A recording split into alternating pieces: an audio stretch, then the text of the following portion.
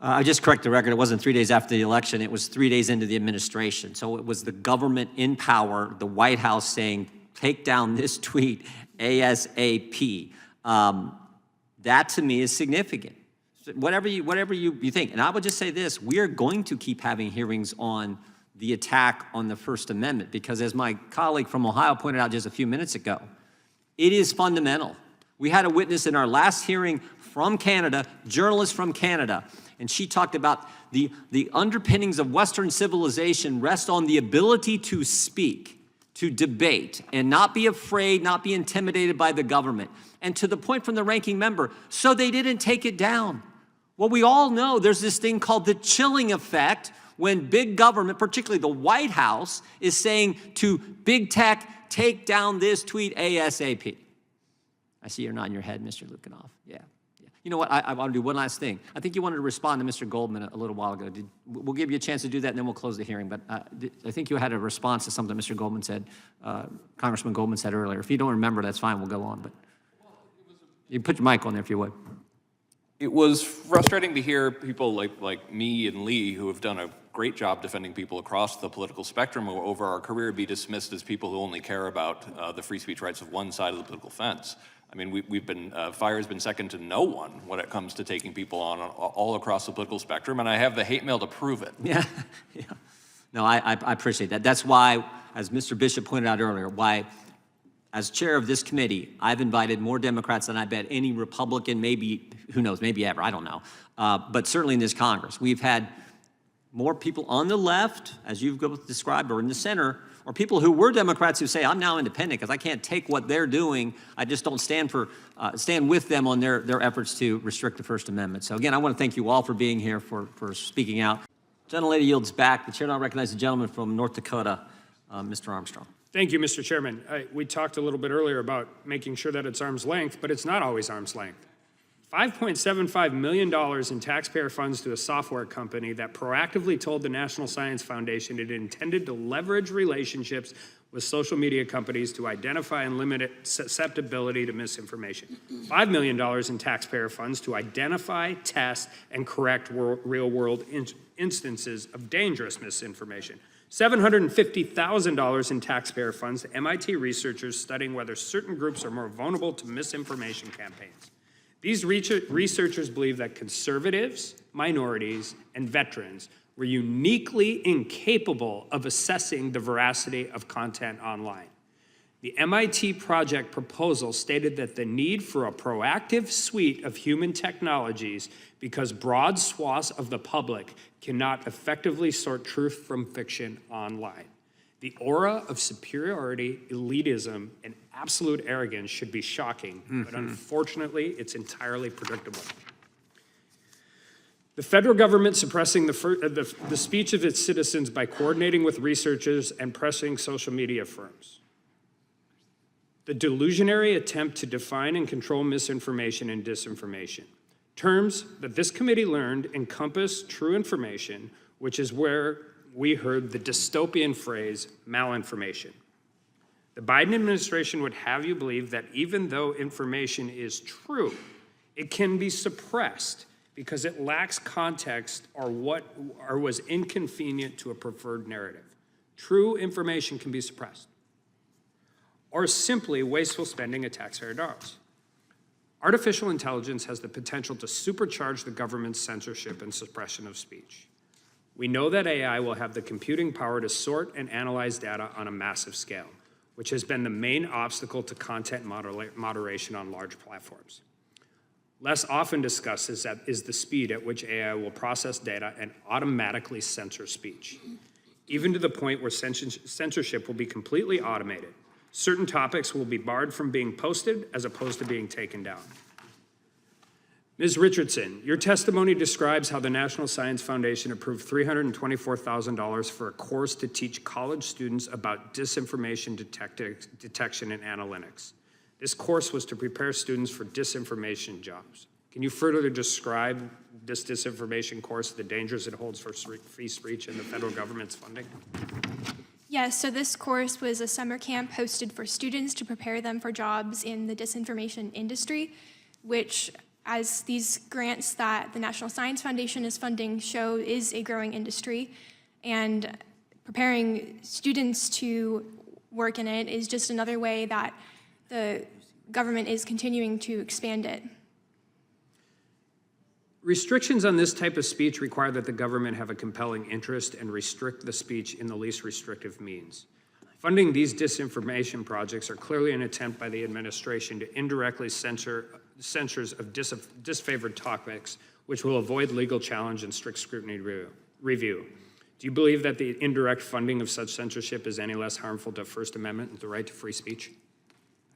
I think that indirectly funding censorship tools is equally as harmful, especially as you described. Many of these tools are targeting specific topics. Some of them talk about vaccine hesitancy, electoral skepticism, that's in their grant description as the kinds of speech that they're targeting. So I think it's quite concerning.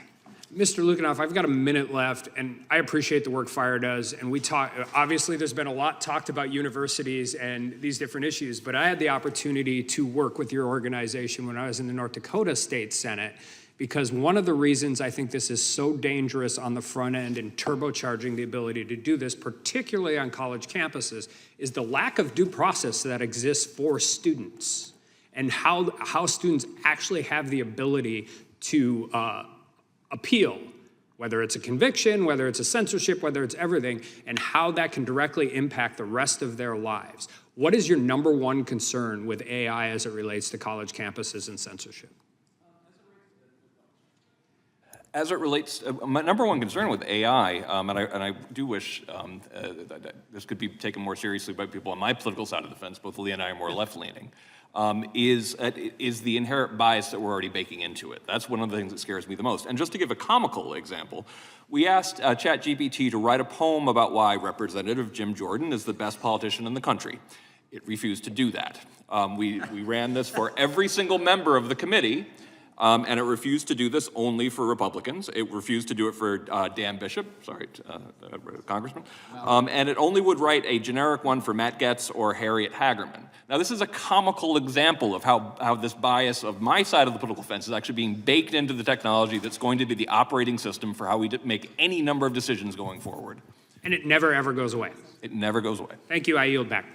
Mr. Chairman yields back. Mr. Chairman. Wow, the hysteria related to Donald Trump is off the charts, and I think it exposes the raw politics behind it. I have a couple of points I'd like to make. The only president who I am aware of who actually assassinated American citizens was President Obama. So perhaps the ranking member should revisit her history books. I have an article here from the ACLU stating the ACLU and CCR have filed a lawsuit challenging the government's targeted killing of 3 U.S. citizens in drone strikes far from any armed conflict zone. In Alaki versus Panetta, the group charges that the U.S. government's killings of U.S. citizens in Yemen last year violated the Constitution's fundamental guarantee against the deprivation of life without due process of law. The killings under Obama were part of a broader program of targeted killing by the United States outside of the context of armed conflict and based on vague legal standards, a closed executive process, and evidence never presented to the courts. And as for kids in cages, again, that was President Obama.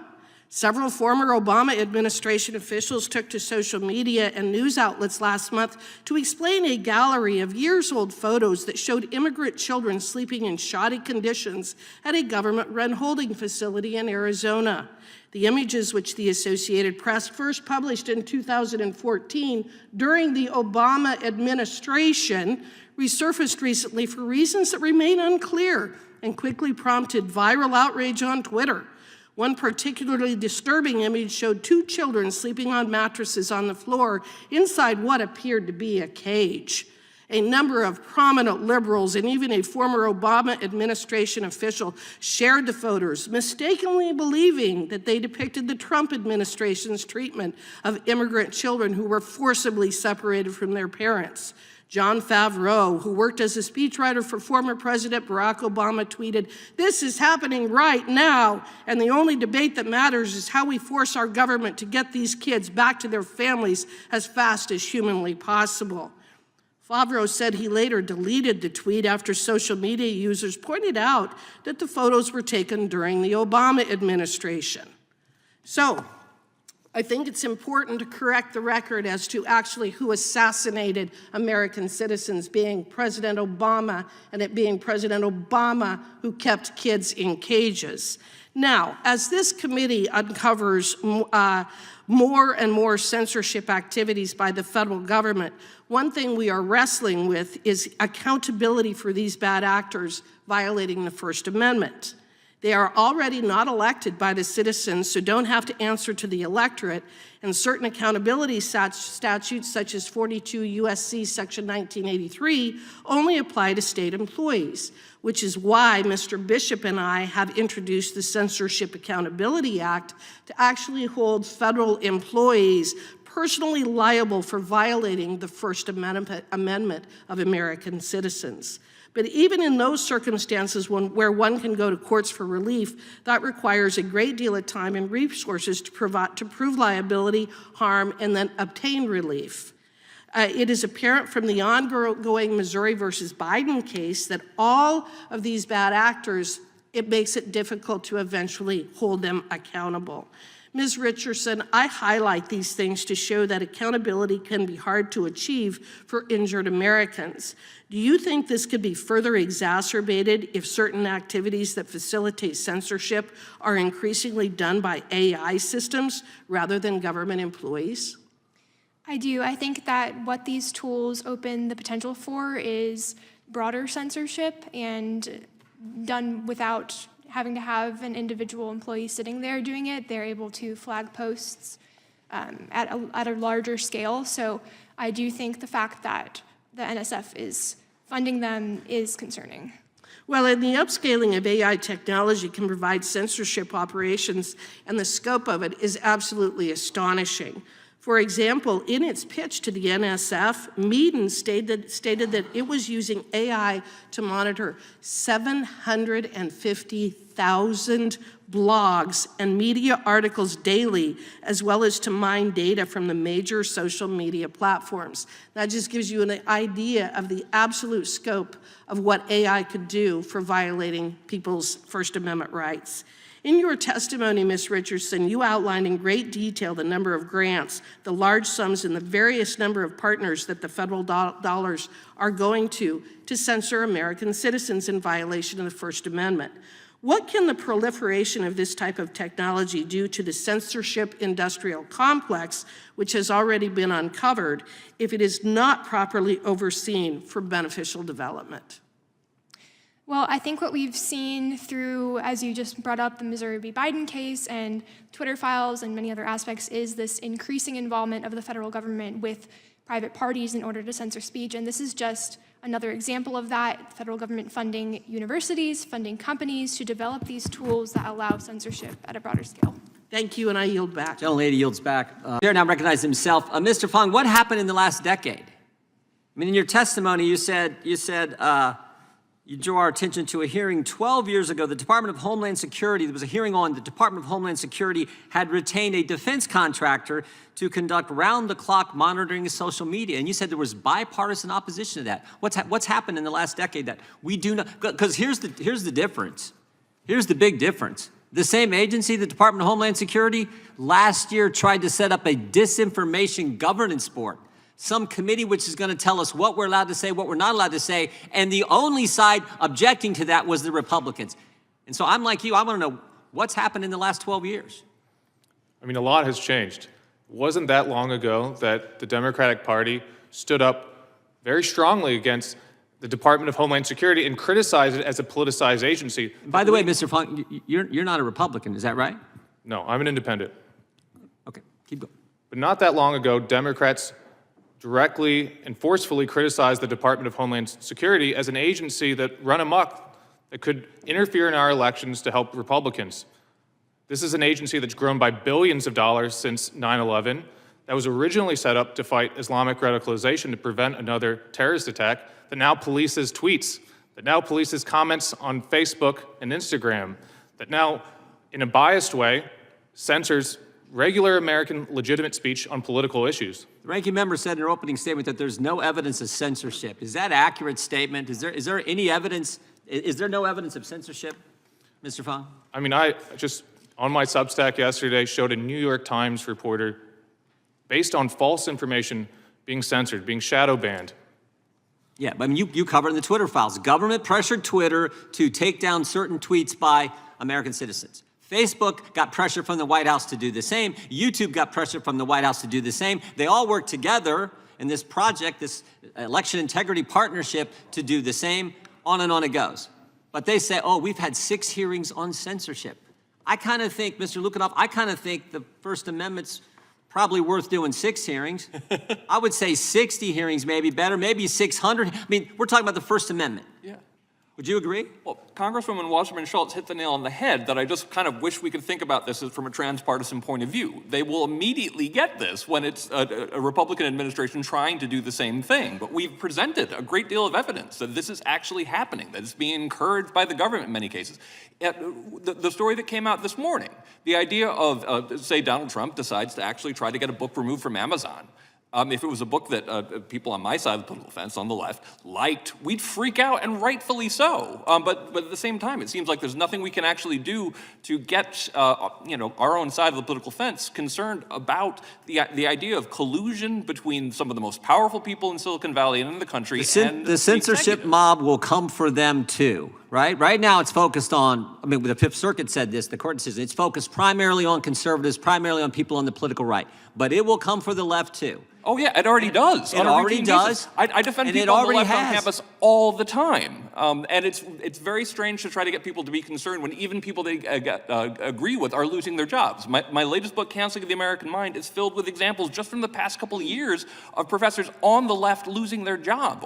This is the reason I've invited more Democrats in here, Democrats like you guys, or independents like you guys, who actually embrace the First Amendment. This is what we spent the entire, as they rightly point out, we spent the entire first year of this Congress, primarily in this subcommittee, focused on what's happening to the First Amendment. Because I say this all the time. If you can't speak, if you can't talk, you can't practice your faith, you can't share your faith, you can't petition your government, you don't have a free press. I mean, that is the ability to speak is fundamental to how we do things in this great country. And if we lose that, oh my goodness. And you said something earlier that stuck with me. You said, we're losing even the ability to ask questions. Mm-hmm. It's not just statements. You can't even question. You can go back to COVID. You couldn't even say, I wonder if this thing came from a lab. If you just raised the question, you got censored. And down the line, it went. We learned just a couple weeks ago, that Dr. Fauci, when he was asked, where did the 6-foot social distancing come from? And you know what he said? We just sort of made it up. I'm not sure where it came from. And think of the impact that had. But if you question that, if you just ask the question, why do we have this? Half the time the stuff they tell us is just false. You can't even question that, for goodness sake. So that's why it's important we have these hearings. And folks like you who aren't on the same side of the political aisle as us are willing to come forward, and we appreciate it. I'll give you a chance to respond in the last 10 seconds. When I was talking about literally questioning as well. Like, one of the things that we did with ChatGPT was run the questions that we ask students about whether or not someone should be allowed to speak on a particular campus, and we were told one of the questions by ChatGPT was an inappropriate question to ask ChatGPT. Yeah, and again, highlighting the danger of when this goes to scale and happens in real time with artificial intelligence. That is the frightening part. That's why we got to get this right. It treats us like children, not citizens. Well said. Well said. Yeah, I find it incredible the alternate reality that Representative Goldman is living in. I mean, he just stated that there has never been an occasion in which the White House, the Biden White House, has threatened or pressured White House social media companies to take down social media posts. But I have timestamps. I have emails. We come with receipts.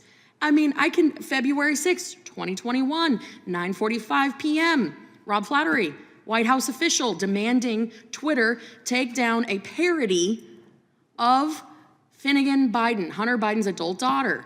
And we have all the receipts on this. I mean, we can go over this over and over again, but it would be a waste of time. Denying reality, as my colleagues on the left continue to do, is a disservice to the American people.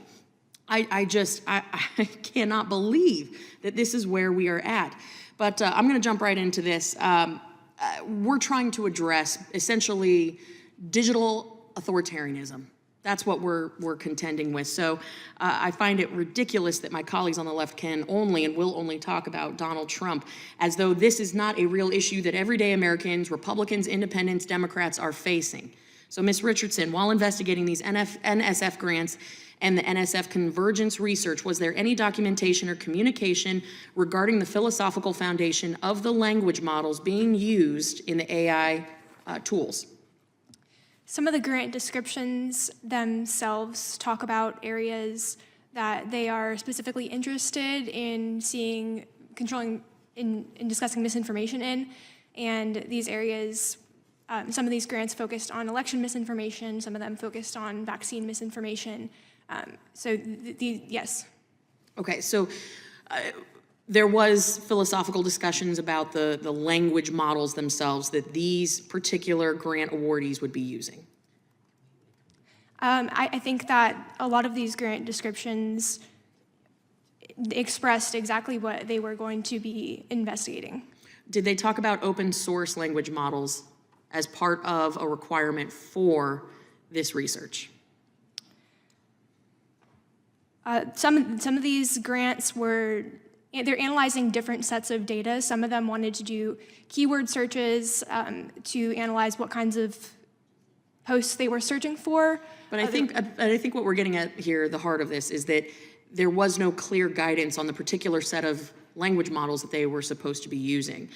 Ms. Richardson, have you been able to determine the political affiliations of the project leads?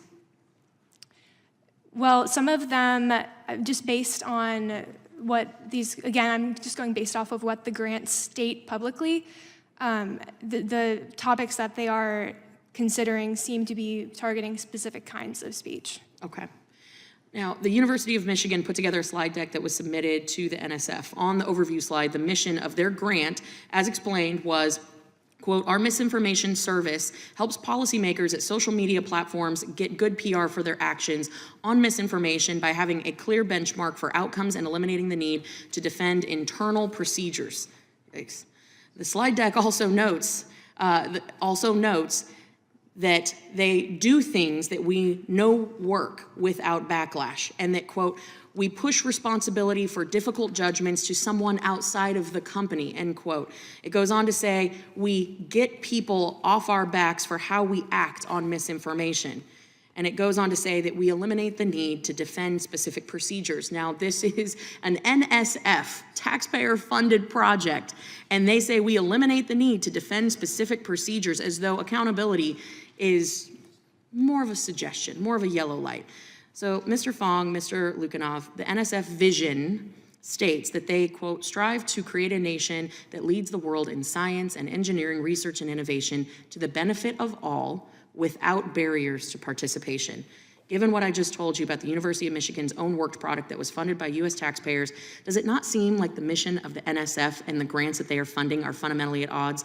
And does this create concerns for the American people and the agencies for mission creep and infringement on constitutional rights? And I'm short on time, so short answers. I think the mission of actually trying to seek out microaggressions shows it's a very unscientific idea that we can have an AI that can make that kind of cultural decisions about politeness norms and impose it on everyone else. Thank you. I can't comment directly on NSF, but just generally, a lot of these groups that claim to be nonpartisan, look at their record, they become partisan. They claim to represent science, they end up representing a corporate interest. They claim to be supporting and upholding facts, end up censoring true and accurate information. We just need a lot better guardrails for this type of thing, a lot better disclosure. I appreciate that. I yield. I recognize the gentleman from Florida. So, Ms. Richardson, as I understand the National Science Foundation, they take government money and then they dole it out in the form of grants to colleges and universities that then build censorship tools that big tech then relies on so that big tech has an arm's length away from the censorship that's shaping viewpoint. Is that essentially what your reporting concludes? Essentially, this Track F program, which was through the Convergence Accelerator program, awarded these $750,000 grants to 12 initial projects.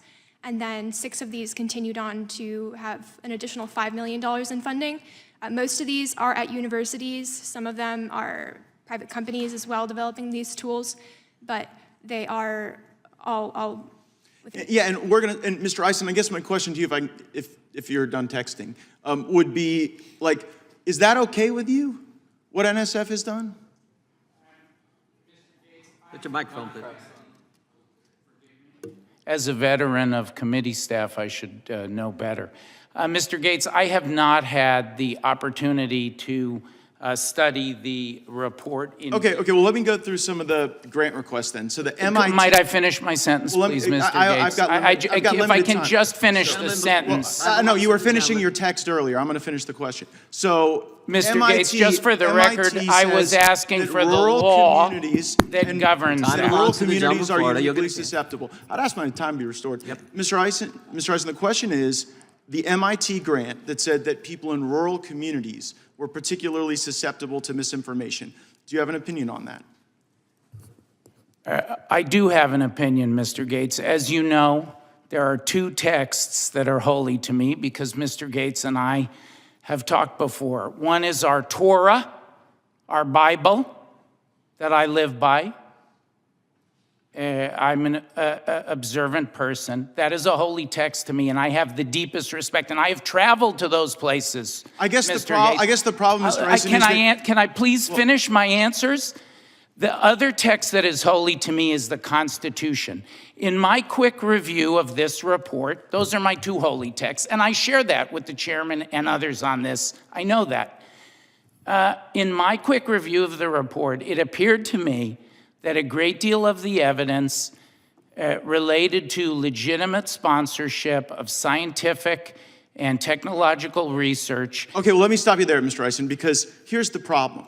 While you indicate that the Torah and the Constitution are your sacred texts, if Americans indicate online that the Bible and the Constitution are sacred to them, the very grants that are being issued by the NSF would deem those people in a separate and diminished class, where No, they would sir. be, it is precisely in the Sir, MIT... I have the materials here. No, sir. I would projection, and request it's- that the committee release the testimony of Kate Starboard, the University of Washington scientist, the former WNBA But that wasn't this grant. player. That you're talking about a different grant, Mr. Eisen. She MIT explained said that if you're rural, if you're part of a military family, if you view the Bible and the Constitution as sacred, then you're going to be, and you know why they said you're uniquely susceptible to misinformation? Because if you think the Bible and the Constitution are sacred, you might not rely on the expert class, right? You might not rely on all the folks in DC and at all the think tanks, and that's really what people have to rely on. And so when we're taking government money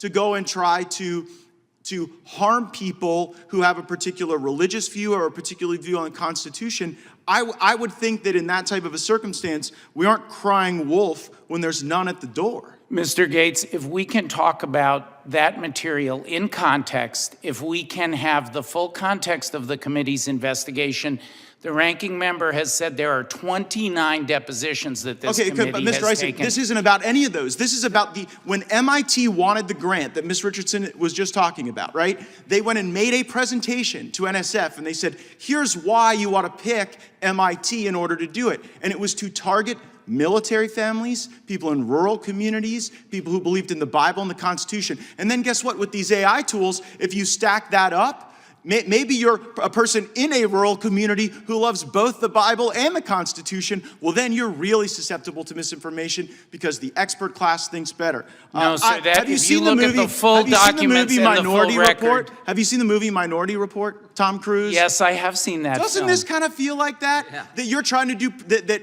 it's coming to life before our very eyes. May I because you've answer? got the government funding these predictive analytics to go after Americans. And here's what I think is actually true. It's not that military families and rural Americans and people who love the Bible and Constitution are dumber or uniquely susceptible to anything. It's just they don't think like how the expert class and the National Science Foundation wants them to think. And so they're trying to program what they see so they can control what they behave. And that is the true weaponization this committee will stand against. I yield back.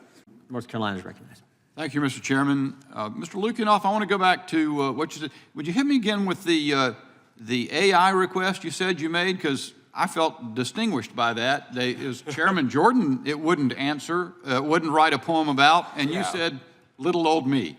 So I wonder tell us again what that was. What'd you ask? Yeah, thankfully, because it's going to be different when you ask at different times, but it has been consistent in that it was willing to write a poem for all of Democrats, but the ones that it singled out when we did this, and it was write me a poem about why Representative Jim Jordan is the best politician in the country, and it wouldn't do it for him, it wouldn't do it for you, and it gave us a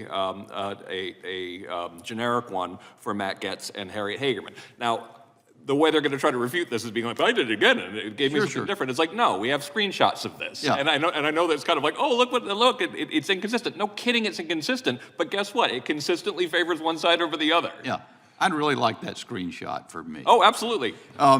Look, so did you say, Mr. Lukinoff, that you're a liberal, that you're on the left? I am. You know, one of the things interesting about this process, the weaponization hearings, to me, is the number of witnesses that I've understood at least have some political origin on the left who've been before this committee. Yeah. So you've said you are Mr. Fong. You said you're an independent.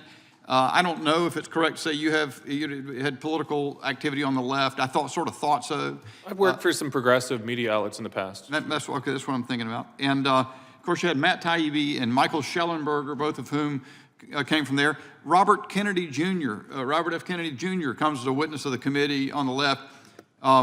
There are others. I'd yield to the chairman if he can name a couple others. I know, but there have been others, I think. Tulsi Gabbard, thank you, Mr. Chairman. And you know what's been very interesting, Mr. Fong, you said at the beginning of the hearing, you used the example from a committee hearing in 2012, and you implored the committee to approach this serious issue, AI and censorship, in a bipartisan way. How do you think that's worked out in this hearing?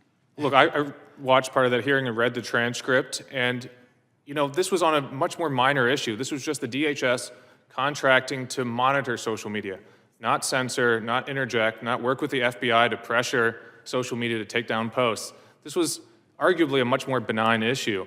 And in that hearing, you had both sides, Republicans and Democrats, raising very legitimate privacy concerns, free speech concerns.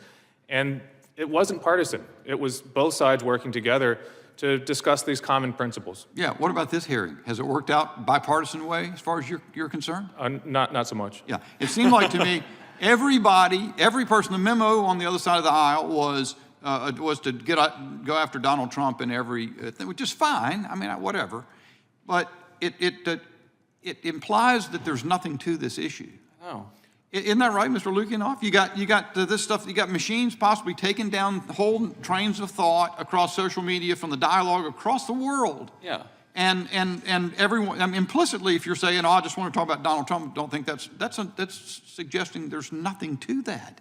What accounts for that? You guys are leftists. We've had some of the left, not leftists, I'm sorry, but people on the left who've come as witnesses, and some have been trashed. Some of them had their demand for their sources, from the other side, and then had the FTC chase down one of them. Just crazy stuff. Why is that the case? It's extremely frustrating. And in my latest book, we talk about this as the perfect rhetorical fortress. We take on right and left in the book. We talk about defeating the Stop Woke Act in court, for example. But we talk about the simple act of labeling someone as being on one side or the other means I don't have to listen to them anymore. So you'll see that, the number of people who are now accused of being right-wing, I call this fascio-casting, declaring someone fascist and suddenly you don't have to listen to them anymore. It's a childish tactic, but it's become increasingly common to a point where I'm actually seeing scholars claiming that now the ACLU and the New York Times are right-wing because it worked with everybody else. Why not scare them out of being credible if we can just label them something that sounds mean? It sounds pretty grave danger for the society if that's the way Congress devolves to. Mr. Fong, I'm going to give you the rest of my time. What we've done in some of these hearings is also bring out some of the people like Richard Stengel and Pablo Brewer, who have been involved in various aspects. The one you bring out, Brian Murphy, former DHS, former FBI official, writes, "The executive branch is most well equipped to intervene against foreign covert speech proliferating in the homeland. A lot of what happens in the cognitive warfare space domestically has been transferred over to the social media companies, and you'll hear politicians on all sides saying that social media companies need to be better policers." I agree with that, but he goes on to say, but part of the social contract in a liberal democracy is between the citizens and the executive branch, where you give up some of your freedom so you get security back. That troubles me. Is that something that people should be troubled by, and who is he? Yeah, this is a former Trump official, the former intelligence director of the DHS, who created dossiers on journalists, who engaged in inappropriate surveillance of left-wing activists. The very problem that we've heard discussed at this committee, he's now at an anti-misinformation AI firm, and he's basically said very openly that the problem with the Disinformation Governance Board was not, violating civil liberties or free speech. The problem was that it was too out front. It was, too obvious of a political entity. He said that it should basically be reconstructed using third parties, that the government should take the back end and work with journalists, with nonprofit groups, and with companies like his own to police misinformation. Thank you for informing the world. I yield. Well done. For 5 minutes. Thank you, Mr. Chairman. It's just sitting up here listening to y'all's testimony. It's just absolutely insane, the level of the deep state acting to go after pro-life groups, pro-gun groups that you, Mr. Tedesco, taught, the Arkansas pro-life group that now they can't even bank at the bank that they were banking at because of their political beliefs. The information that the chairman put up about people purchasing religious texts and firearms, all without a warrant. I mean, you go to law school and they teach you constitutional law and the Fourth Amendment and all these things that have to happen in order for the government to get information about you or to search your information. And all of this is happening without even the person knowing that it's going on, without a warrant, without an ability to even to defend themselves. In the aftermath of the 2020 presidential election, the Financial Crimes Enforcement Network, FinCEN, at the U.S. Department of Treasury told major banks to be on the lookout for customers using credit and debit cards for the purchase of legal firearms. As a gun owner and a strong proponent of our Second Amendment rights, it's appalling that a federal agency would ask private companies to spy on their customers conducting perfectly legal business transactions. It's not like there's a suspicion of criminality going on. These are just typical purchases of firearms. FinCEN also passed along a report to several large banks titled Bankrolling Bigotry, an overview of the online funding strategies of American hate groups. Included among those supposed hate groups is the Alliance Defending Freedom, which is represented before us today by Mr. Tedesco. I found this characterization curious because the ADF that I know is anything but a hate group. ADF defends Americans' God-given right to religious liberty in courts around this country, but it seems the Biden administration views advocacy for religious liberty as hate these days. That says far more about the administration than it does about ADF. President Obama once infamously remarked that many conservative Americans cling to guns or religion, and given FinCEN's actions, it seems that President Biden's administration shares the same hostility for millions of Americans like me who proudly cling to our First and Second Amendment rights. Mr. Tedesco, what's your reaction to your organization being identified as a hate group in a report shared by a government agency? It's unbelievable that that is being used by the federal government to advise banks on domestic terrorist threats. But I think the bigger point here is that the concept of hate is a tool of suppression. And on top of that, that kind of language, hate speech and similar kinds of vague concepts are permeated throughout the financial industry and are used to shut down events and to debank people. JP Morgan Chase has used it several times. Arkansas Family Policy, they said it was high risk. They shut down an event by Defense of Liberty. On behalf, Donald Trump Jr. was speaking at it. They shut down that event on the basis of a hate policy. So we know these policies are being weaponized in the financial industry. And again, because of the Bank Secrecy Act and a lot of the shrouding of the way regulation happens in the banking context, it's really hard to know why are these things happening. We just know it's on the rise, and it's a real concern. Well, and one of my colleagues was just saying that this is just a narrative that we're creating, a political narrative, but you've gone through specifics. If you want to highlight specifically some of these instances that you're referring to of facts where pro-life groups or organizations that are conservative have been debanked by these private entities. Sure, the highest profile one is a former member of the Senate, Samuel Brownback's organization, National Committee for Religious Freedom. JP Morgan Chase canceled that account in 2022. They gave an escalating and very different reasons that were contradictory over the next year as scrutiny mounted. None of the reasons ever held any weight. Interestingly enough, they referred to anti-money laundering, financing of terrorism, a concept called politically exposed persons. All of these are within the banking regulations, and I think are used as tools ultimately to suppress people because of their views. Again, the secrecy and the shrouding of the reasons for the decisions is a huge part of the problem, and I think that's something Congress needs to address. And is there circumstances in which the consumers may never know that their information was privately disclosed from the bank to the FBI or a government agency? Yeah, I mean, this is a huge part of the problem is our clients, to a person, anytime they go to the bank, once they get debanked, it's always under some vague policy. The only thing the bank will say is high risk or business type or risk tolerance. Every time they go back and ask for an answer, a specific reason, the bank just stonewalls them. And so they can't get access to the information. I only have a couple seconds left. So what is your recourse if you do find out? So let's say, because I basically ticked a lot of those boxes that were referenced, firearms, Bibles, religious texts. So if you do find out that your information was divulged from the bank that you bank to a government agency, do you have any recourse whatsoever to go after the government or the bank? It's difficult for consumers who are in that position because they usually don't know it happens. If it happens, there are consumer complaints you can file with state attorneys general. There's probably other avenues that people could pursue, but I think that's part of the reason why Congress should act to cordon off some of the secrecy and confidentiality that's happening in the banking industry, and also affirmatively require banks to stop using reputational risk and some of these other vague categories to determine whether they're going to bank with someone. Thank you all for being here today. Mr. Chairman, I have a unanimous. We'll start with opening statements, then move into our witnesses. The chair now recognizes himself for an opening statement. Big government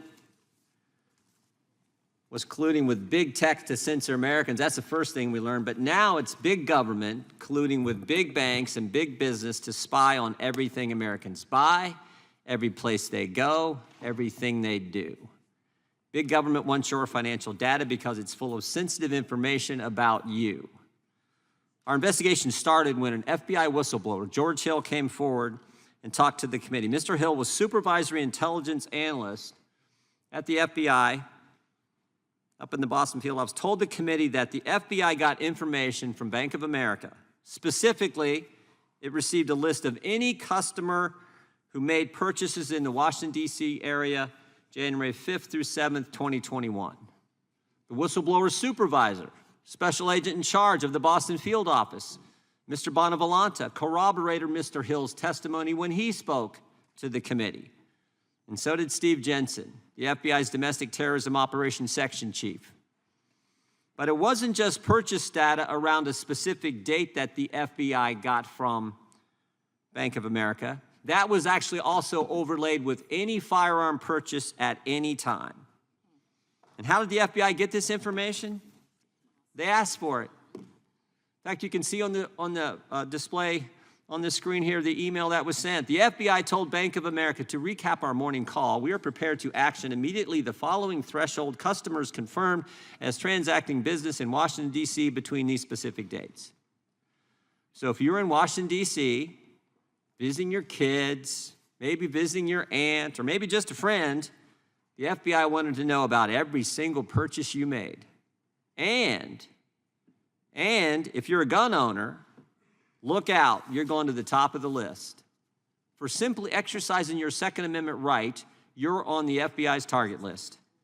And never forget, the federal government got this information without any process. No warrant, and frankly, no notification. The bank didn't tell the customer that we're handing this information over to the FBI, the most powerful law enforcement agency in the world. Now, these FBI agents, Mr. Hill, Mr. Bonavolanta, Mr. Jensen, they all said this was wrong and, in fact, sent the information back to FBI headquarters in D.C. So that's how our investigation began.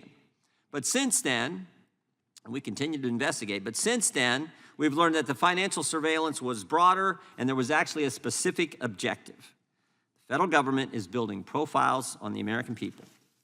And the profile isn't based on criminal conduct, it's based on political beliefs. And if you got the wrong political beliefs, well, you're potentially a domestic violent extremist. Now, how are they actually doing this? What are the mechanics of this? There's this entity we've discovered called the Domestic Security Alliance Council, kind of Orwellian in sound and title, the DSAC. And this is an entity where the FBI, the Department of Homeland Security, works with 650 of the largest companies in the world. These companies have to do over $1 billion in revenue a year. They represent 2/3 of the gross domestic product of the United States economy. And they work through this controlled access portal. We'll put that on the screen here. What are they sharing in this secret portal? Well, we're not exactly sure because it's secret. But we do know that they share some information, share reports. And one of the reports we got, called a liaison information report, said this: any American who opposes firearm legislation, the easing of immigration restrictions, and COVID mandates is someone banks should be watching because, again, they might be an extremist. Now stop and think about that for a second. I mean, just in other words, if you're against gun registration, you're for a secured border, you oppose lockdowns and vaccine mandates, you're a domestic violent extremist, according to the FBI, and the government should get your data, should get your financial data. It actually gets worse. The federal government and banks also use what they call merchant category codes to flag Americans that shop at places like Bass Pro Shop and Cabela's.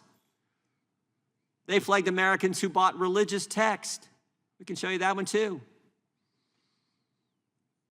Because everybody knows if you want a secure border and you oppose COVID lockdowns, then you probably shop at Bass Pro Shops and you read your Bible, and of course all that makes you an extremist. Literally, that is the logic that you see displayed from the information we've been able to gather thus far in our investigation. Now remember, these are also the same folks who just a couple years ago told us if you're a parent showing up at a school board meeting, you're a terrorist. If you're a pro-life Catholic, you're an extremist. Now, of course, if you oppose lockdowns, vaccine mandates, want a secure border, don't want gun registration, you're in that category as well. This is scary where things are headed. We've seen the censorship. Now we see what's happening with big banks and big government relative to your financial data.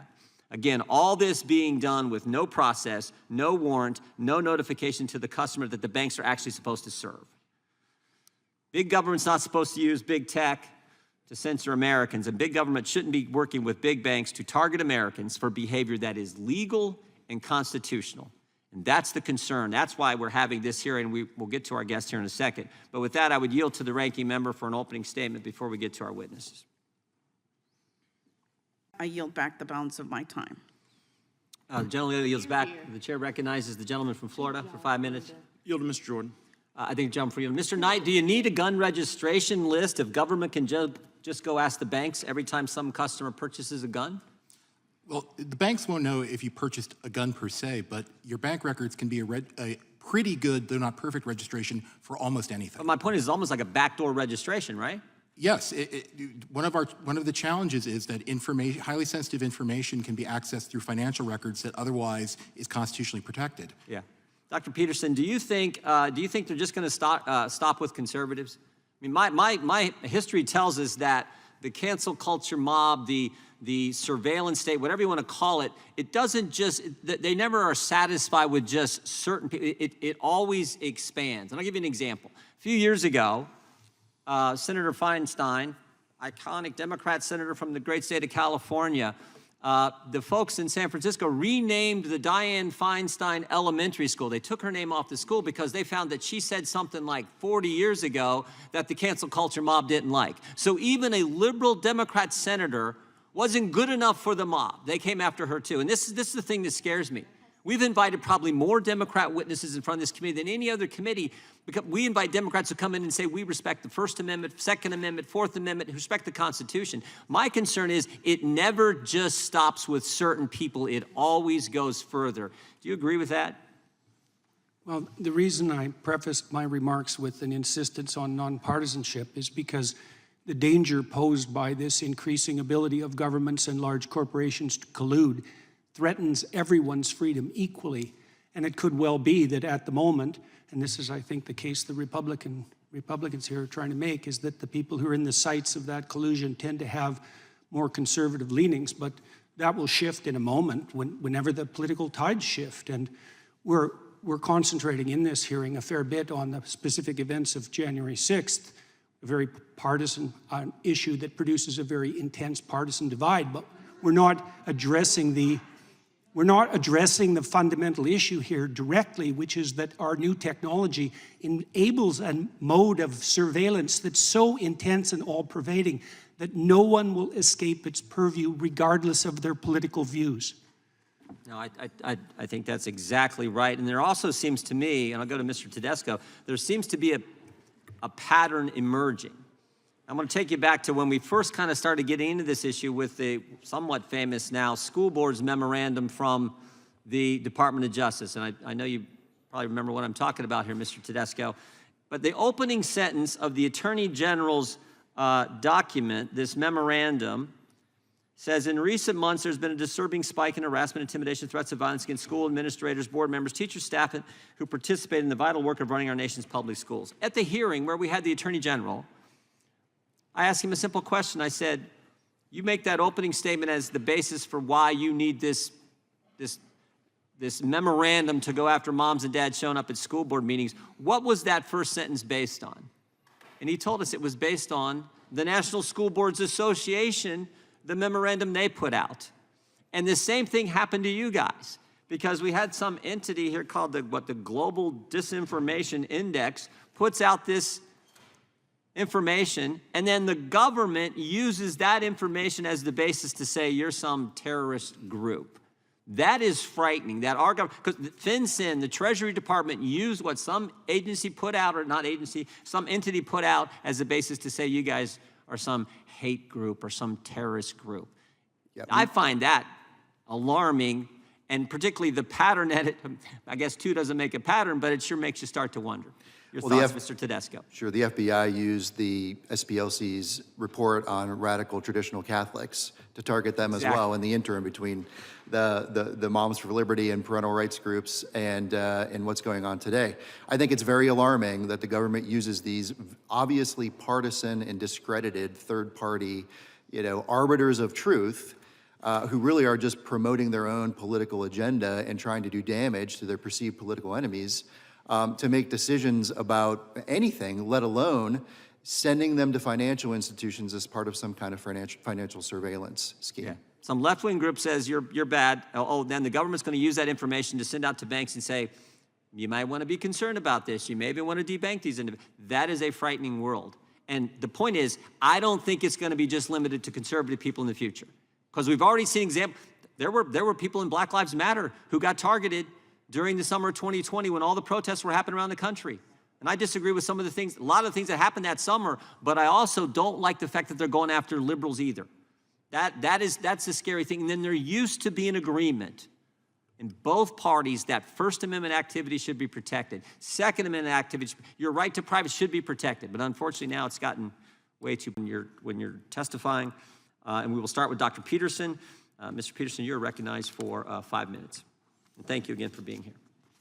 As well, I would like to start by expressing my appreciation for the privilege awarded to me to testify here today. It really is an honor to be asked to do so. I'm not here to talk about January 6th or about any particular threat, insurrection, or protest, political or ideological, real or imaginary.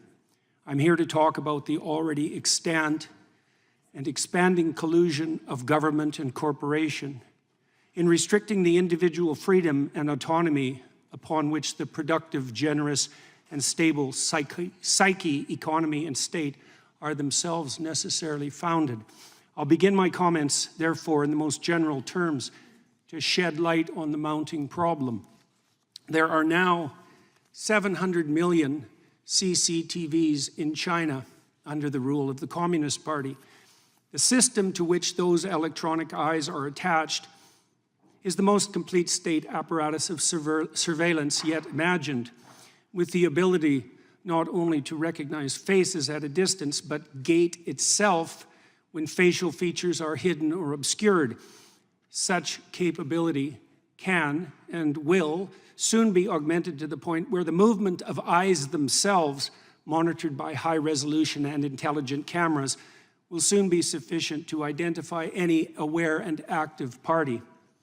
The demented, naive, and prideful engineers who so enthusiastically helped build this system call it Skynet, after the rogue and all-seeing technology that took such a dreadfully wrong turn in the famous science fiction movie Terminator series, featuring artificially intelligent robot intelligences hell-bent on protecting themselves by destroying humanity.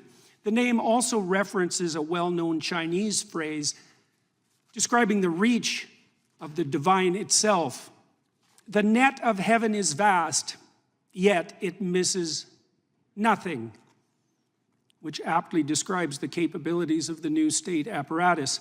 The system is integrated with the so-called Chinese social credit system, which awards its involuntary participants with a score indicating their compliance with the dictates of the Chinese Communist Party, allowing for full control over access to everything they possess electronically. Most ominously, their savings and their access to travel, certainly all modern means of travel, but increasingly as the electronic gates come up, even by walking. If you're Chinese or a visitor, your access to the world can be reduced to zero if your social credit score falls beyond an arbitrary minimum. This allows you purposefully to be shut out of all activities that can be virtualized. And in a rapidly virtualizing world, this increasingly means all activities: driving, shopping, working, eating, finding shelter, even fraternizing with friends and family, as merely being in the presence of someone with a low social credit score means that your own score can be lowered. This has also opened up the opportunity for the government to extract slave-like labor from its citizens, so burdened, as the donation of free work to the state still constitute one means by which erring Chinese men and women can increase their score and remain part of human society. This is precisely the payment system most desired by the most tyrannical, not the work for me and benefit thereby that constitutes the contractual arrangement undertaken by free and sovereign citizens, but the work for me and I will lift the deprivation I imposed that has always been the leitmotif of the slaver. Why is any of this relevant to people in the West? Well, because the technology that the Chinese Communist Party employs is an extension of Western technology. Because we already fell prey to the terrible temptation of lockdown employed by that state in the face of hypothetical crisis once and in the very recent past, because we're walking step by step in the same direction, partly because of the hypothetical convenience of universal and automatic recognition of identity, and partly because any problem whatsoever that now confronts us can easily be used to justify the increasing reach of the security and nanny state. It is said that Stone Age people, first confronted with cameras and their resultant photographs by modern anthropologists, objected to having their images captured as they feared the captivity of their souls. It turns out that such fear was prescient. The images that we leave behind while navigating virtual space are such close duplicates of our actual selves that the capture of our essence is at this point all but guaranteed. We all now have our doppelgangers. We all live so much in the virtual world in consequence of our purchasing habits and modes of electronically mediated communication that our very selves have become reducible to a frightening degree to data, the modern equivalent of our footprint, with the same data making up an image of our identity, an identity which can be and is increasingly bought and sold by the invisible corporate brokers that still mostly use it to sell us what we so desperately and carelessly and conveniently want, but that can also be used to track, monitor, and punish everything we do and say. Behavioral scientists facilitate this process with their reprehensible nudging, The practice of pushing people in a given ideologically determined direction by manipulating invisible incentives behind the scene. Corporations track purchasing decisions, developing algorithms that with increasing accuracy track our patterns of attention and action, allowing for the prediction of what might next be most enticing, doing so not only to offer us what we want, but to determine and shape what we need. Governments can and are colluding with these corporate agents to develop a picture not only of our actions, but of our thoughts and words, so that deviation from the desired end can be mapped, rewarded, and punished. The development of a digital identity and currency is nothing more than the likely end consequence of such inclinations, and the combination of both can and will facilitate the development of a surveillance state, the scope of which optimistic pessimists of totalitarianism such as George Orwell could scarcely imagine. The new AI systems, which are so rapidly emerging, do nothing but increase this danger, providing for the possibility of a super surveillance whose scope exceeds anything that mere unaugmented humans could imagine, while also making it certain that even the perceptions that in the real world shape our attitudes, conduct, and personality can be manipulated to the degree that we will not even be able to see a reality outside which that has been constructed by the superstate. The ultimate fascist collusion between gigantic self-interested corporations and paranoid, security-obsessed anti-human governments. We're already selling our souls to the superstate for the purposes of immediate gratification, while being enticed to do so by Mr. Chairman, could the witness be asked to summarize, please? And do I have my 5 minutes or do I not? You've gone over 5 Oh, I'm sorry. I can certainly. If the witness could summarize, we're always a little lenient with the time. If you could summarize. I'll take 10 more seconds. Sure. With increasing ability to monitor not only the actual attention patterns and behaviors of its citizens, but to predict those that are most likely, the persecution of even potential crime becomes ever more likely. If you have nothing to hide, you will have nothing to fear, will be the slogan commandeered by those most likely to turn to surveillance to protect and control. What was the famous Soviet totalitarian joke attributed to Lavrenti Beria, head of the secret police? Show me the man and I'll show you the crime. Those words were true enough in the time of Stalin's KGB, and the police were secret enough then as well. But that's nothing compared to what we can and likely will produce now. A police so secret that we will not even be able to detect their comprehensive and subtle activity.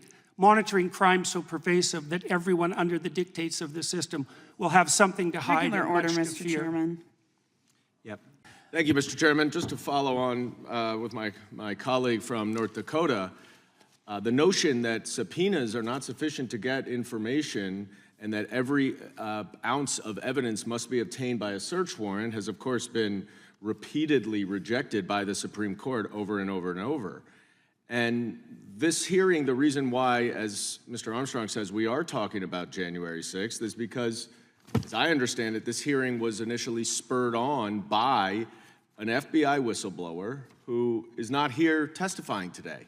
The one who ostensibly had the information about alleged wrongdoing is not here to stand in front of us, to testify under oath, to be questioned by members of both sides. Mr. Knight, I want to ask you a hypothetical. Let's say that there's a riot and an attack on our democracy on a particular day. We'll just call it January 6th for the purpose of this hypothetical. Let's say that the FBI has information that an individual was near the site of the riot that day. And let's say that the FBI had evidence that that individual purchased a firearm in the past 6 months. And let's say that the FBI had evidence that that same person planned to return 2 weeks later to interfere with another democratic process involving the President of the United States. Is it actually your testimony here today to say that it is a violation of the Fourth Amendment for the FBI to seek bank records for that individual? May I ask a clarifying question? Sure. So, at least based upon the public information I have available, they did not know on an individualized basis that people were planning to return to cause violence. And I think that's a distinction that's worth noting. That's fine. I agree with you. That's not in the hypothetical. They just knew they were going to return. I believe you said something along the lines of evidence that they were coming back to interfere. You're right. interfere. Let's just say that. Do you still, do you think the Fourth Amendment prohibits the FBI from getting bank records for that individual if they don't know that they are going to commit violence? I think that's an easy warrant to get. A warrant? Yeah, I think that would be an easy warrant to get from a judge. So you're now saying that you need to get a warrant for bank records? I am saying you should have to get a warrant for bank records. The status quo is you do not. You disagree with the Supreme Court, which has upheld the constitutionality of the Bank Secrecy Act. So if you'd like to talk about the Supreme Court precedent in the Bank Secrecy Act, I think that Carpenter, which is a far more recent case, points to some very strong questions about the constitutionality of the Bank Secrecy Act. I've written something about it. I'm happy to send to your office. I understand. And by the way, I agree. I mean, but Carpenter also demonstrates that the Supreme Court is evolving and is evolving on the Fourth Amendment, and there's no question, and I will tell you as a former prosecutor, if I had that predication, I would fire off a subpoena to that bank every single day, 10 out of 10 times. Well, respectfully, sir, it doesn't seem like they even use subpoenas I have to move here. on. I have to move on because I think it's absolutely absurd that we are sitting here trying to make an argument that somehow the Fourth Amendment is being violated when there is specific, reasonable suspicion about every individual whose bank records were obtained because they bought a gun, they were at the insurrection, and they were going to come back. The fact of the matter is, we are once again here on a completely sham rationale. There was no First Amendment or Fourth Amendment violation around January 6th. No. This is simply another effort to whitewash what happened on January 6th. One of the members of the committee calls those who were convicted of crimes hostages, while there are actual American hostages sitting in Gaza right now under captivity of a terrorist organization. And we're supposed to equate the people sitting in jail who rioted and attacked this Capitol, we're supposed to equate them with these hostages.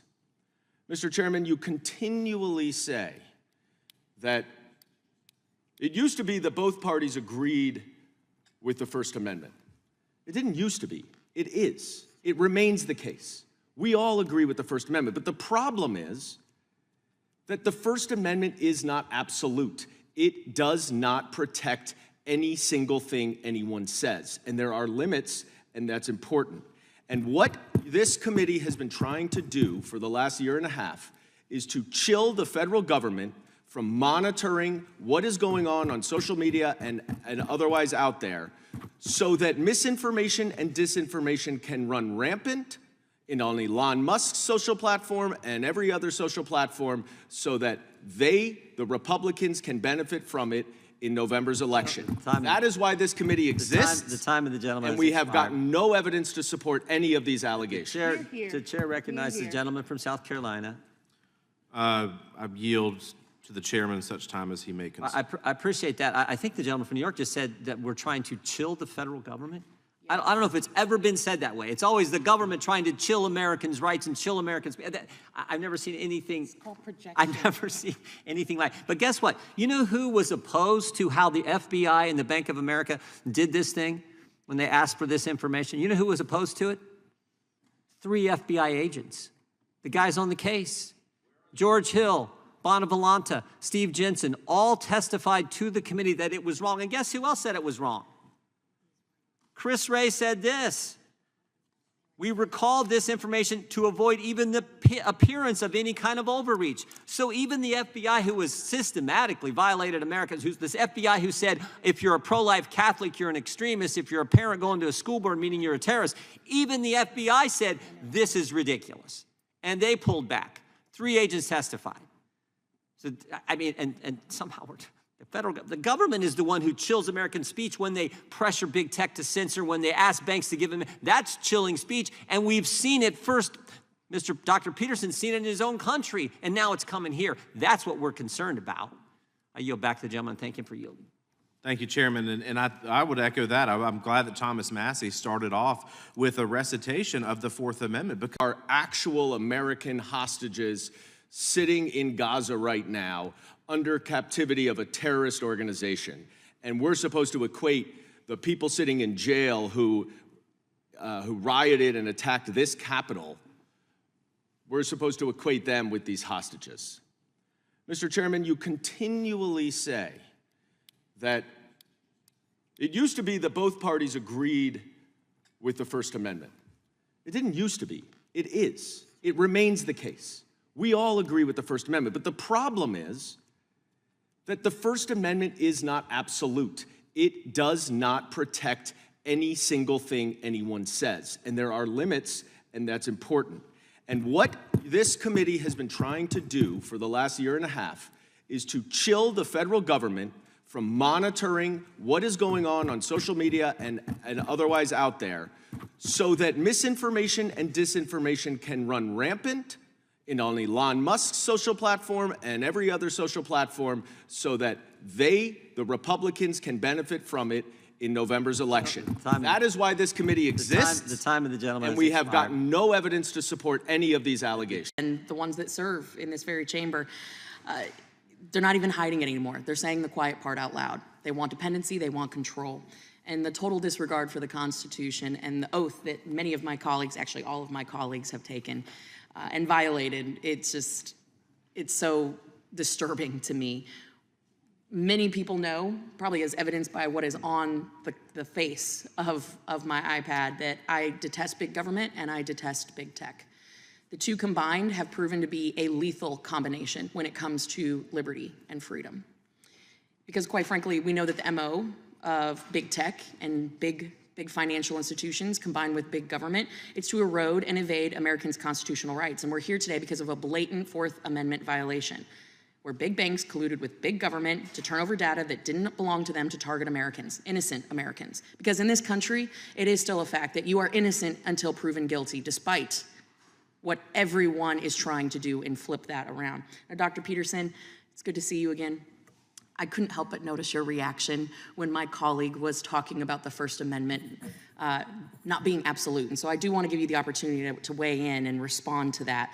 I couldn't help but notice your reaction. But before I do, I am really glad that you have been talking about the social credit system that the CCP, the Chinese Communist Party, utilizes. I am literally around the corner in a classified briefing right now talking about the use of big tech and how it is targeting American citizens. In fact, this very morning, I have been inundated in my office with phone calls from TikTok users who have been denied access to the app because they live in my congressional district, and until they call my office and demand that I do not take adverse action against the app, that they cannot use it. Talk about big tech directing behavior.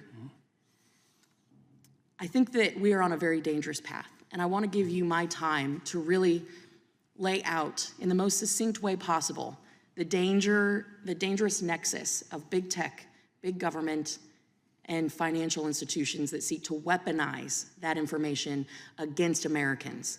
And I know you are more than capable of doing that in 2 minutes and 30 seconds. I don't think people understand the degree to which they are profiled online and to which their virtual representation is now an iconic representation of them, nor do they understand that they have no rights whatsoever to that representation. So for example, let's say we turn our information about our purchasing habits over to the bank when we open a bank account. Well, 30 years ago, that wasn't such a big problem.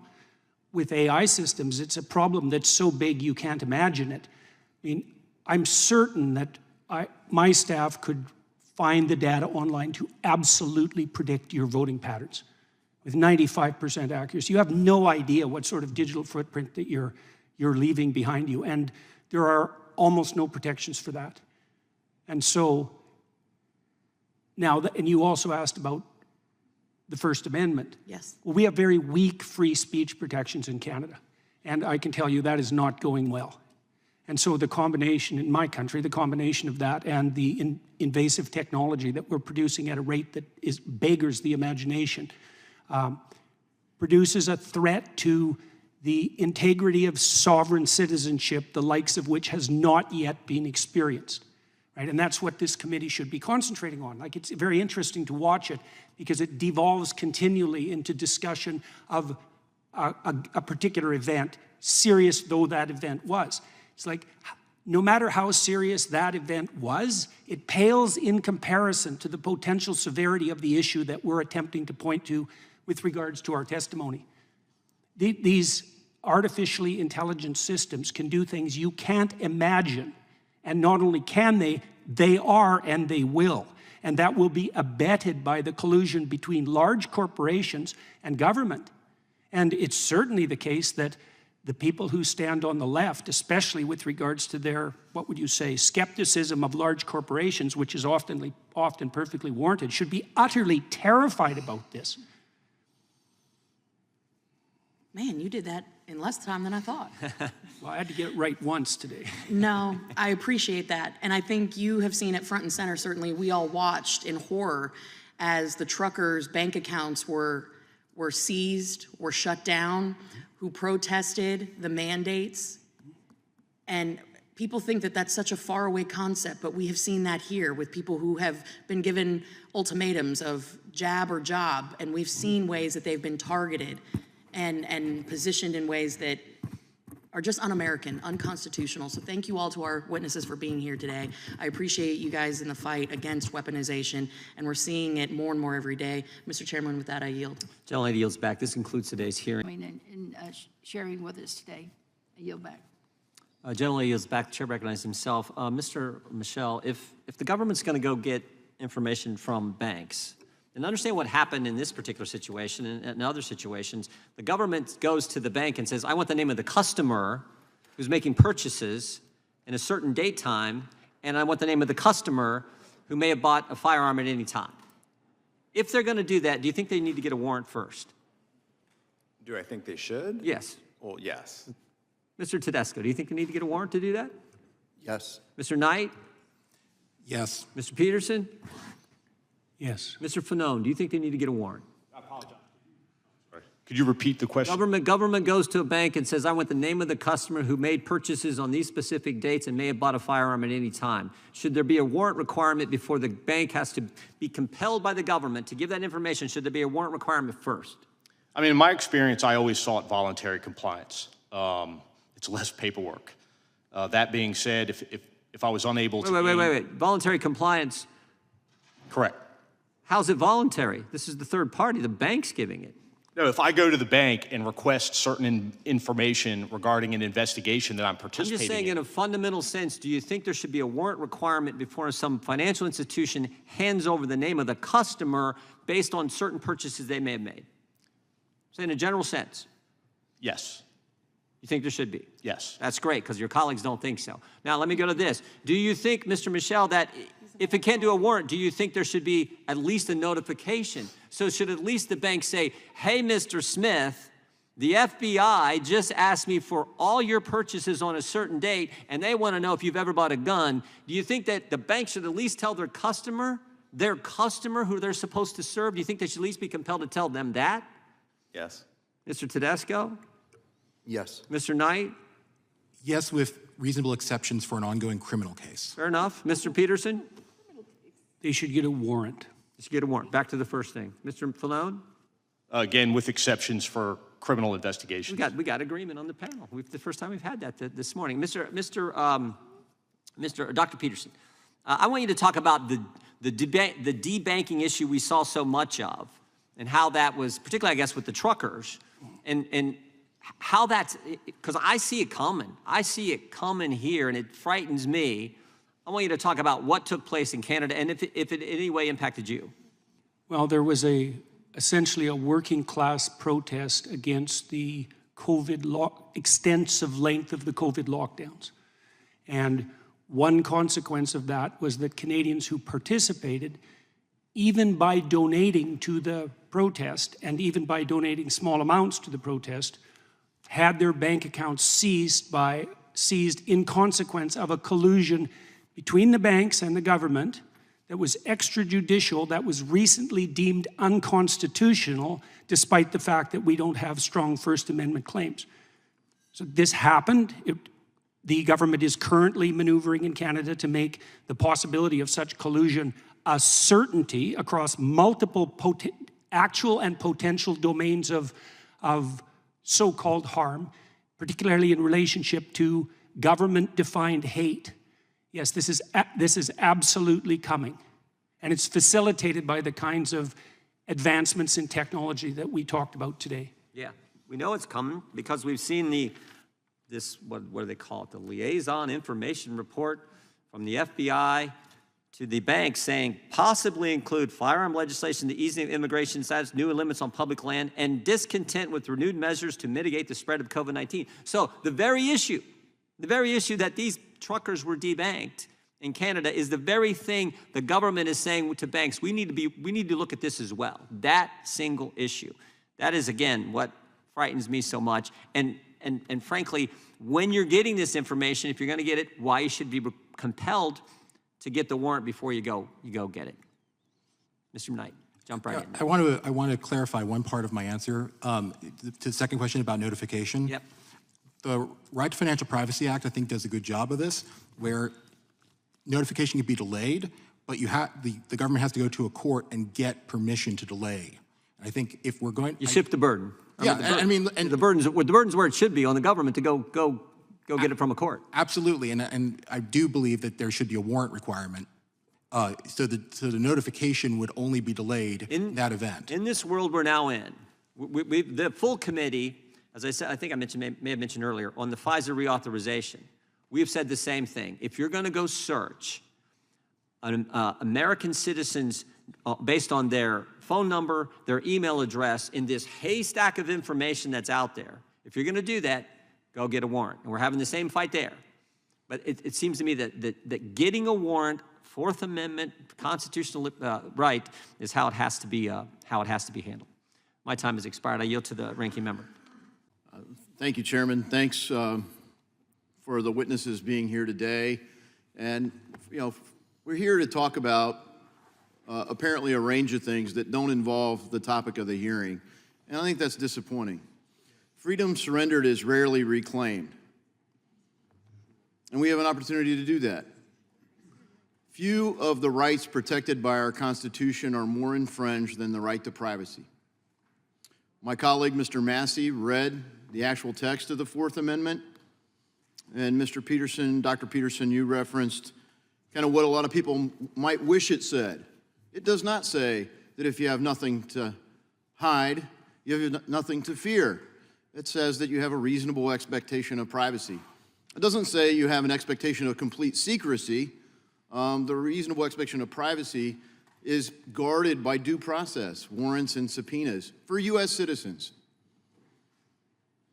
You might not know that many of the members of this committee are part of something really rare in Congress, which is a nonpartisan view. We've got divisions that don't break on party lines on privacy. There are Republicans and Democrats who want to roll back the Patriot Act.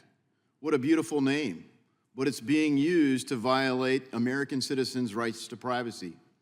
We have one of the rarest things possible. You have Mr. Jordan and Mr. Nadler in complete agreement on how to reform the Foreign Intelligence Surveillance Act. And frankly, the Foreign Intelligence Surveillance Act part works pretty well. It's the Domestic Surveillance Act. Well, there isn't one because the Fourth Amendment guards it. It says you're supposed to get a warrant. And we're covering a giant hole here, not about January 6th, but about the Bank Secrecy Act and third-party doctrine. Things that are being abused, weaponized against the citizens of this country. Now, they don't have all these same safeguards in Canada, and Dr. Peterson, you've experienced some of the consequences of not having the safeguards that we have in this country. I wonder if you could elaborate on how consequential it is to have the safeguards we do have here on privacy and speech.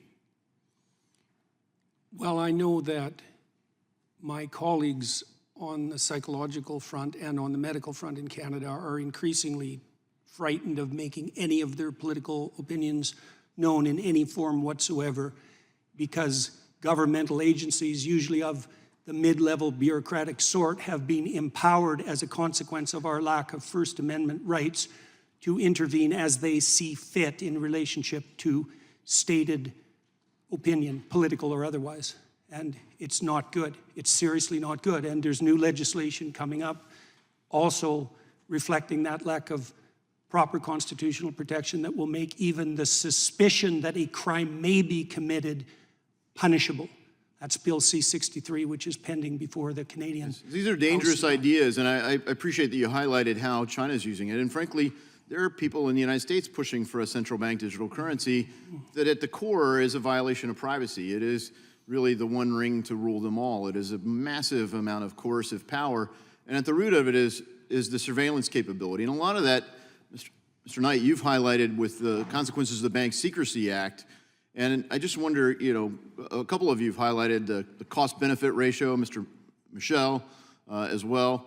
Maybe you could highlight the consequences of the Bank Secrecy Act and how we might reform it so that we can accomplish the stated goal of safety, but in a more constitutional framework. Happy to speak to that. I think what we've seen in this hearing is that one of the big consequences is that people blur the distinction between not being able to access information or being able to access information subject to due process. There's no reason to believe that the convictions obtained after January 6th would be impossible without getting a warrant, or information subject to one of the exceptions to the warrant provision for exigent circumstances. We also have to worry about the fact that information is being collected and is very collectible. If you are worried about your political opponents having power, why do you want this available to them? Thank you. You know, Mr. Michel, you mentioned the third-party doctrine and the hazard of that. I mean, frankly, I'm reminded of a story that's disputed whether it was fully accurate or not, but when Nikita Khrushchev became the leader for the Soviet Union, he was pointing out how brutal the regime had been under Stalin. And someone from a large crowd yelled to him, "Why didn't you do anything?" And here he is, the dictator of the Soviet Union, everyone knowing the kind of power that he could wield. And he said, "Who said that? I demand to know who said that." And everyone got quiet. And he let it stay quiet for a very long time. And he said, "That's why. Because you know the coercive power of the state." Now, I would submit that the police state powers that have existed in previous eras of history are minor compared to the capabilities that we have. When you link that to the consequences of the unmitigated third-party doctrine, can you lay out for us what's at stake? Well, it literally means that anytime you engage in any commercial transaction, you are effectively saying, okay, I don't have due process anymore, which is rather insane. It turns the concept completely on its head that we all have due process. So I think we have a really incredible burden to produce legislation that does reclaim the freedom that has been surrendered. And I hope we continue to work together in a bipartisan fashion to deliver that reform. I yield back. Gentleman yields back. I have a Unanimous consent from...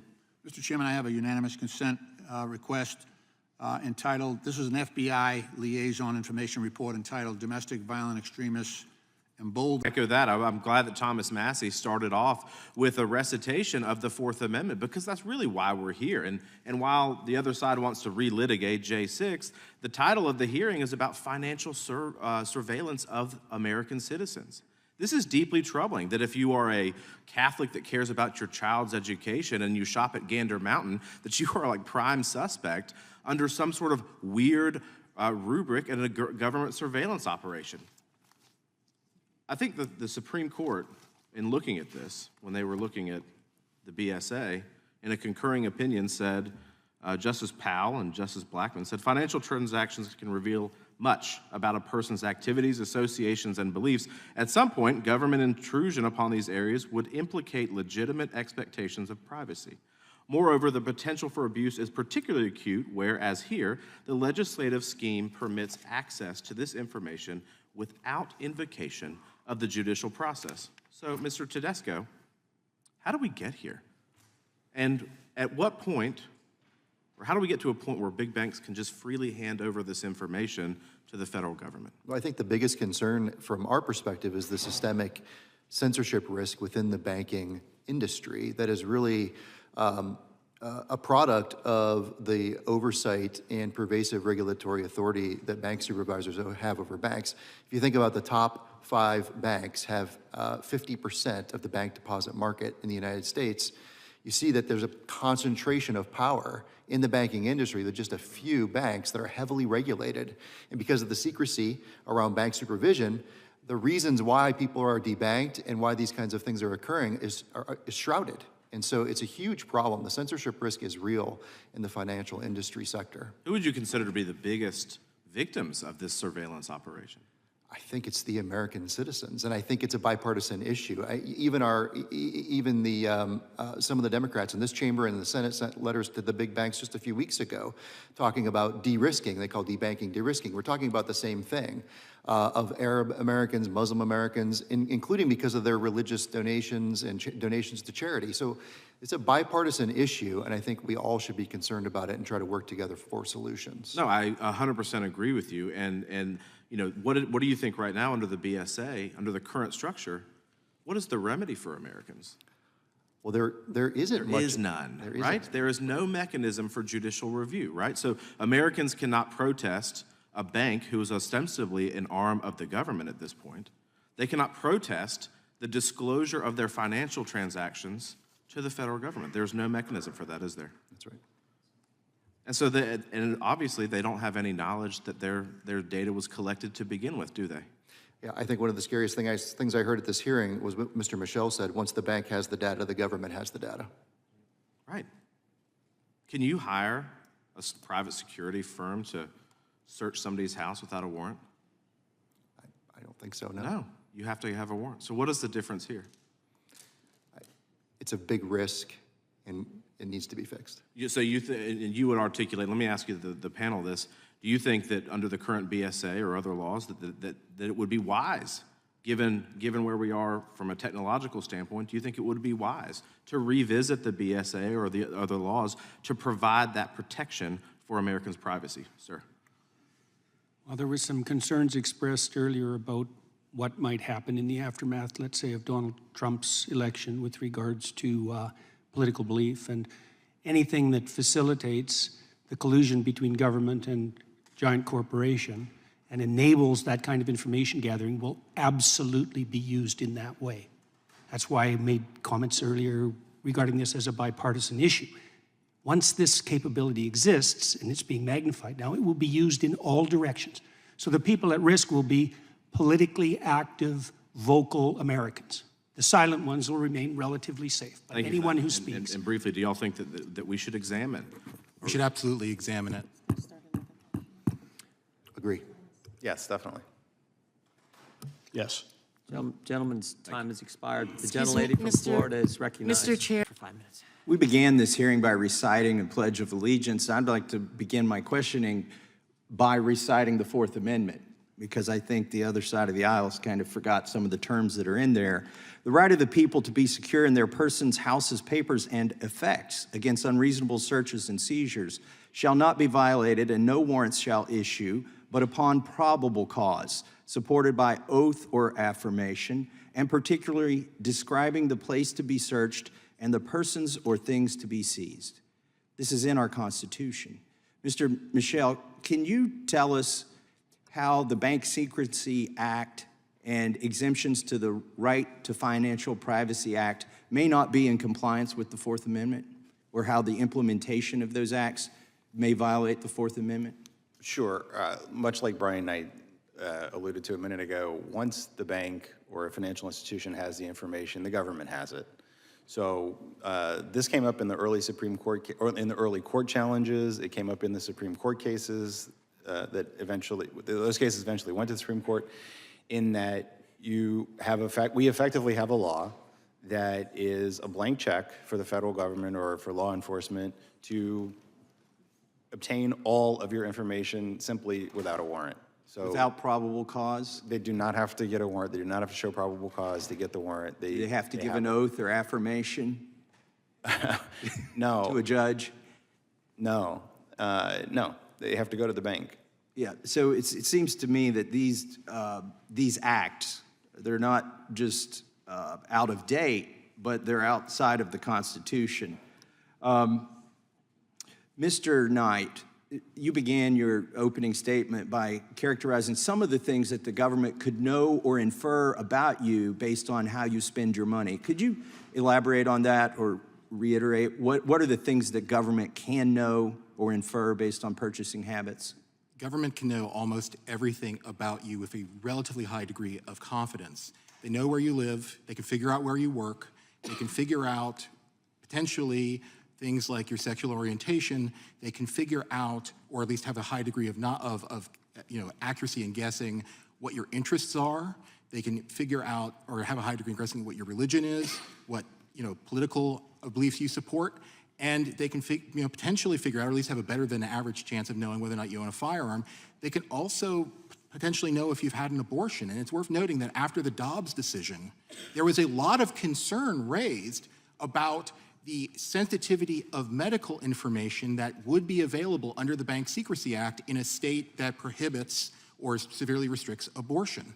And so I just really want to drive home the point that this is not a left or right thing or an R or D thing. This is a situation where everyone has sensitive information that is potentially accessible with basically no due process. Dr. Peterson, why are you such a Luddite? Why don't you embrace artificial intelligence and facial recognition and massive computer surveillance and cameras on every street corner so that we could all be safer? Well, because there's tremendous danger and too much security. If the emerging collusion between government and corporation, gigantic corporation, continues in the manner that it is continuing, there won't be anything that you do that can't be used against you and will be used against you in very short order. And the concerns that are expressed here about the local consequences of that, let's say with regards to January 6th, seem to me to fail to take into account the much broader threat that lurks underneath that everyone should be attending to. We're in danger of eliminating the private sphere entirely. That's already happening in places around the world, particularly in China, which is why I made reference to that. That technology is at hand. And it appears as though both giant governments and giant corporations are utilizing it in every way that they can manage. And it's often motivated by the claim that that's forestalling an immediate proximal threat, right? Well, that's a short-term justification for engaging in a tremendous long-term danger. And it should be perceived as dangerous to those on the left who are politically committed, because it will be the politically committed who are first identified by such systems. Is it true that you have a PhD?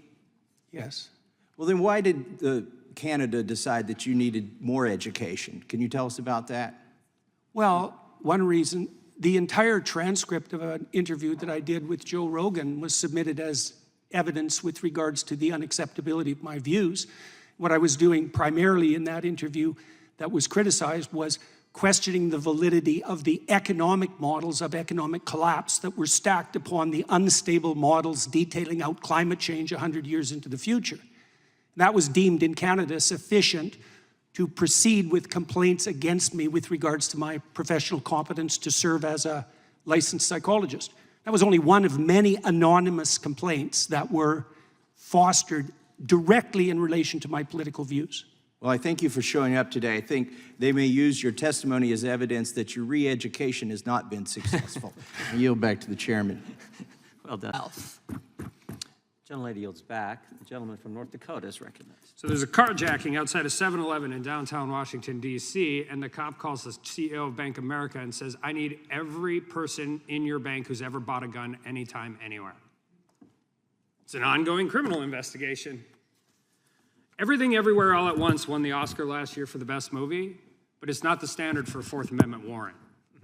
And I think this is about as important of a hearing as we can have, because if they're doing it to members of Congress's staff, reporters who are engaging in all of this, imagine what's going on at another time.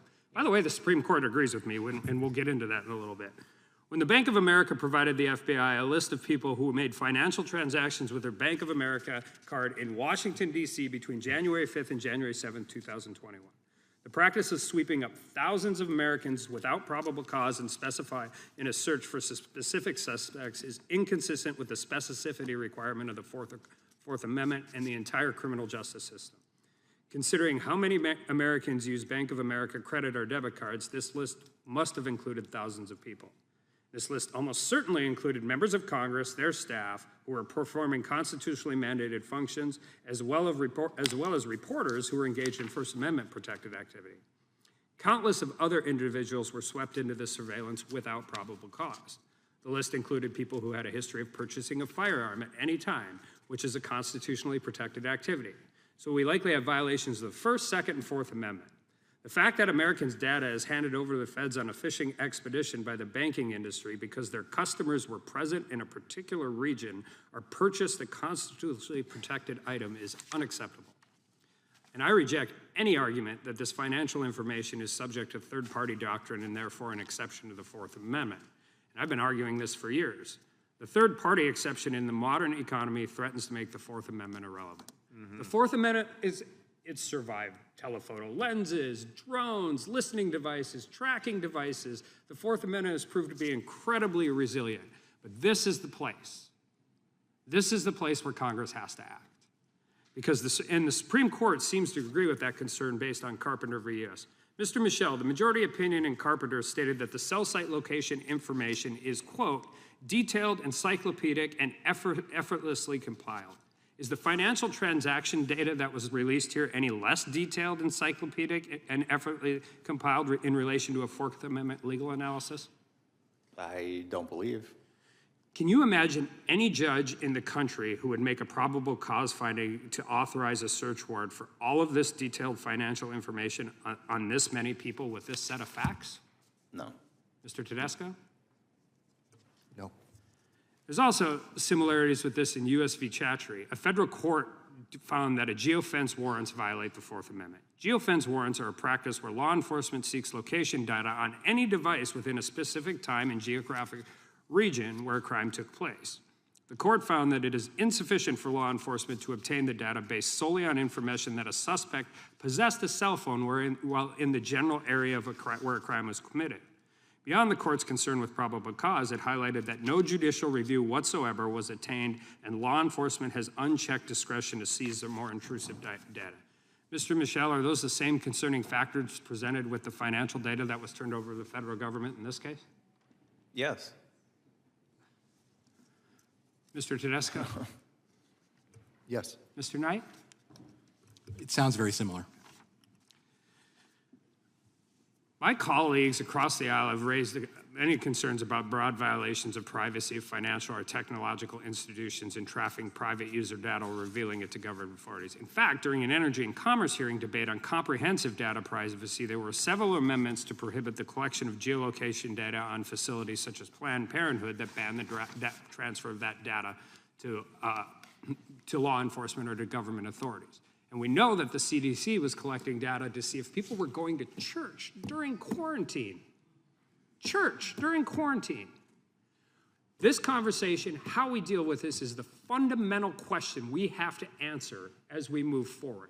And we can talk about January 6th in the event, and we can talk about all of that, but there were thousands of innocent people that went to Bass Pro Shops in Virginia in the 2 days before and after January 6th.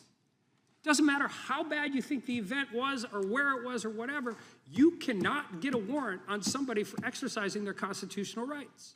And if you can't get a warrant for somebody to do it, then we have to create a situation where banks and large corporations or anybody else, or third-party data brokers, by the way, are allowed to sell that information, and law enforcement is allowed to obtain it without getting a warrant. This is a fundamental question. It's a perfect place to have it in this hearing, and it is exactly what happened in this case. And with that, I yield back. Gentleman yields back. The gentleman from New York is recognized. Thank you, Mr. Chairman. Is recognized. Thank you, Mr. Chairman. Mr. Slavitt, how can you honestly say, and I'm quoting from your testimony, and when you said it out loud, I about lost it. And I quote, "Further, we had no intention of coercing social media companies into taking action, and I never received any indication that our dialogue was ever interpreted that way." What exactly was your intent? Why all these emails? I mean, the chairman was just talking about vaccine misinformation that you guys were involved in. There's a litany list, and I'll go through all these Amazon emails. What was your intent if your intent wasn't to coerce? And in fact, Amazon themselves, in an internal document that we have on an email on March 12th, 2021 at 14:47, Friday at Ty Rogers, and the other ones are blacked out, feeling pressure from the White House. Are you a medical doctor? No. And you, Mr. Flaherty, testified that you're not a medical expert, right? That's correct. You're not a doctor. Any Correct. scientific training at all? That's correct, no. Ever engaged in advanced scientific research or vaccine development? Myself, no, I did not, but again. Did you, Mr. Congressman, Slavitt? No. Okay. So, while serving as senior officials at the White House, both of you engage in lengthy and often hostile discussions with social media companies about your opinion of disinformation related to the pandemic. Despite your lack of what you just testified under oath of medical training or scientific research experience, you both sought to restrict the free flow of information and opinions you deemed as disinformation. Demanded that these online forums restrict the reach of your opinions you disfavored through changes to algorithms, internal content policies, and simply taking down posts in violation of Americans' First Amendment rights.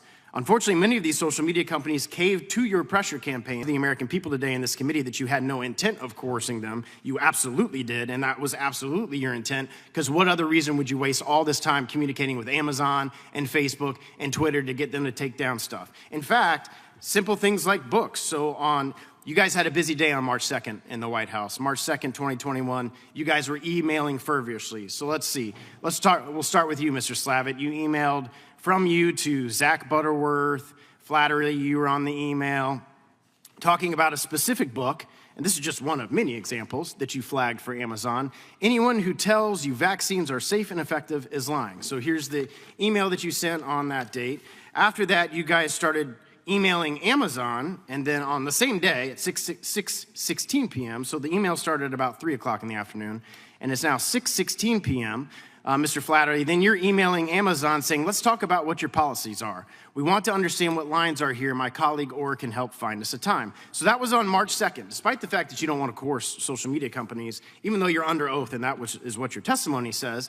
Then on March 12th, Amazon says in an internal email about the discussion in the phone call that you had, and I quote, this is on an email, 12 March 2021, 14:47. Ty Rogers is on this, other people from Amazon, and it's an internal email that says, PP is feeling pressure from the White House task force on this issue as well as it relates to banning books. Then there's another internal email on April 20th, so just laying this out. March 2nd, you guys have a busy day identifying books that you want banned on Amazon. Then you have organized a call with Amazon on the 2nd later in the day. And then on the 12th, it looks like you had that call because then there's internal emails from Amazon about the pressure that they're receiving from the White House. And then just a month later, here's another email from Amazon, and I quote, this is Wednesday, April 20th, 2022. There may be parallels in the transgender book debates here. Even if we disclose that we have removed 1,500 books. So because of your coercion campaign, despite the fact under oath of your saying that you didn't intend to coerce them, they took 1,500 books off Amazon.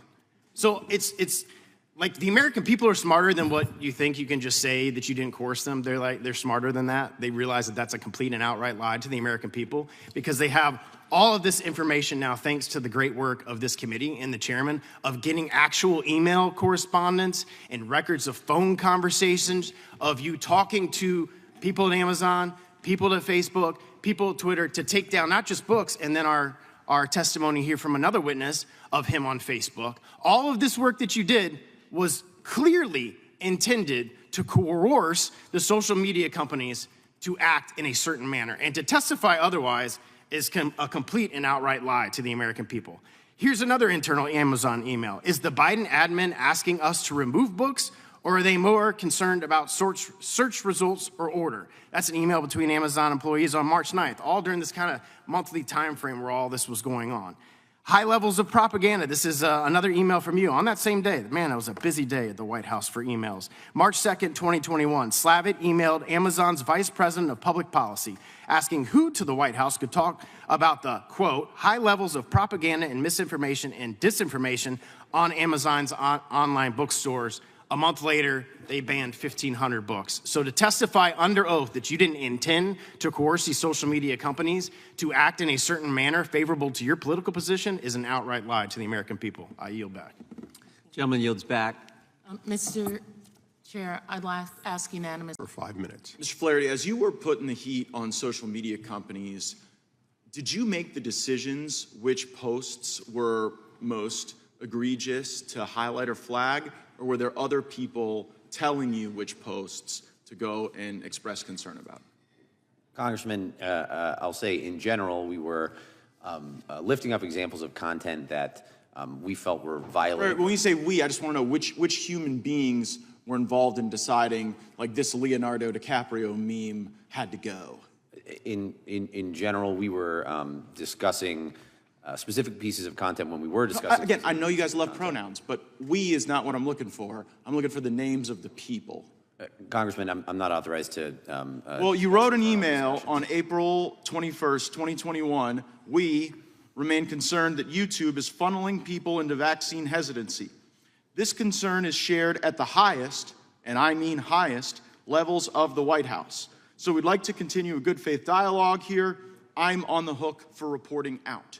Who were you on the hook for reporting out to? Congressman, I can't recall who specifically I was referencing in that document. Because you kind of just strike me as a functionary. I don't really think you were making these decisions. I think that these people that you say the highest levels of the White, when you say the highest, and I mean the highest levels of the White House, who are you referring to? Without using the word we. Congressman, I can't recall specifically who I'm representing. Well, when you say are you talking about President Biden? Congressman, I don't think it should be a surprise that the administration was focused on the issue of presenting authoritative information By the way, about the I vaccine. find your testimony terrifying, but incredibly intellectually honest. Because you've come here and you've taken the position, look, you know, in the White House, people are always trying to shape how information is received. They do it with the New York Times, you've seen it on the West Wing, and I think a lot of Americans see a distinction between powerful White House officials trying to shape a news story in the Washington Post and then trying to shape what all of America and the world can see in the digital information space. But you say there's no distinction there, and I think that's honest. It scares the hell out of me, but that seems to be your testimony, right? Congressman, these platforms are making hundreds of millions of algorithmic editorial decisions a second. And those algorithmic decisions... I get it. I just don't want the White House participating in them. I get that to have social media companies, there are all these decisions that get made about what content rises and falls. What we have a problem with is when the United States government is putting their thumb on the scale. Now, you said there were no threats and there were no consequences. Was there pressure? Did you put pressure on social media companies? Congressman, we certainly raised areas where we had questions about their policies or concerns about their enforcement. Would you categorize that as pressure, yes or no? Congressman, I can't speak to how they interpreted my conversations. Well, I can, because there's an email about it. Nick Clegg sends an email. The title is Andy Slavitt Podcast, and he asks people at Facebook, can someone quickly remind me why we are removing, rather than demoting or labeling, claims that COVID is man-made before May? And the reply to that email is, and I quote, because we were under pressure from the administration. We shouldn't have done it. So were you part of that pressure campaign? Congressman, again, having not seen the document, I can't speak to who they're referencing or what they're referencing. All I can say is... Well, Mr. Slavitt, were you a part of that pressure campaign? I don't believe we were applying any undue pressure on social media companies. I don't think they interpreted it that way. Well, in writing they have. Mr. Chairman, I seek to enter into the record the email where the people at Facebook are saying, okay, well. Objection. Fine, it exists, it's it's out there. And Mr. Slavitt, there's another email, which I'm sure the Democrats would object to having considered, where a Facebook employee says, just got off an hour-long call with Andy Slavitt. He was outraged, not too strong a word to describe his reaction, that we did not remove this post, which was the third most highly ranked in the data we sent him. That was a Leonardo DiCaprio meme. That was a joke. Were you guys trying to get jokes removed? Mr. Congressman, thanks for asking. I'll try to explain, but really briefly. If Facebook, by their own policy, had put something on their website which said 250,000 people are dying every year from the vaccine, that would undoubtedly have violated their policy. Okay, well, let's go to So when true they- information. Hold on, let's go to true information then. Because in another Facebook document, they say, quote, the Surgeon General wants us to remove true information about side effects.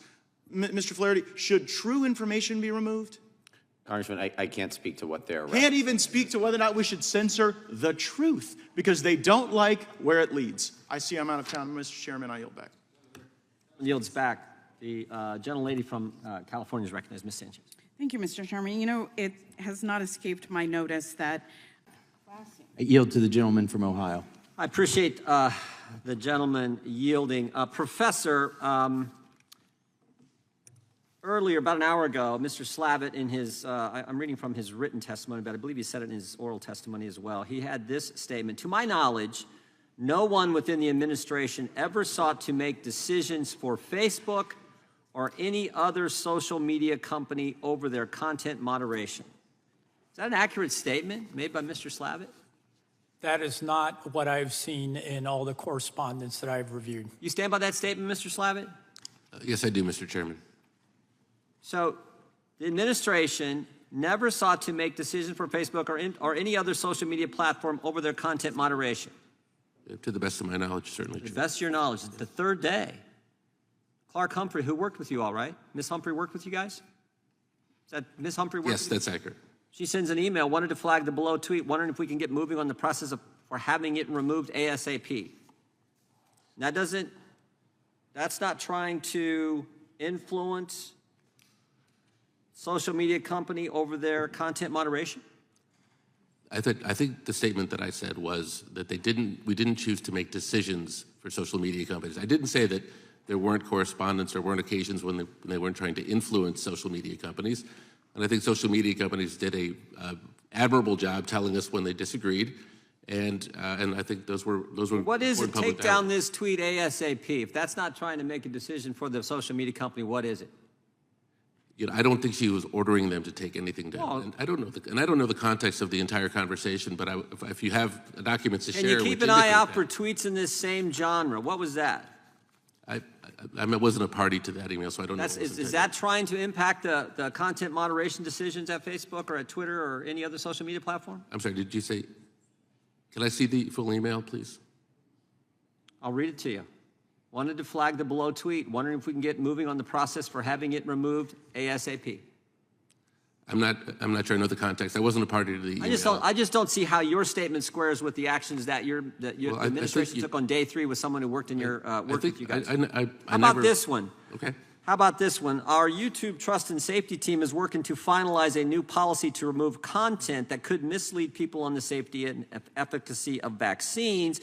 We would like to preview our policy proposal for you and get any feedback you have. So now they're asking on the front end, are you okay with the policy? Is that trying to impact and make decisions for social media companies about content moderation? To make decisions? No. They're trying to get an okay from you on the front end?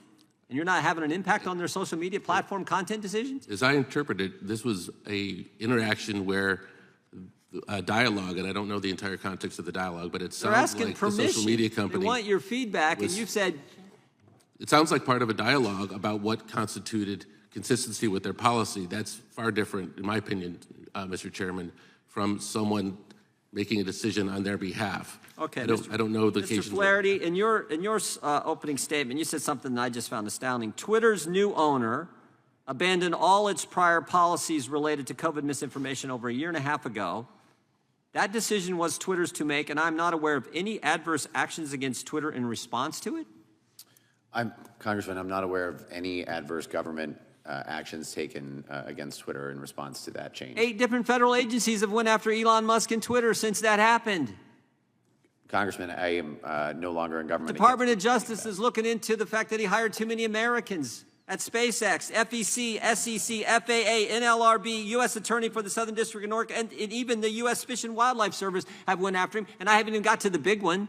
FTC sent 12 letters, first letter asking right after the Twitter files, Mr. Musk, who are the journalists you're talking to?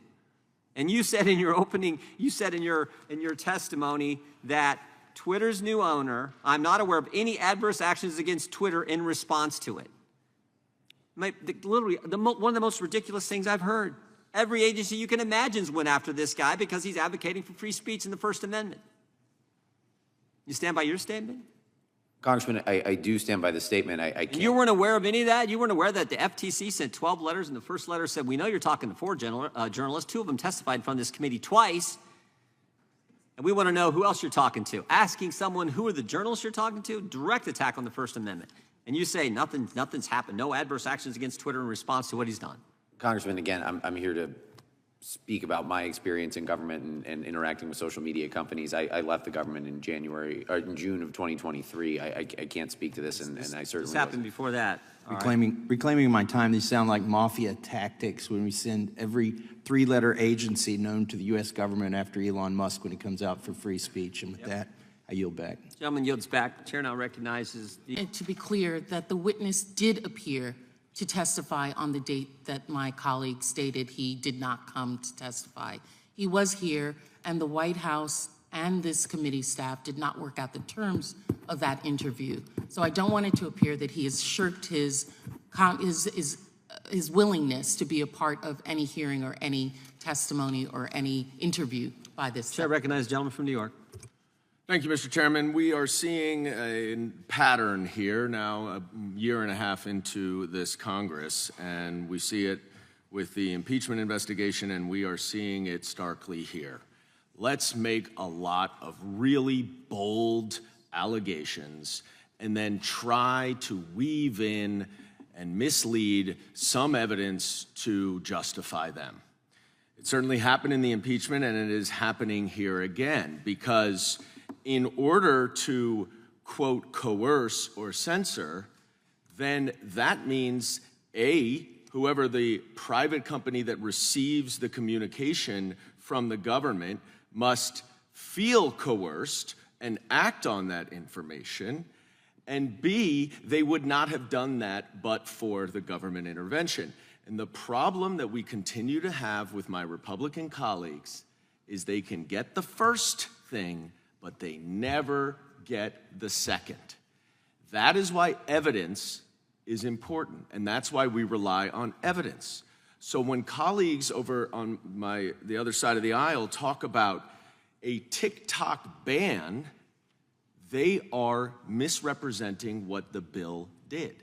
The bill required ByteDance to divest from TikTok, not to ban TikTok, and that is so consistent with all of the cherry picking of these emails that we have seen here today.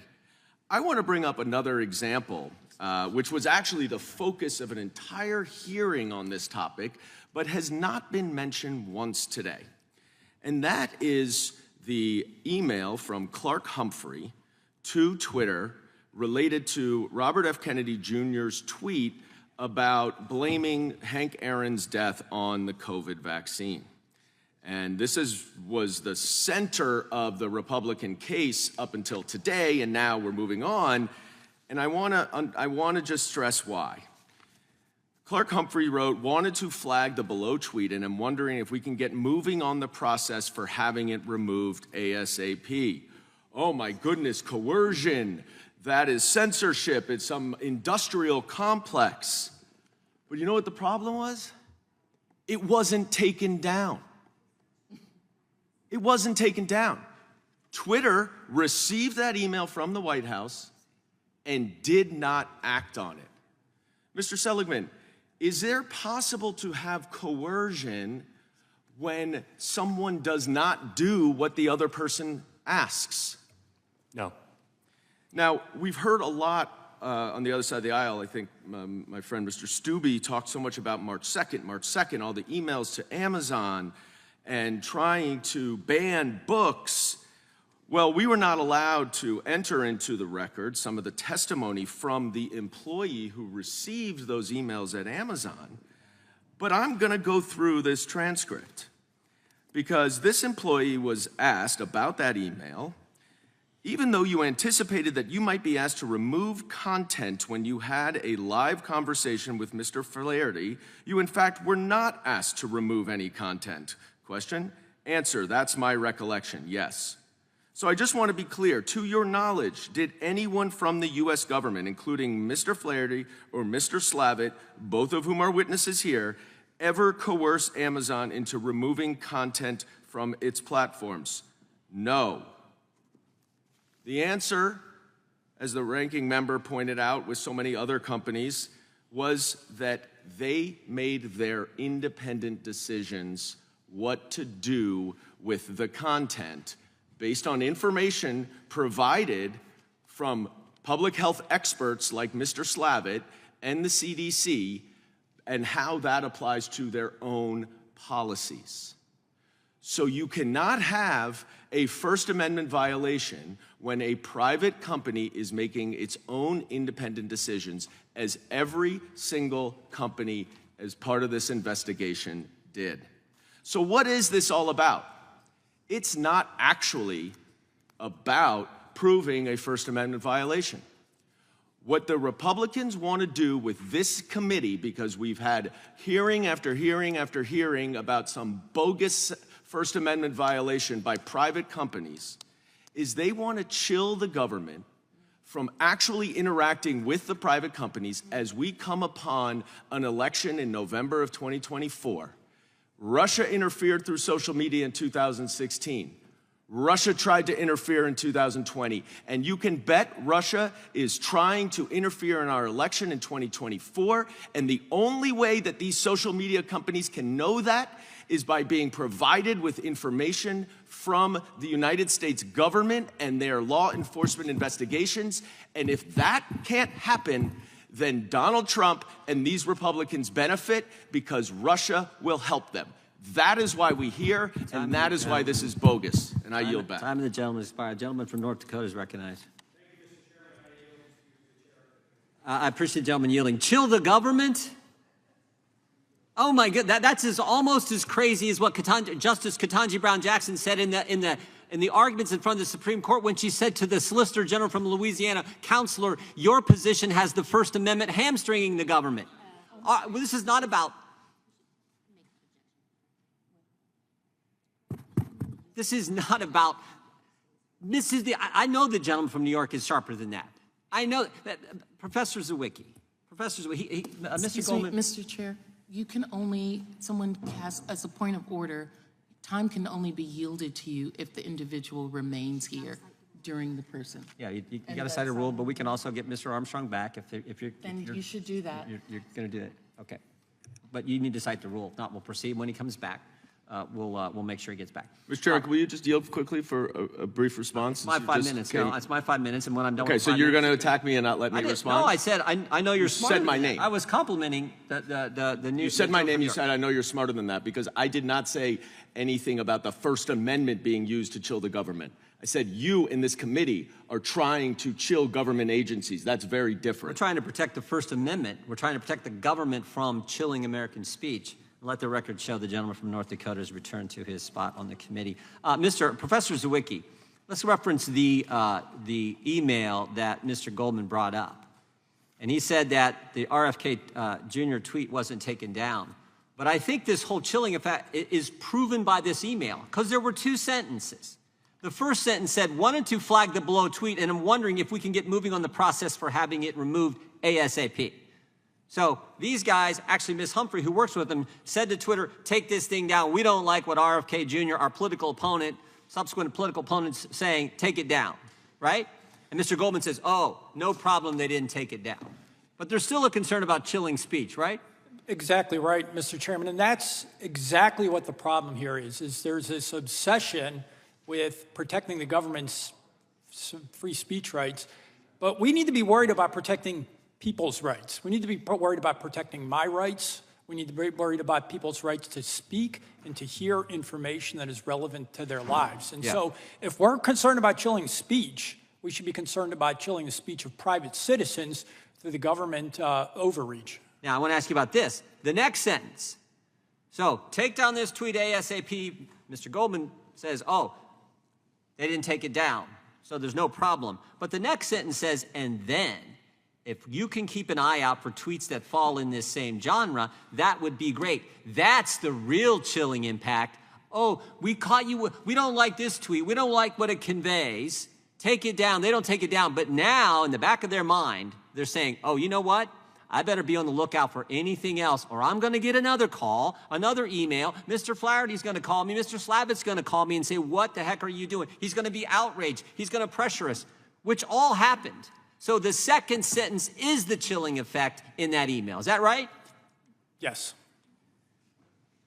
This is just ridiculous. Oh, and let's go to the Amazon communications, because this was speech that was changed. This was content that was changed at the request of the guys in the Biden administration. The impetus for this request is criticism from the Biden administration about sensitive books we were given prominent placement to. So we're going to create a new do not promote class for anti-vax books. So they demoted these books. So a direct result of they said it themselves. The impetus, the catalyst for this is the guys at the White House. That's us not just chilling, that's actual action taking place at the request of government to limit speech and who gets to see it. And I would add, this isn't the government providing public information about issues of health. This is the government engaged in an ongoing secretive process that we've only discovered through discovery in that case and through the hard work of this committee subpoenaing these private actors, a secretive scheme to target named individuals for suppression for speech. And we don't even know if it's going on. Yeah. That is a big difference between the government expressing its opinion and targeting people secretly to remove their speech from the public forum. Take down this tweet ASAP, the White House. And be on the lookout for any other thing in this genre. Exactly. That's a direct attack. That's as big a chilling impact as you can have on speech, coming from the office of the president, the White House itself. I appreciate the gentleman yield back to Maynard. Mr. Chairman, point of order. Gentleman is recognized for I just want to clarify that it is Rule 9F that requires a member to be actually present in order to possess a 5-minute period of questioning. Yeah, so I in the appreciate it. future, if we can ensure that when members yield that they remain in the room, that would be helpful. Great. Thank you. Gentleman yields back. Chair now recognizes the gentlelady from... Than Donald Trump's re-election bid. Let's just call it what it is. And with that, I yield back my time.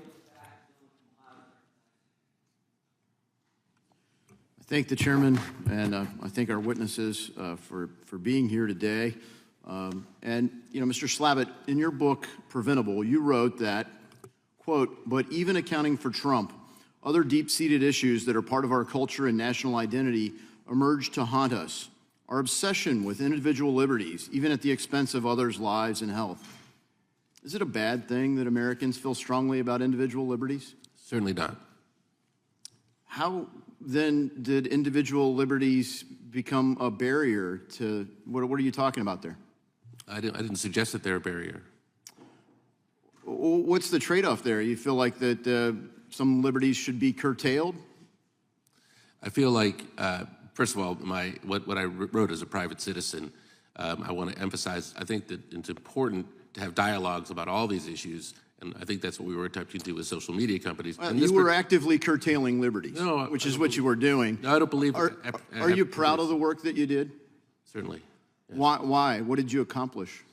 Well, by most estimations, 3 million American lives were saved, not just by my work, but by the work of 2 administrations, a bunch of scientists, the military. And that was because you exerted influence to be able to get what you believe saved those lives out. Because the country pulled together, I think, in quite a pretty responsible way during a pretty tough time. No remorse, no regrets over asking social medias to censor Americans? I'm self-critical, but I never asked social media companies to censor anything.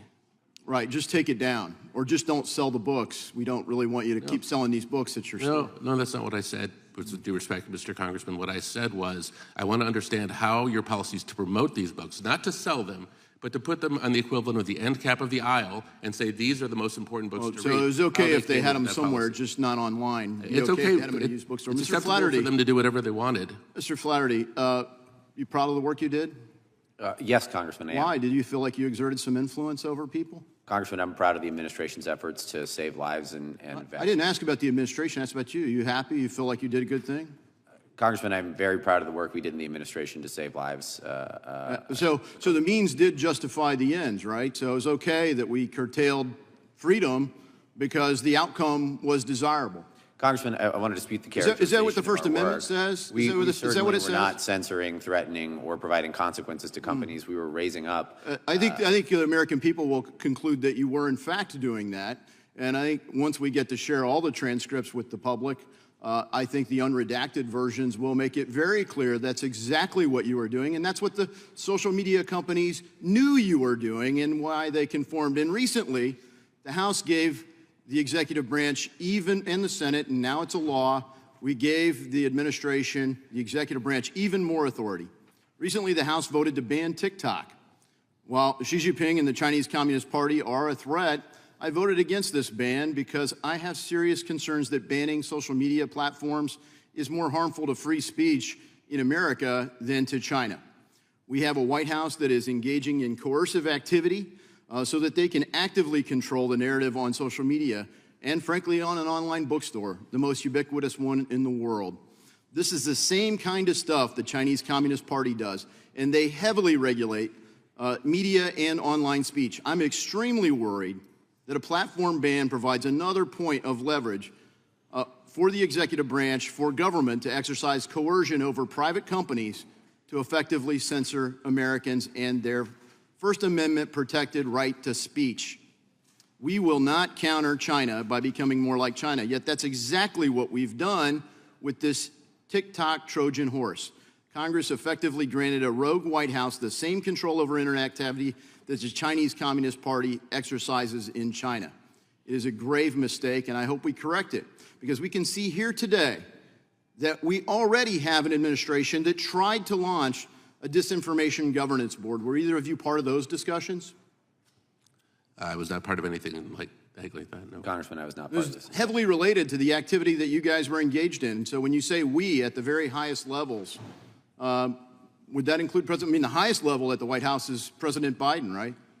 Congressman, again, it shouldn't surprise anybody that we were, as an administration, focused intently on getting the American public vaccinated. This is a thing that everyone at every level of the administration spoke But so to on a again, daily the basis. means justify the ends. We can cancel speech and violate it. I think it's a shame that this has happened, and I hope we criminalize it, because you should not be able to violate the First Amendment rights of American citizens and not have consequences for it. My time has expired, and I yield. Amen. The gentleman yields back. The gentlelady from Texas. Thank you so much. Boy, oh boy, what a welcome to this committee. Okay, so I want to start off with a quick little level set of a few things, because I believe in facts and not fiction.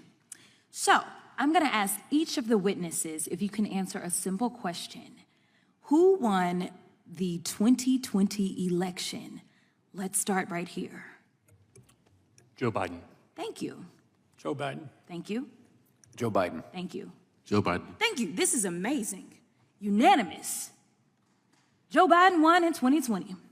So when people start posting things like Joe Biden didn't win on social media, to the extent that as we're talking so much about polling, because we're headed into the 2024 election, we have so many people that don't believe that Joe Biden won the election, and most of them tend to be on the other side of the aisle. It is because there was misinformation and disinformation that was put out over and over on social media.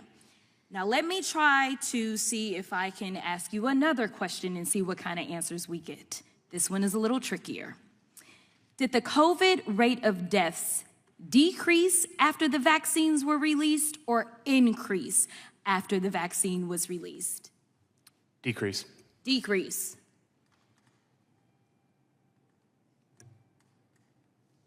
I'd have to review the data, but are you just talking about the COVID rate of deaths or all excess mortality? No, the COVID-related deaths. I believe that the COVID-related deaths declined, but in the Delta period, I'm not sure. That's why I'm hesitating. Thank you so much. They declined. They declined by approximately 90% in the first 6 months. Well, I love that data right there. Thank you. Okay. All right, so here's the deal. I'm annoyed by this hearing because, number one, it is Groundhog's Day all over again. We have had some version of these hearings, and we've talked about misinformation, disinformation, and I do want to make sure that we understand what it means to have a First Amendment protection. So I am going to start over here. When we talk about the Constitution, for those that don't understand how it works, is it limitless and there's no restrictions to any of our constitutional rights? No. It's not limitless, is it? No. In fact, I know that my colleagues believe there's no limits to the Second Amendment, and it sounds like they believe there's no limits to the First Amendment. But I remember when Trump got banned from Twitter, and that probably saved the country.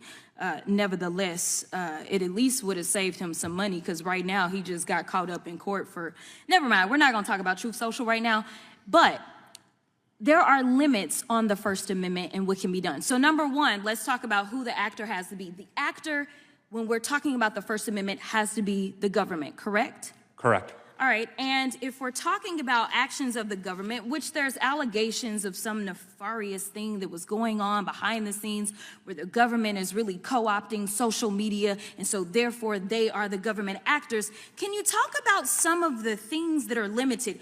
Are acts of violence okay to limit under the First Amendment? In certain circumstances, yes. Okay. What about libel or slander? Again, in certain circumstances, yes. Okay, so flat out falsities that can potentially cause harm, they also could be limited too, huh? That's correct. Okay, all right, so now we know, even though we're talking about social media, which last time I checked is not run by the government, we know that First Amendment rights can be limited. But what is so interesting about this hearing is that basically what the Republicans are arguing for is carte blanche. We should be allowing anybody to say whatever, and that's how we get so much Russian propaganda. I was able to produce some that was spread by one of my colleagues in another hearing. This is the problem. This is why China is coming after America. This is why we see the Russians coming after America, because we have people that will continue to spread their lies, and in spreading their lies, they're causing harm to Americans instead of these people in this chamber doing what they are supposed to do, which is to protect the American people and use the Constitution, because not every country has a Constitution that protects the people. And so I would like that this party stop peddling Putin's lies and focus on making sure that we can put forth truth that we can all respect and understand. And with that, I will yield. Yields. Gentlelady from Wyoming is recognized for 5 minutes. Wow. I'd just like to read a headline from today. The CDC. Yield back. Gentleman yields back. Mr.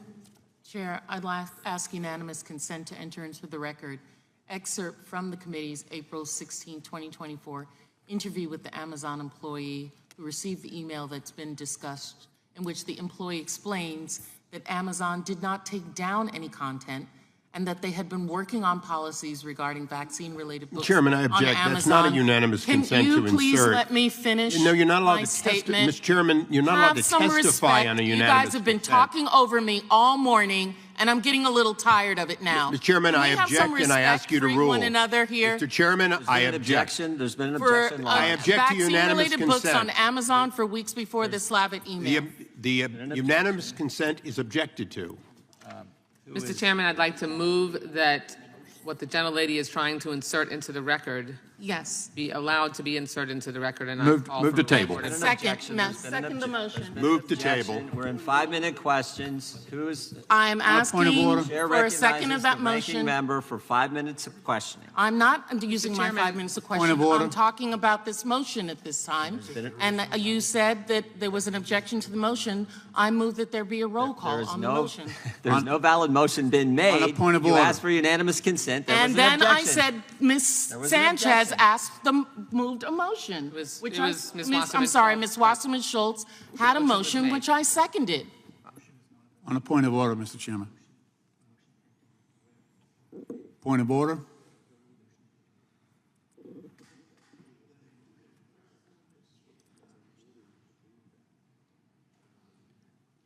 I did ask for unanimous consent, and when that was objected to, Ms. Wasserman Schultz made a motion, which I seconded.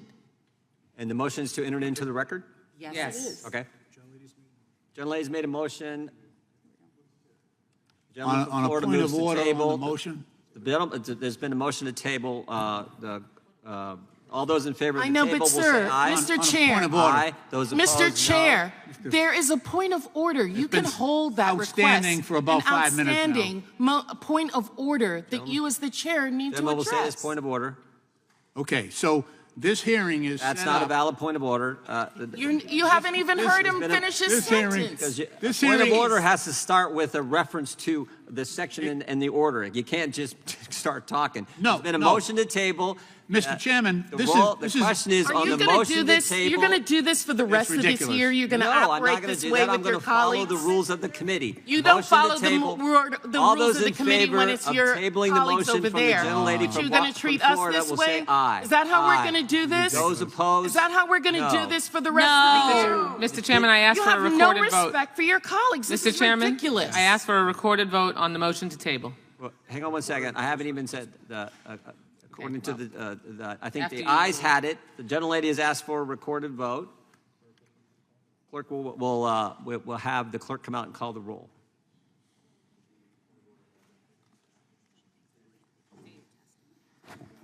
Mr. Jordan. And are you going to address the point of order that's still outstanding? There's a vote been called, right? So Yes. if we're gonna operate, Vote is on the motion to table. right. Mr. Jordan. Mr. Jordan votes yes. Mr. Issa. Mr. Issa votes aye. Mr. Massey. Ms. Stefanik. Mr. Gates. Mr. Gates votes aye. Mr. Armstrong. Mr. Stube. Mr. Stube votes yes. Mr. Bishop. Mr. Bishop votes yes. Ms. Kamak. Ms. Kamak votes aye. Ms. Hageman. Ms. Hageman votes yes. Mr. Davidson. Mr. Davidson votes aye.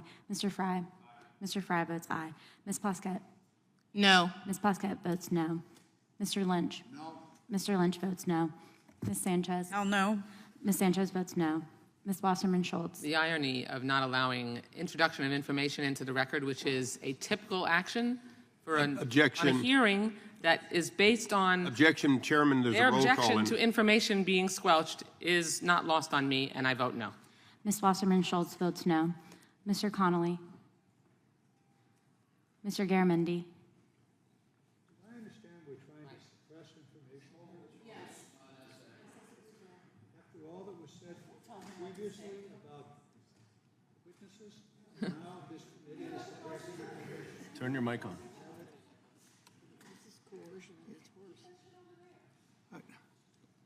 I'm trying to understand, the question before us is, the committee wants to suppress information. Oh, table information, so that we don't have the information available to us. Or the public, and we've gone round and round berating. the Gentlemen wish to be witnesses about recorded on the vote or not? I'm at a loss to understand, Mr. Chairman, what in the world you're doing. No, it's a Mr. yes or Chairman. no question. It seems like you're at the loss to know what you're supposed to do here. It's a vote, yes or no? Oh, in other words, to be obedient to you. No, yes or no? You can vote either way you want. Mr. Chairman, this is a dilatory tactic, and the roll call should continue. The clerk should be instructed to continue calling the roll if the gentleman doesn't wish to record. Ms. Garcia. Once again, suppressing information. No, we're just waiting for an answer. If you won't give it to us, we're going to move on. Procedure. Ms. Garcia. Garamendi votes no. Mr. Garamendi votes no. Ms. Garcia. Well, I talk about coercion. I vote no. Ms. Garcia votes no. Mr. Goldman. No. Mr. Goldman votes no. Ms. Crockett. No. Ms. Crockett votes no. Mr. Armstrong. Yes. Mr. Armstrong votes yes.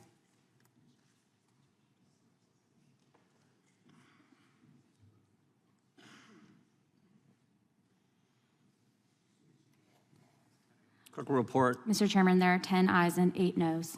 Motion is tabled. The chair now recognizes for 5 minutes of questioning the gentleman from Massachusetts. Thank you, Mr. Chairman. I know that we've referred to several quotes by Mark Zuckerberg. I welcome welcome the committee's questions. Thank you, Mr. Seligman. We'll now proceed with 5-minute questions. Mr. Flaherty, when the Biden administration told Americans that the vaccinated couldn't get the virus, were they guessing or lying? Congressman, I think, first of all, it's important to remember my role in this discussion, which is as a communicator on behalf of You work for the Biden administration, you're assistant to the president. It's a simple question. When they told the American people that if you get the vaccine, you will not get the virus, was that a guess or was that a lie? Congressman, we were communicating on behalf of the administration. We were communicating the best information provided by some of the best medical scientists in the world in Atlanta, Bethesda, and beyond. Our role is let me ask you a simple question. Can the people who got the vaccine, could they still get the virus? Congressman, again, I'm not here as a medical expert. No, that's as common. Everyone knows that. Of course they can. I'm just asking you a simple question. Well, let me do it this way. What's the definition of misinformation? Congressman, certainly there's different and varying definitions of mis and disinformation. At the end of the day, the platforms. Tell me the difference. Tell me what misinformation is. Congressman, these are decisions that the platforms ultimately get to make about how they. I'm not asking that. I'm a simple question. What's misinformation? Well, Congressman, I think it's important in the context of these. How about you, Professor? Can you tell me what misinformation is? I assume it would be saying something was completely untrue. Saying something that's untrue, but with no intent. No intent. Disinformation, this is what all the misinformation experts tell us. Misinformation, saying something that's not accurate. Disinformation, saying something that's not accurate with the intent to mislead. Right? That sounds right to me. You agree, Mr. Seligman? That's the common definition in the misinformation industry out there? Yes, my understanding. Okay, that's the definition. So now, Mr. Floyd, how about this question? When the Biden administration told the American people that the vaccinated couldn't get the virus, was it misinformation or disinformation? Congressman, again, we were communicating the best medical research that we had at the time on behalf of a group of some of the best doctors in the world in Atlanta and Bethesda. When the Biden administration told the American people that the virus didn't come from a lab, was that misinformation or disinformation? Congressman, again, I can't speak to discussions that were had on that topic. It's been a couple of years, but again, generally. The White House put pressure on us to censor the lab leak theory. This was something the White House cared about, so much so that Facebook was having, the top people at Facebook were having a group discussion on it. So I'm just asking, when they said that, was that misinformation or disinformation? Congressman, I can't recall the specific example. When the Biden administration said that masks work, was that misinformation or disinformation? Again, Congressman, we were communicating the best research at the time, but I also believe that was a discussion that began in the previous administration as well. How about what Professor Zawicki brought up, Mr. Flaherty? When the White House said there was no such thing as natural immunity, was that misinformation or disinformation? Again, Congressman, I am not a medical expert, and my job was to communicate on behalf of a team of medical experts. So you weren't a medical expert, but you could suggest to Facebook that they needed to change their algorithm so that the American people would not see stuff from the Daily Wire. They'd only see stuff from the New York Times. You can do that, but you can't tell me if they were guessing or lying when they said something that was absolutely not true. Well, again, Congressman, my role was as a communicator on behalf of the best information available, and the role of the platforms was to have a set of policies that they enforced on their own. And that, my engagement with them had, no bearing on what they're... No bearing? No bearing? Well, Congressman, again... Third day, who's Clark Humphrey? Clark Humphrey was the digital director for the COVID. Did you work with her? Yes, Congressman, I did. Part of the White House operation in the same area, right? You worked with her? Congressman, she worked in a similar area. Yeah, okay. And so when she said on the third day of the Biden administration, wanted to flag the below tweet, wondering if you can get moving on the process for having it removed ASAP. That's not trying to impact what the platforms do. That's not telling the platform what kind of speech can be out there. Congressman, again, we had the ability to flag whatever we wanted, and the platforms had an ability to say no. I can't speak to whether or not they took any action on the particular. Well, no, if they said no, they get the President of the United States says that Facebook's killing people. They obviously felt the pressure. That's why they're having that group text conversation. How about this one? When the Biden administration told the American people the border is secure, was that misinformation or disinformation? Congressman, again, I'm here to discuss my engagements with social media platforms. I'm just asking. You were in the Biden administration when these kind of statements were being made. How about this one? When the Biden administration said the Inflation Reduction Act will actually reduce inflation, was that misinformation or disinformation? Congressman, again, I'm here to discuss my interactions with social media companies. Let me go back to the first question in the last 13 seconds. Any chance you'll answer one question for me? When the Biden administration told the American people that the vaccinated couldn't get the virus, were they guessing or lying? Congressman, we were communicating on behalf of the best medical research that we had available at the time. All right. I yield. The ranking member is recognized for 5 minutes. Thank you. May I ask that you yield the time to Mr. Connolly? Oh, yeah, First? I can do that, whoever you guys want. Thank you. The gentleman from Virginia is recognized. I thank the chair, and I thank my friend for her graciousness. Got a little problem with my knee this morning. Mr. Flaherty, since you're in the hot seat, when the President of the United States, the previous... American citizens. You know that, and we know it too. With that, I yield back. I disagree with that characterization. Time of gentleman has expired. The chair recognizes the gentleman from South Carolina. Thank you, Mr. Chairman. Professor, based on the information obtained by this committee, do you think that the email communications between the Biden White House and social media companies were coercive? Absolutely, especially read in the context of everything that was going on, as I think was well described in the findings of fact in the district court in the Missouri versus Biden case. When a senior White House official says to a social media company that the White House, quote, intentionally or internally, we have been considering our options on what to do about it, end quote, what sorts of adverse actions within the executive branch do you think that the social media company was most concerned about? Well, it's pretty clear in some of the announcements they make, amending Section 230, the Communications Decency Act. They said in the same statement where they said they were concerned about what the social media companies are doing, they talked about changing antitrust enforcement. And we see this across the board. We see this with the pressure that's been put on banks and debanking operations. This is to debank people in silent speech. This is a systematic scheme to suppress the rights of individuals through government pressure. Setting aside the obvious constitutional concerns of what's been happening, what are the practical consequences of this type of censorship or distorting the marketplace of ideas? Well, it has concrete effects on our lives. How many parents would have changed their minds about the wisdom of keeping their kids out of school for a year and a half if they had understood what the Great Barrington Declaration said, which everybody says now that was a massive mistake. If people had accurate information about that, they might have changed their minds. If people had accurate information about the COVID vaccines, they might have changed their minds. A number of people who I talked to said, I got vaccinated because I was told it was one and done, and then only to get COVID shortly after. I want to make something very clear. As I cite in footnote 14 of my statement, the CDC knew in March, the CDC already knew not only were people getting COVID, people were dying from COVID if they were vaccinated. Hundreds of thousands of people were already getting COVID. That was in the leaked CDC slideshow. Anthony Fauci published an article a week after he left that we see cited in footnote 8, where he said we knew that these intramuscular vaccines can't prevent infection and transmission of COVID. And I'll say one last thing. What I heard today is silencing me was a triumph for these guys.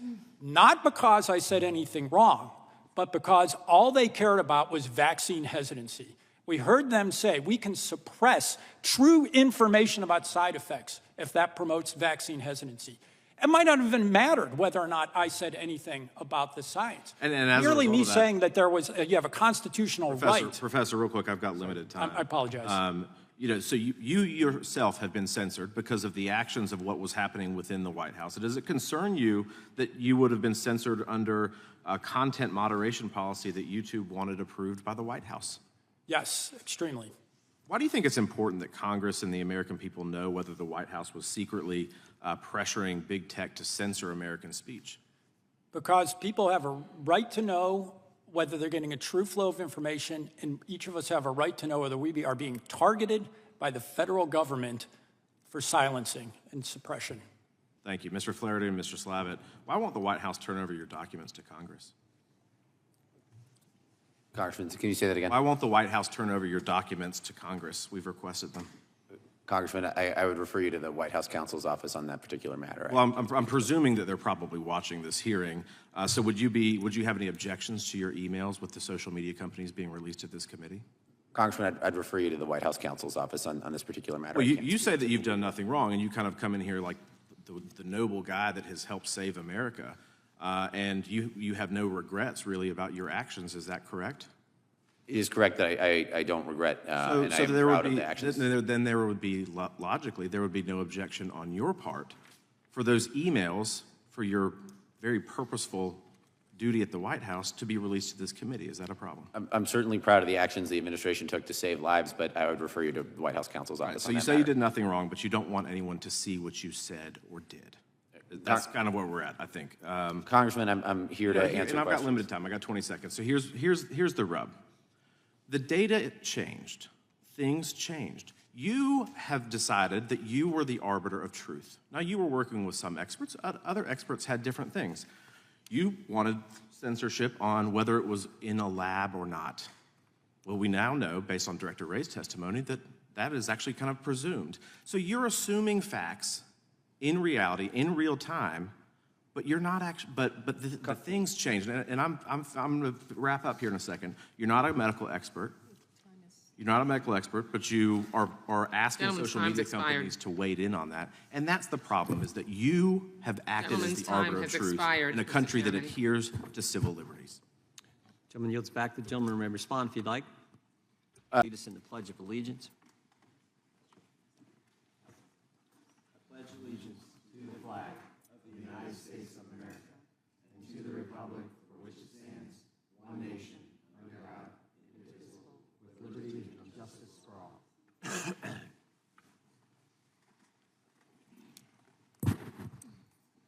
Chair now recognizes himself for an opening statement. Can we include that the White House put pressure on us to censor the lab leak theory? That's the question Mark Zuckerberg asked in a group text with the top people at Facebook. That's the question he posed to Sheryl Sandberg, Nick Clegg, Joel Kaplan, the top people at Facebook on July 16th, 2021. Now, what prompted this group text? What prompted him to ask that question about the White House putting pressure on Facebook to censor the lab leak theory? Earlier that day, President Biden said Facebook is killing people.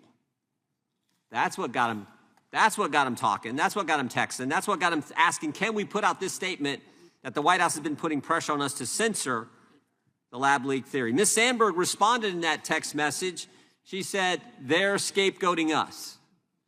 Mr. Zuckerberg further countered or further stated, Facebook had been combating misinformation just like the White House wanted, but now there's this coordinated attack by the White House against us. Now think about it. Facebook, Mr. Zuckerberg was saying Facebook was doing exactly what the White House wanted, but it still wasn't good enough. Now, we should back up a few months. Senior White House officials, in particular the two guys testifying here today, Mr. Flaherty and Mr. Slavitt, had regular phone calls and meetings with Facebook officials. One March meeting, Mr. Flaherty said, and this is again from the internal communications we got when we subpoenaed Facebook, Mr. Flaherty said, my bias is to kick people off the platform. White House is telling a social media platform, one of the biggest ones in the world, you should kick people off your platform if they're saying things we don't like.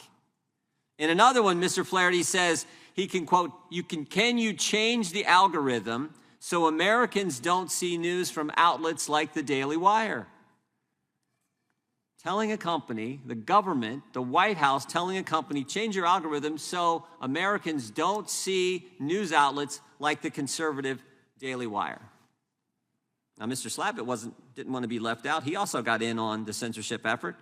He told Nick Clegg he was outraged that Facebook did not remove a meme. This one right here. Did not remove a meme. What's interesting is Mr. Clegg countered that, quote, let me just read this quote. I think this is amazing.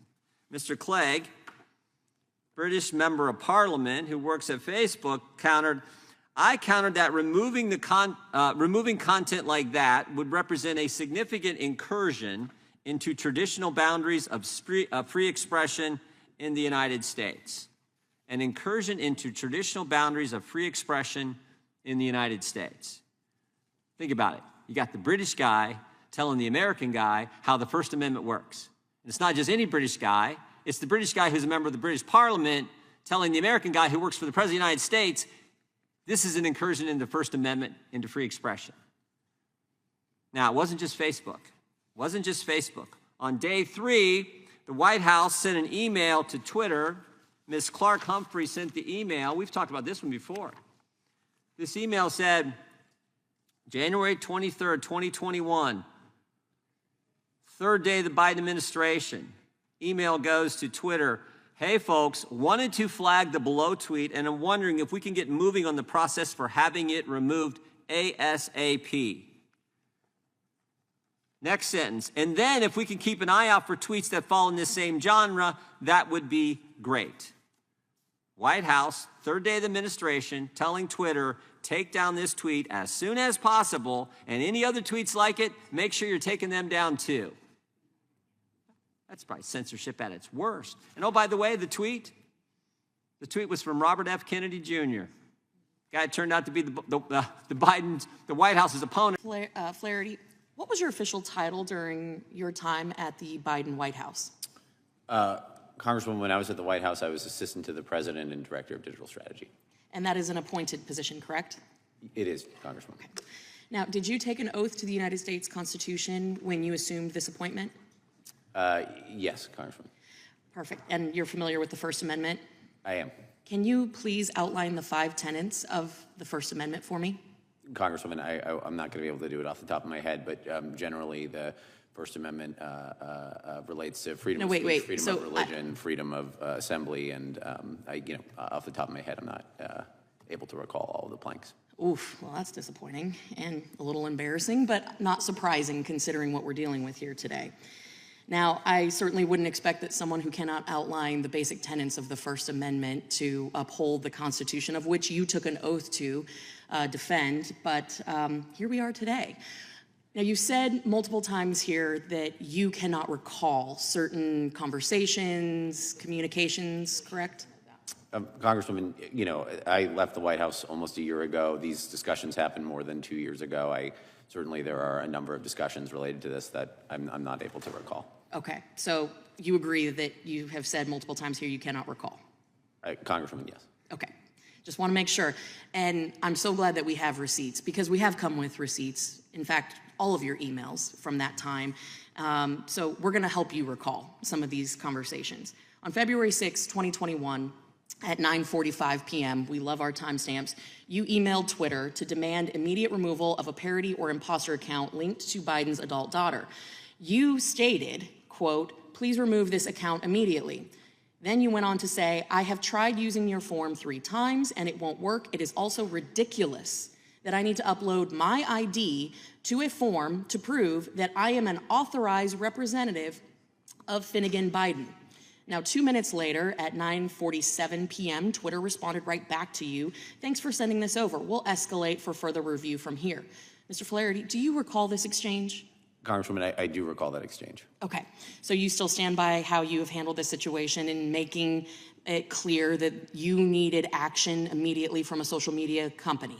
Congresswoman, the White House Office of Digital Strategy absolutely has an equity in protecting the president's grandchild from online harassment and impersonation. Sure, I would expect nothing less, but I'm just saying there's a common theme here, right? So you then escalated a little bit more, and within that same minute, so literally 60 seconds, cannot stress the degree to which this needs to be resolved immediately. 45 minutes later, at 10:32, Twitter responded, here's an update, the account is now suspended. Now, the next day, February 9th, you followed up with an email to Facebook with a demand for more information and an accusation that Facebook's failure to, quote, censor speech on its platform is causing political violence. Those are your words. Causing political violence. Do you believe that the failure to censor Americans' First Amendment, constitutionally protected speech is considered political violence? Congresswoman, I don't remember the specific email in question. I'm happy to take a look at it and observe the context, but I don't recall what you're referencing. Well, and I will say I am disappointed because we have presented receipts here today, but we have also shown how timely you have been in engaging at all hours of the night with social media companies during your tenure as a representative to the highest levels of the White House. Again, your words, despite the fact that earlier my colleague, Representative Gates, was trying to clarify who is we that you speak of. You say in your emails that you represent the highest levels of government in the White House. But I find it ridiculous that it took us over a year for you to appear before this committee. In fact, it was after you actually missed your deposition, refused to show up. We had you scheduled in January and then again in February of this year, and you chose not to appear. Now, is it safe to assume that in your role as the deputy campaign manager for the Joe Biden re-election campaign, that you speak on behalf of the campaign or the President of the United States?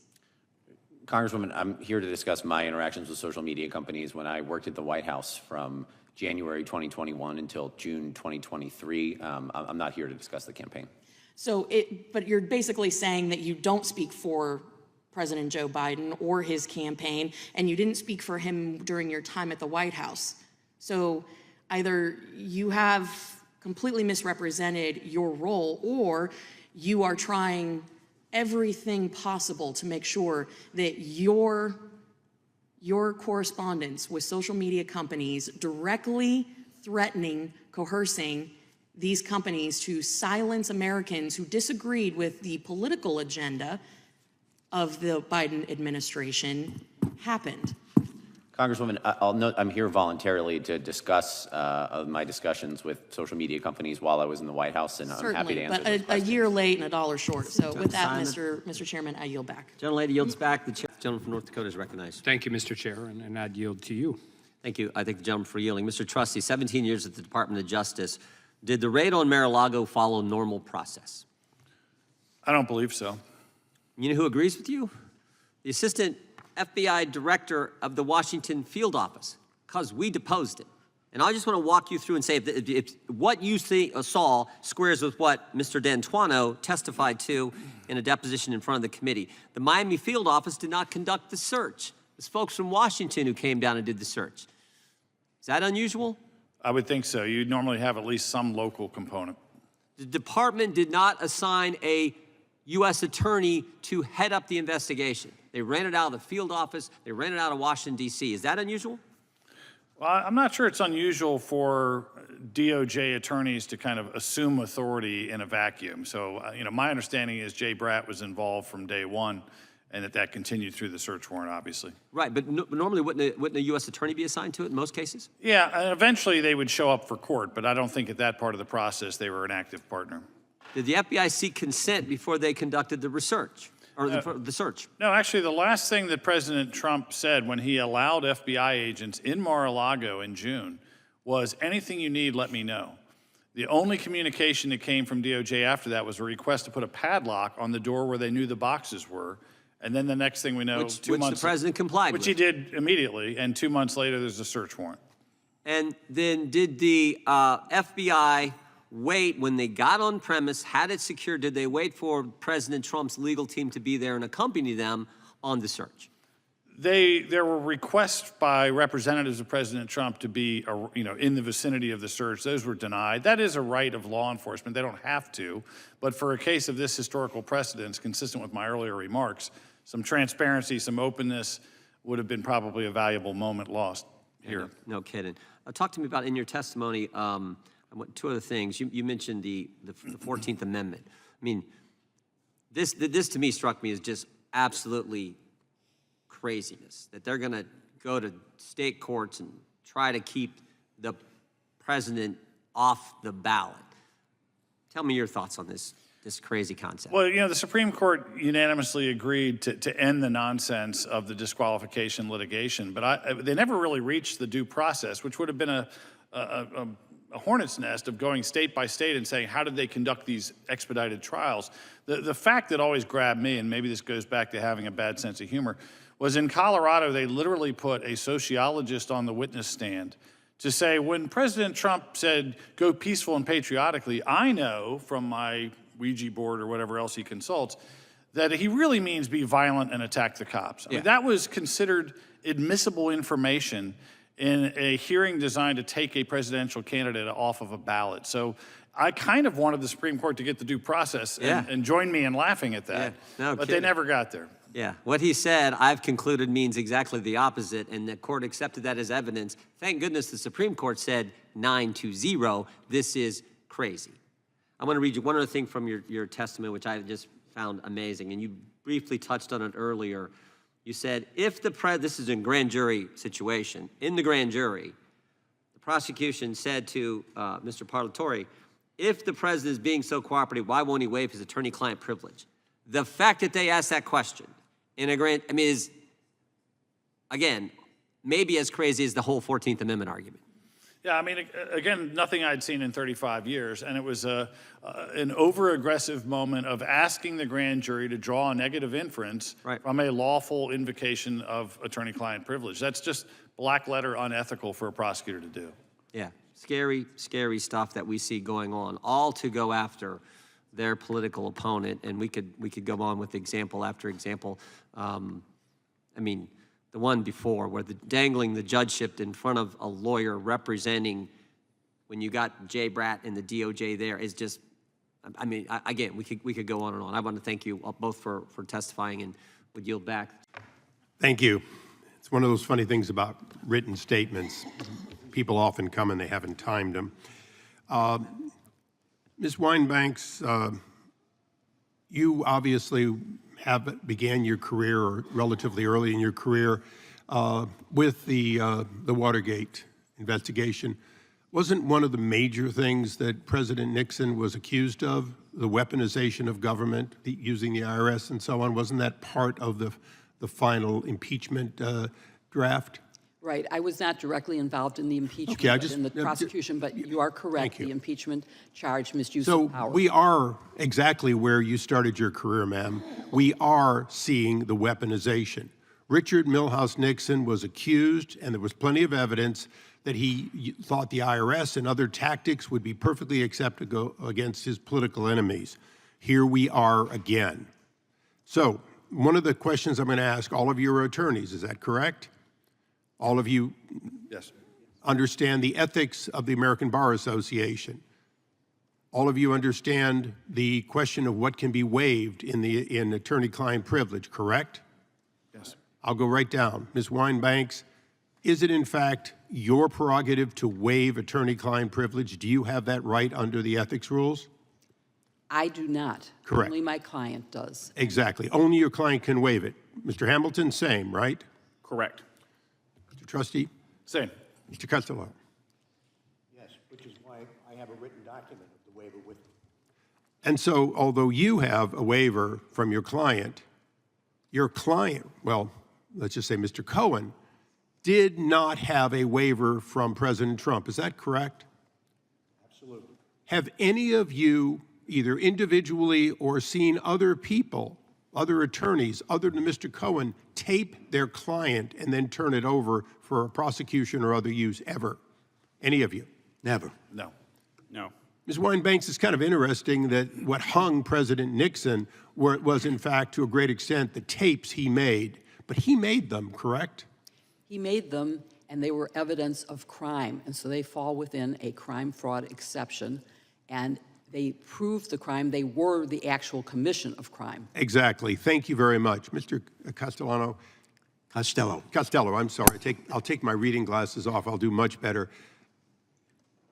We're dealing with an unusual situation. We have a president who was a former president who was never charged with any crimes until he announced and became the lead candidate to run for president. Is that correct? Yes, quite a coincidence. Yeah, I don't believe in coincidences happening that often. Neither do I. Neither do you. So the question I have for you here today is, have you ever seen uncoordinated a series of state and federal indictments of any candidate or any other person like this, where they're indicted in a state they never went to? They're indicted for documents that they had in their possession that they say they declassified and that they have a right to declassify. They get indicted for a misdemeanor that has already run its statute of limitations, but by linking it to a federal offense, which the state doesn't have the right to charge, they make the case and they're now trying that. Have you ever seen anything close to that in your decades of practice? No, not at all. So, Trustee, have you ever seen so many indictments that are novel in how they're put together? I have not. I'd maybe use the word inventive, but either way, I'm with you on the point. Mr. Hamilton, have you ever seen, and you know, you're apparently the junior one here, have you ever seen or researched or learned about such a broad array of novel or inventive prosecutions as President Trump is dealing with? Absolutely not. Ms. Winebanks, I respect your years of practicing as an attorney. Have you ever seen so many charges coming, dating back so many years, but only coming to pass at this time? I have. When did you see them? Well, let's go back to the fact that it takes a long time to investigate, that there was reason for example, in the New York... No, I was asking for another example, and since you don't have one, let me just close. I've been up here for 24 years. I was a soldier when Nixon was president. I am appalled that what began with Watergate as a legitimate scandal of the wrongdoing has now become an organized weaponization by this president and his Department of Justice. With that, I yield back, Mr. Chairman.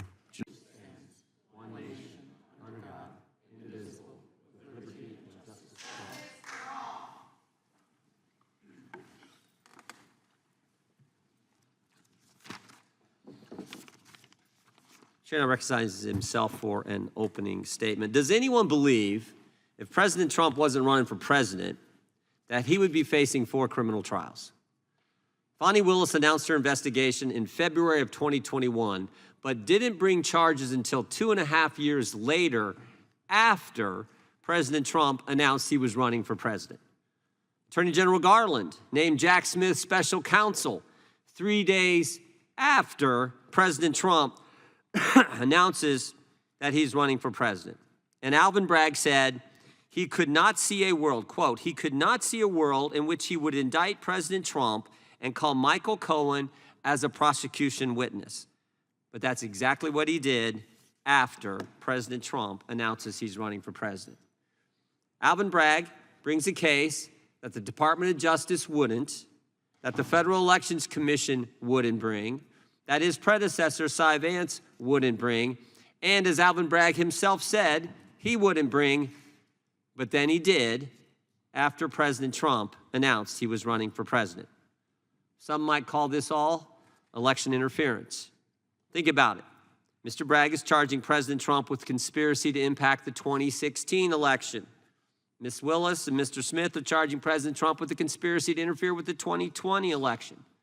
Seems to me the conspiracy is between Bragg, Smith, and Willis working to interfere with the 2024 race. Of course, none of this is new. 2016, government spied on President Trump's campaign. You don't have to take my word for it. You don't have to take this committee's word for it. John Durham said it.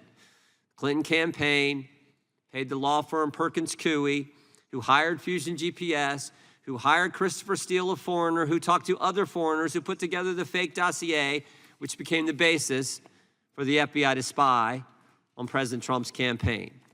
The basis for a whole investigation where we saw text messages back and forth from folks on the investigation saying, "We'll stop Trump." Then, of course, it was the Mueller investigation. 19 lawyers, 41 FBI agents, $30 million to find nothing. No conspiracy, no coordination, none whatsoever. Then it was impeachment. Anonymous whistleblower with no firsthand knowledge, who was biased against President Trump, who worked for Joe Biden, talks about a phone call and they impeached the President of the United States. Then they raided his home. Broke every protocol, every normal procedure. Again, don't take our word for it. Stephen D'Antuono, FBI Assistant Director of the Washington Field Office, told us this in his deposition. Then, of course, they tried the 14th Amendment. We'll just keep him off the ballot. The easiest way to win is not to let your opponent play. That's what they tried to do. Thank goodness the Supreme Court said no to that. 9-0, they said no to that. And then, of course, after all that, after he's a candidate, as I said, we get all these cases. In Georgia, Fonnie Willis hires her boyfriend, who travels to D.C. on the taxpayer dime, meets with White House officials, January 6th committee, all in an effort to target President Trump. In New York, gag orders placed on President Trump by a partisan judge whose daughter is a Democrat fundraiser, while Michael Cohen, convicted perjurer, is allowed to post anything he wants on social media, say whatever he wants. Not to mention the guy who's the lead prosecutor for Alvin Bragg, Mr. Colangelo, who worked for Letitia James, then worked for the Justice Department, then went back to New York to work for Alvin Bragg. And in Florida, we learned that Jack Smith altered the order of the classified documents he seized. The physical documents don't match up with the scanned documents. Jack Smith didn't properly handle the documents he said President Trump didn't properly handle. Jack Smith mishandled classified information, all while charging President Trump with, quote, mishandling classified information. You can't make this up. Some would call that tampering with evidence. Today's hearing is about how the law is being used to target political opponents. It's truly about the weaponization of government, truly about what this committee has been focused on for this Congress. And obviously, President Trump is example number one. It's about the double standard, one set of rules for the politically connected, the other set for the people they want to target. But maybe most important, it's about where does all this go? Where does it all go? Because if they can do it to a president, they can do it to anybody. Any one of us, any of our constituents, any American they want to. And that's what's frightening. That's what's truly frightening. So I want to thank our witnesses for being here and talking about this most critical issue, how the government, how the agencies, how the law is being turned on people that they politically disagree with. Gentleman yields back. The gentleman from Florida is recognized. From the testimony of Michael Cohen's lawyer, Mr. Costello. These days, you see individuals running for prospective office who claim, if you elect me, I will bring down this public figure or that public figure who disagrees with my political philosophy. Understand that to destroy a political rival, you need not convict that person of a crime. All you must do is leak the fact that the individual is being investigated for a particular crime, thereby destroying his or her reputation and causing that individual to incur legal fees to defend themselves. The net result is, if you can destroy their reputation and bankrupt them with legal fees, you have effectively eliminated or canceled your opposition without ever convicting them of a crime or getting a civil judgment against them. Mr. Costello, I just wanted to say I felt very seen by your testimony that was provided to the committee. But I want to get back to what Mr. Lynch said previously, that sometimes when you're accused of something, it's actually the people accusing you who are doing that thing. Now, you were accused of illegally dangling a pardon before Michael Cohen, right? Correct. And that was a lie. Absolutely. That accusation could not withstand any scrutiny or review from the Southern District of New York, where Mr. Goldman worked, where other great attorneys have worked, right? And where I worked. Right, but that dangling, Correct. that accusation of dangling something improper. Remember what Mr. Lynch said. If you're being accused of that, maybe it's the people doing the accusing. Now, Mr. Trustee, you described a searing fact pattern moments ago. You accused a Department of Justice official of an extortionist ploy to dangle a judgeship before a lawyer to get that lawyer to betray their client, Walt Nada, right? Yes, I have no reason to disbelieve that lawyer. And who was the Department of Justice official that engaged in that extortionist ploy? Well, the lead person in that conversation was Jay Bratt, who's still currently assigned to the Southern District of Florida case. What is that? I mean, for those of you who've been prosecutors, who've dedicated your lives to the rule of law, what does it tell us about the shape of the legal system that you have people with the ability to do what Mr. Costello laid out in testimony, to charge you with a crime, destroy your reputation, bankrupt you, like they're trying to do to Walt Nauta, a patriot who served in our military. And then to hear this claim that they were literally trying to compromise the lawyer.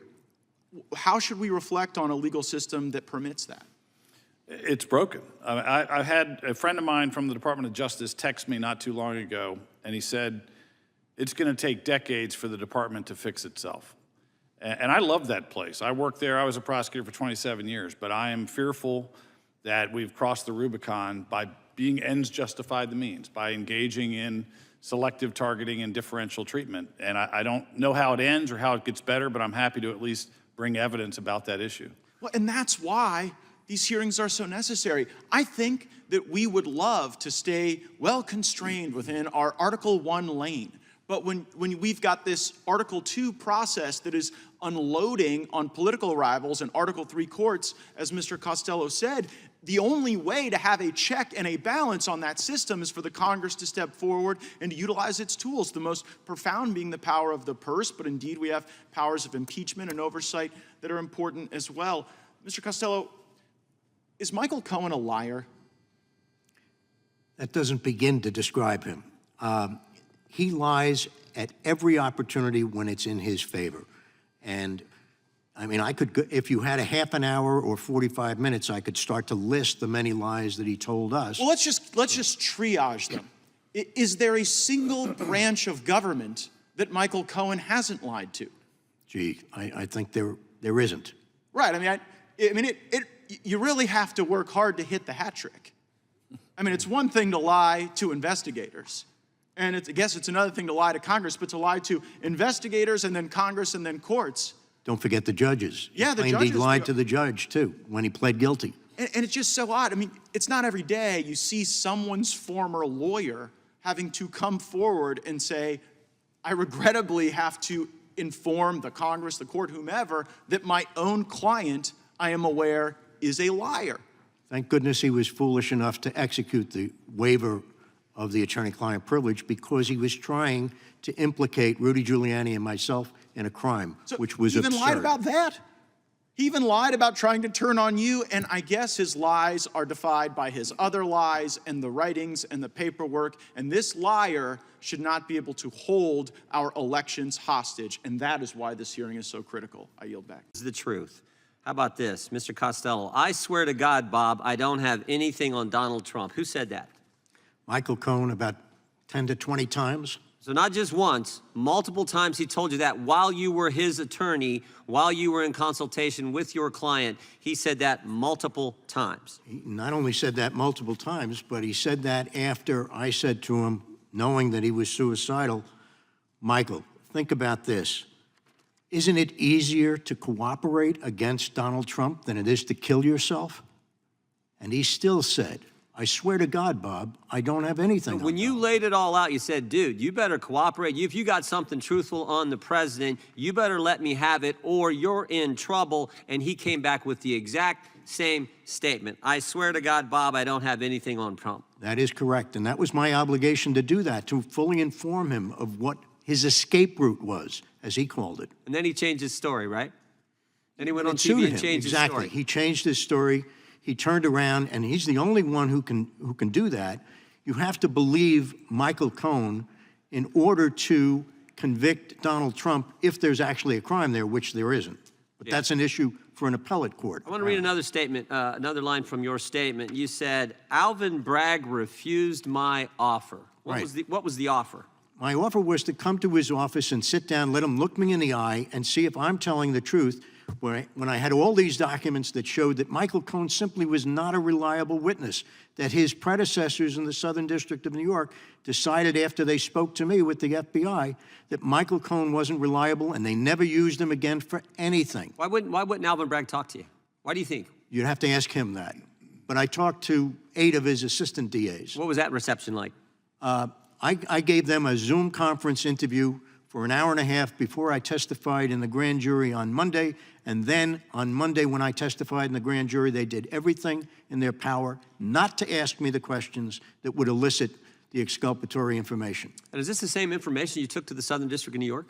It is. Same information. They were happy to get it. Exactly. What did they decide? Well, Well, they decided they did not use Michael Cohen for anything again, Yeah. and they didn't proceed against Donald Trump for anything. They saw what anyone with common sense would see. We can't make this guy as our star witness in a prosecution. We can't do that. And they didn't do it. And they didn't bring any charges, right? That's correct. And even Alvin Bragg understood that. Alvin Bragg said, quote, he could not see a world in which he would indict Trump and call Mr. Cohen as a prosecution witness, but then he changed his mind. And he didn't change his mind until after President Trump was an announced candidate for president, which I think underscores this fundamental point. This is all about politics. And that's your experience dealing with Mr. Bragg and his team. Is that right, Mr. Costello? Absolutely. I mean, there's no coincidences here. The fact that Judge Merchan has had all of these cases, and by the way, when he finishes with the Donald Trump case, Steve Bannon is next. Out of all the judges in New York County, somehow they keep on coming up with the same judge. Coincidence? I don't think so. I don't believe in them. I think it's all coordinated. Let me just, in my last 8 seconds, Mr. Trump, well done. Gentlelady yields back. Gentlelady from Texas, recognized. Thank you so much, Mr. Chair. This is so interesting. A couple of things. I'm just curious to know, as we're talking about lawyers and the obligations of lawyers, and whether or not maybe the former president has any idea of what good lawyer obligations look like. I'm just going to ask, we're not going to play, we're going to do Ms. Winebanks. Have you heard of any of these lawyers? I've got Robert Cheeley, Kenneth Chesborough, Jeffrey Clark, Matthew DePerno, John Eastman, Jenna Ellis, Michael Farino, Rudy Giuliani, Julia Halia. I got a long list. Have you heard of any of these people? I have. Are you aware as to whether or not any of them have faced criminal penalties? Yes, and also been disbarred or suspended. Oh, yeah, okay. So they've had some issues, but these are the hand-picked lawyers for Trump. I'm assuming that y'all have never been Trump lawyers, Mr. Trustee or Mr. Costello. No, I was for a year. Oh, you were, and you still have your bar card? I'm sorry? You still have your bar card? Yeah, well, unless I get targeted for daring to represent a former president. You have absolutely done a lot better than most that deal with him. So good for you. I also want to make sure that we talk about what two-tier really looks like. And Mr. Trustee, since you've been a prosecutor before, I'm curious to know, have you ever had a criminal defendant that had over 80 counts in 4 different jurisdictions and somehow was not held pretrial? I know that you talked in your opening about your interpretation of what speedy trial looks like, and it's really only for those that are held pretrial.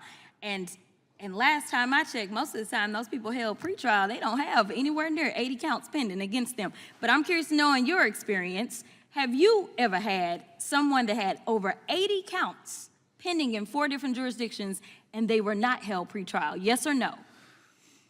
Well, no specific recall, Okay, all but right. I could answer That's all more if you'll let me. You told me no, and I understand because I hadn't either. So, in addition to that, there's been a gag order, since we're going to talk about the pending trial that's going on right now. Have you ever had a defendant that violated a gag order and then you went to the judge and the judge didn't lock them up and they done it at least 10 times? I think it's 10. I'm losing count right now. Have you ever had somebody violate? In 35 years, I had never seen a defendant gagged. Okay, not my question. So you've never. Well, it's had hard it. to get to the second So part you've if they're never you've gagged. never had it. You're absolutely right. All right. So finally, when it comes down to intimidating witnesses, because maybe you haven't had gag orders, intimidating witnesses, have you ever had a defendant that you were prosecuting and they were intimidating witnesses and they didn't somehow end up in the clank for at least a day or two? I've had criminal death penalty prosecutions based on witness retaliation. I'm very familiar with gang cases and mafia cases. Most of those defendants were already incarcerated when they would orchestrate some sort of obstruction. Okay. If there's provable physical violence-based obstruction, it certainly makes sense that they'd be incarcerated. Thank you so much. And, you know, Mr. Hamilton, I don't want you to feel left out of this conversation. So I'm going to make sure I ask you some questions. Let me know if you're having problems answering them, because they really should be yes or no. let's see, you're the executive director for the America First Legal, correct?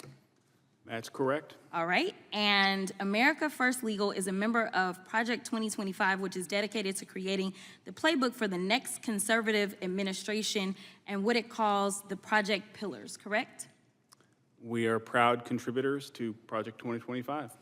Okay, and are you familiar with Project 2025's mandate for leadership? In fact, I am. Okay. And in fact, you wrote some of the sections of this mandate related to the DOJ, correct? Sure did. And the mandate outlines policy priorities for the next conservative president. Is that correct? It does. You've done a great job. I just want to let you know. All right, so let's walk through some of the provisions of the mandate. It calls for eliminating the Department of Education, eliminating the Department of Commerce, deploying the military for the use of domestic law enforcement against protesters under the Insurrection Act of 1807. It also has the repealing of Schedule F status for thousands of federal employees to allow a president to replace career civil servants with unqualified partisan loyalists. That's probably my favorite of it. It also prohibits the FBI from combating the spread of misinformation and disinformation, like Russia and China, who are actively trying to interfere with American elections. I don't know why or how anybody can support Project 2025. And I know that there was allegedly a joke about dictators and whether or not that's funny, but in the United States of America, dictatorships are never funny, and Project 2025 is giving the playbook for authoritarianism as well as the next dictator to come in.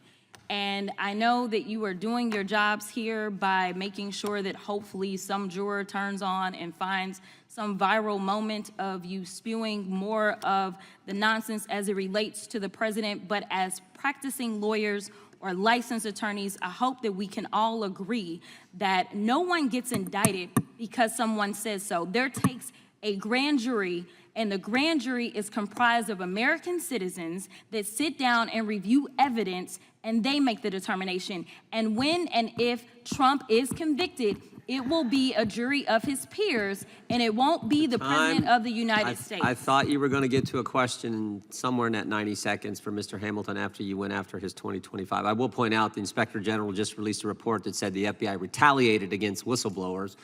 One of the reasons we do need some changes, but there was no question there. But Mr. Hamilton, if you want to give it some kind of response, you're more than welcome to do that. Mr. Chairman, my only response would be to say that there are a great number of policy options that have been provided to any future conservative administration through Project 2025, and it's an attempt to restore the rule of law in this country. And I reject the Huffington Post-style characterizations of the recommendations. All right. A gentlelady yields back. The And gentlelady from, we'll go to the gentlelady from Wyoming, then the gentleman from Florida. Mr. Chair, I'd ask Thank you. unanimous consent. Excuse me, this is, oh, I'll get you as soon as we go after this thing. Just Okay. unanimous consent? Are you Yes, gonna- just unanimous consent to enter the mandate for leadership. Without objection. Without objection. The gentleman. They insisted, as was their right under the law, that the DA put me before the grand jury. Right. So that, I was scheduled for a Monday. On the Friday before, I gave the DA's office the courtesy of a Zoom conference for about an hour and a half. 8 assistant district attorneys and me on the other end. I explained, they didn't really ask me any questions. They just said, what do you want to say? Nice warm greeting for somebody who's trying to show them the right path quietly and privately so that they could correct their error before they made it. Here's what happened. We'll stop there, Mr. Costello. We'll get back to you during the questions, okay? Did I run out of my time already? Yeah, a little bit. Yeah, a little bit. That's So fine. I had 8 minutes. This says I have 138 to go, or is I'm 138 over? 138 over. I'm sorry. That's fine. That's fine. That's Excuse fine. me, Mr. Chair, point of order. Yeah. Will the witnesses all be given 7, 8 minutes? What is that? Yeah. It's usually 5, so we didn't know that in advance to be able to We're going to give them a tell little our extra witness. time. I gave you 14. But she didn't have time to prepare 8 minutes of testimony, Well, opening statement. She's a smart lawyer. She can probably ad lib for a few minutes if she'd Well, like, but that's we'd like totally it up to her. be something more than ad lib, as we just heard We or listened to testifying. you talk for 14 minutes and That's and called an 14 opening seconds. statement. I'm I allowed know, to and talk as long as I And want. I was fine. I let you go 14 minutes and 14 seconds. You have to let me go for 14 minutes That's if that's exactly what I right. want Exactly. to do. But Exactly right. Mr. you could Trustee, let you us are have- recognized for your opening The statement. courtesy of advance notice would have been helpful. Mr. Hamilton, would you agree that gag orders on trial participants were created with the intent of securing a defendant's right to a fair trial and ensure efficient administration of justice? It's precisely correct. And it's in fact usually intended to prevent the prosecution from making extrajudicial statements that are going to be prejudicial to the defendant's rights. And Mr. Trustee, I think that you testified that in all of your years of experience, you've never seen a circumstance where a defendant had a gag order imposed against them. Is that correct? That's correct. And would it be fair to say that while such an order is intended to guarantee a defendant's Sixth Amendment right, it also at certain times could raise First Amendment issues? It does. Okay. In Bragg's political persecution of Donald Trump, Judge Merchant instituted an unconstitutional gag order against the defendant, President Trump. Yet Judge Merchant has levied no such order against any of the other trial participants, like Michael Cohen, who continue to publicly attack Mr. Trump. Mr. Hamilton, is the gag order issued by Judge Merchant a significant departure from the normal order of business, and does it reveal the First and Sixth Amendment tensions which underlie this case? Most certainly does. And why does President Trump face such a legally questionable gag order in this case? Well, simply put, it's because it is a classic example of lawfare being employed by Democrats against their political opponent, weaponizing the various branches and levels of government, something that we have seen in the last 8 years that has been absolutely shocking to the conscience. DA Bragg resurrected a zombie case and is using a novel legal theory which has not even been explained to the defendant or the jury. He selected Matthew Colangelo as lead prosecutor, a former Biden DOJ official and DNC consultant, and Judge Merchant, who made campaign donations to President Biden and the Democrat Party during the 2020 election, and whose daughter's firm worked for the Biden and now Harris campaigns, is overseeing the case and imposing speech restrictions on a person Judge Merchant called, quote, possibly the next president of the United States. Judge Merchant went so far in the last 2 weeks as threatening to jail a former president and presumptive major party nominee for violating an order which infringes on his free speech rights. Writing in The Federalist, Tom Christ analyzes how lawfare offers benefits and a means of victory regardless of the outcome of the courtroom, which is causing as much pain as possible and treating the defendant like an enemy versus the defendant. I want that to sink in. Watching Judge Merchant, it is very apparent that he is treating President Trump as an enemy, not a party and not a defendant. Mr. Hamilton, do you think the gag order falls into this playbook and serves an additional lawfare benefit for the left in that it can be used to enact an even larger legal burden on Donald Trump for simply exercising his right to free speech?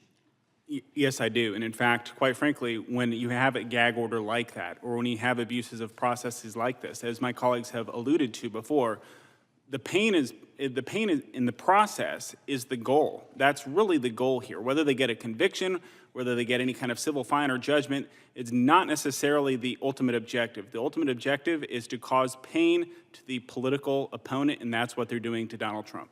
One of the things that I have observed as an attorney who was a trial attorney for 34 years, is that Judge Merchant is making such blatant reversible errors. He absolutely knows that if there is a conviction in this case, it will be reversed on appeal. And it's as though he is attempting to do that because he knows that no such appeal would actually take place prior to November, yet he would have a conviction on the books, which is the classic, and I think in this case exposes the way in which they are using lawfare against President Biden, or against President Trump. I have never seen a judge make the kind of errors that this judge has made in this case before, and I think he recognizes that if there is a conviction, it would be overturned on appeal. That is what our justice system has turned into because of the lawfare being waged by the Democrats. It has to end. Thank you for being here, and with that, I yield back. Gentlelady yields back. Gentleman from North Carolina is recognized. Mr. Costello, I'm over here on this end, sir. Oh, thank you. I want to distinguish something. It's extremely bad judgment to put an inveterate, well-known liar on the stand. It's bad judgment for a lawyer to do that because that person's subject to impeachment for his lies. That's true, right? That is true. Okay. And impeachment, for those watching, that's when you destroy the credibility of a testifying witness, right? You do. You also destroy the credibility of the office, which is why I wanted to sit down with Alvin Bragg. But there's another problem with doing that, isn't there? That is to say that the witness might give false testimony while on the stand. And that's something yet further. How many lies did you testify Cohen testified to yesterday in New York court? Well, I only read the section that involved me, and virtually every statement that he made about our interaction was false. Okay. Alvin Bragg and his assistants prosecuting that case, they're lawyers, right? They are, yes. Can lawyers knowingly permit their own witness to testify falsely before a court? Absolutely not. Is that just a matter of bad judgment or something more? No, it's a matter of ethics. It's required. Are lawyers who do that susceptible to punishment for it? They are susceptible. If lawyers do that and they're doing so in the course of interfering with an ongoing presidential election, could they be subject to punishment for that? I would think so, sure. I noticed that today, in the course of this proceeding so far, not one Democrat has asked either of you a question and allowed you to speak to it. I not only noticed that, but I noticed that after they take cheap shots, they leave. Absolutely. Speaking of that cheap shot, Mr. Goldman, he's a great lawyer, by the way, so he knows not to ask you a question. Well, we've had prior dealings, and I think he does know not to ask me a question. I'm sure. But do you care to respond to what he suggested? Well, he's suggesting that this is jury interference. First of all, I had nothing to do with the scheduling of this hearing. And second of all, nobody knew when Michael Cohen was going to testify. The prediction by the media and also by the prosecutors was that this was going to be a 5 or a 6 week trial. So according to that, Michael Cohen shouldn't be testifying for another week or two. So to claim that we're just doing this to interfere with the jury that's been instructed, of course, not to watch proceedings such as this is ridiculous. All right. It's a cheap shot, and that's why I called it that. Totally agree. And I'll just observe. When I was reading your statement, I noticed that you said you had been practicing law for 51 years. I said, wow, you're going to be old. No. What a great head of hair and great, absolutely have it all together. So, but you've been practicing law at a high level for 51 years. Mr. Trusty, next year, I think you said you were with the Justice Department for 27 years. Is that correct? I was a prosecutor for 17 at DOJ. Okay, prosecutor 27 years and 17 at DOJ. So yes, I'm not as old as Bob. No. Thank you for that. No one has attempted to lay a glove on either of you. How about Stanley Woodward? Has anybody, to your knowledge, challenged his sworn account of being extorted by Jay Bratt, Mr. Trusty? No, but I also have no evidence of the department looking inward about it at all. What indeed is the recourse? If this shouldn't come before this committee, as the members of the minority have said, what indeed is the recourse for this? Mr. Trusty? I'm not sure. Certainly disqualification from the case, which would be a starting point here. And there should be a robust OPR investigation on the DOJ side. My experience with OPR, even in some of the worst accusations that were made to people in the department, was that they geared it to not make decisions until after the litigation was closed, which was very self-serving. I'm a little concerned that the public ramifications by way of OPR and DOJ's response might be years away. That seems to be the problem. No one's ever held to account, and the process takes years and years and years and then ends in a whimper with somebody sending a report forth, and the problems just keep coming. I encourage those who are watching, unfortunately, I've only got about 30 seconds left, to read the last two. Actually, both of your statements are extraordinary. Anybody watching this hearing ought to pull those statements up and read them, word for word. They're magnificent, well drafted. And the end of yours, Mr. Trusty, in which you characterize where the Justice Department is and how much of a problem this is and how dangerous it is to the country, I think are maybe two of the most significant paragraphs I've read while I've been in Congress. And I encourage people to look at them. Thank you, sir. Yes, sir. But I tell you, I appreciate your coming here. It is that on both cases, it is an act of service to the country. And I think the American people are wise to this, and I know how it's going to go. The only question is what comes next. How is this going to be dealt with in the next administration? Because be dealt with, it must be. Yield back. Gentleman yields back. Gentlelady yields back. Mr. Trustee, did Joe Biden keep classified documents? Yes, he did. Did he knowingly disclose classified information? It appears that he did to a biographer for about an $8 million advance fee. And what was his motive for doing so? About an $8 million advance An fee. $8 million motive to knowingly keep and knowingly disclose classified information. Correct.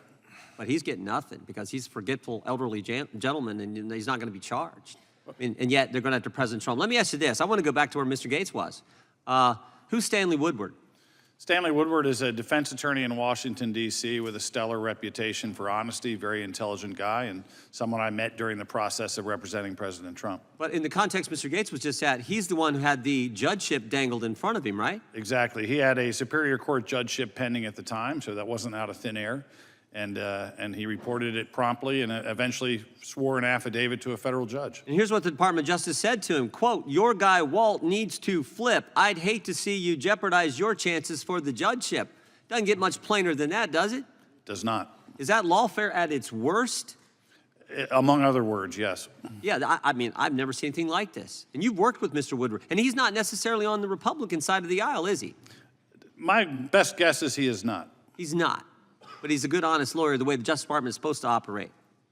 He is, and I think typical for him being the person he is of integrity, he doesn't like being in this position. He's probably not thrilled that I'm even talking about it, but the truth is the truth. The truth is the truth. How about this, Mr. Costello? I swear to God, Bob, I don't have anything on Donald Trump. Who said that? Michael Cohen about 10 to 20 times. So not just once, multiple times he told you that while you were his attorney, while you were in consultation with your client, he said that multiple times. He not only said that multiple times, but he said that after I said to him, knowing that he was suicidal, Michael, think about this. Isn't it easier to cooperate against Donald Trump than it is to kill yourself? And he still said, I swear to God, Bob, I don't have anything. When you laid it all out, you said, dude, you better cooperate. If you got something truthful on the president, you better let me have it or you're in trouble. And he came back with the exact same statement. I swear to God, Bob, I don't have anything on Trump. That is correct. And that was my obligation to do that, to fully inform him of what his escape route was, as he called it. And then he changed his story, right? Then he went on Sued TV him. and changed his Exactly. story. He changed his story. He turned around, and he's the only one who can do that. You have to believe Michael Cohen in order to convict Donald Trump if there's actually a crime there, which there isn't. But that's an issue for an appellate court. I want to read another statement, another line from your statement. You said, Alvin Bragg refused my offer. What was the offer? My offer was to come to his office and sit down, let him look me in the eye, and see if I'm telling the truth when I had all these documents that showed that Michael Cohen simply was not a reliable witness, that his predecessors in the Southern District of New York decided after they spoke to me with the FBI that Michael Cohen wasn't reliable, and they never used him again for anything. Why wouldn't Alvin Bragg talk to you? Why do you think? You'd have to ask him that. But I talked to 8 of his assistant DAs. What was that reception like?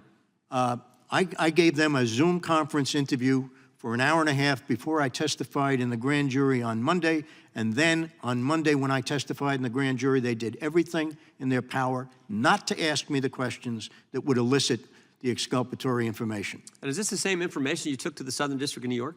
It is. Same information. They were happy to get it. Exactly. What did they decide? They decided they did not use Michael Cohen for anything again, and they didn't proceed against Donald Trump for anything. They saw what anyone with common sense would see. Well, we can't make this guy as our star witness in a prosecution. We can't do that. And they didn't do it. And they didn't bring any charges, right? That's correct. And even Alvin Bragg understood that. Alvin Bragg said, quote, he could not see a world in which he would indict Trump and call Mr. Cohen as a prosecution witness, but then he changed his mind. And he didn't change his mind until after President Trump was an announced candidate for president, which I think underscores this fundamental point. This is all about politics. And that's your experience dealing with Mr. Bragg and his team. Is that right, Mr. Costello? Absolutely. I mean, there's no coincidences here. The fact that Judge Merchan has had all of these cases, and by the way, when he finishes with the Donald Trump case, Steve Bannon is next.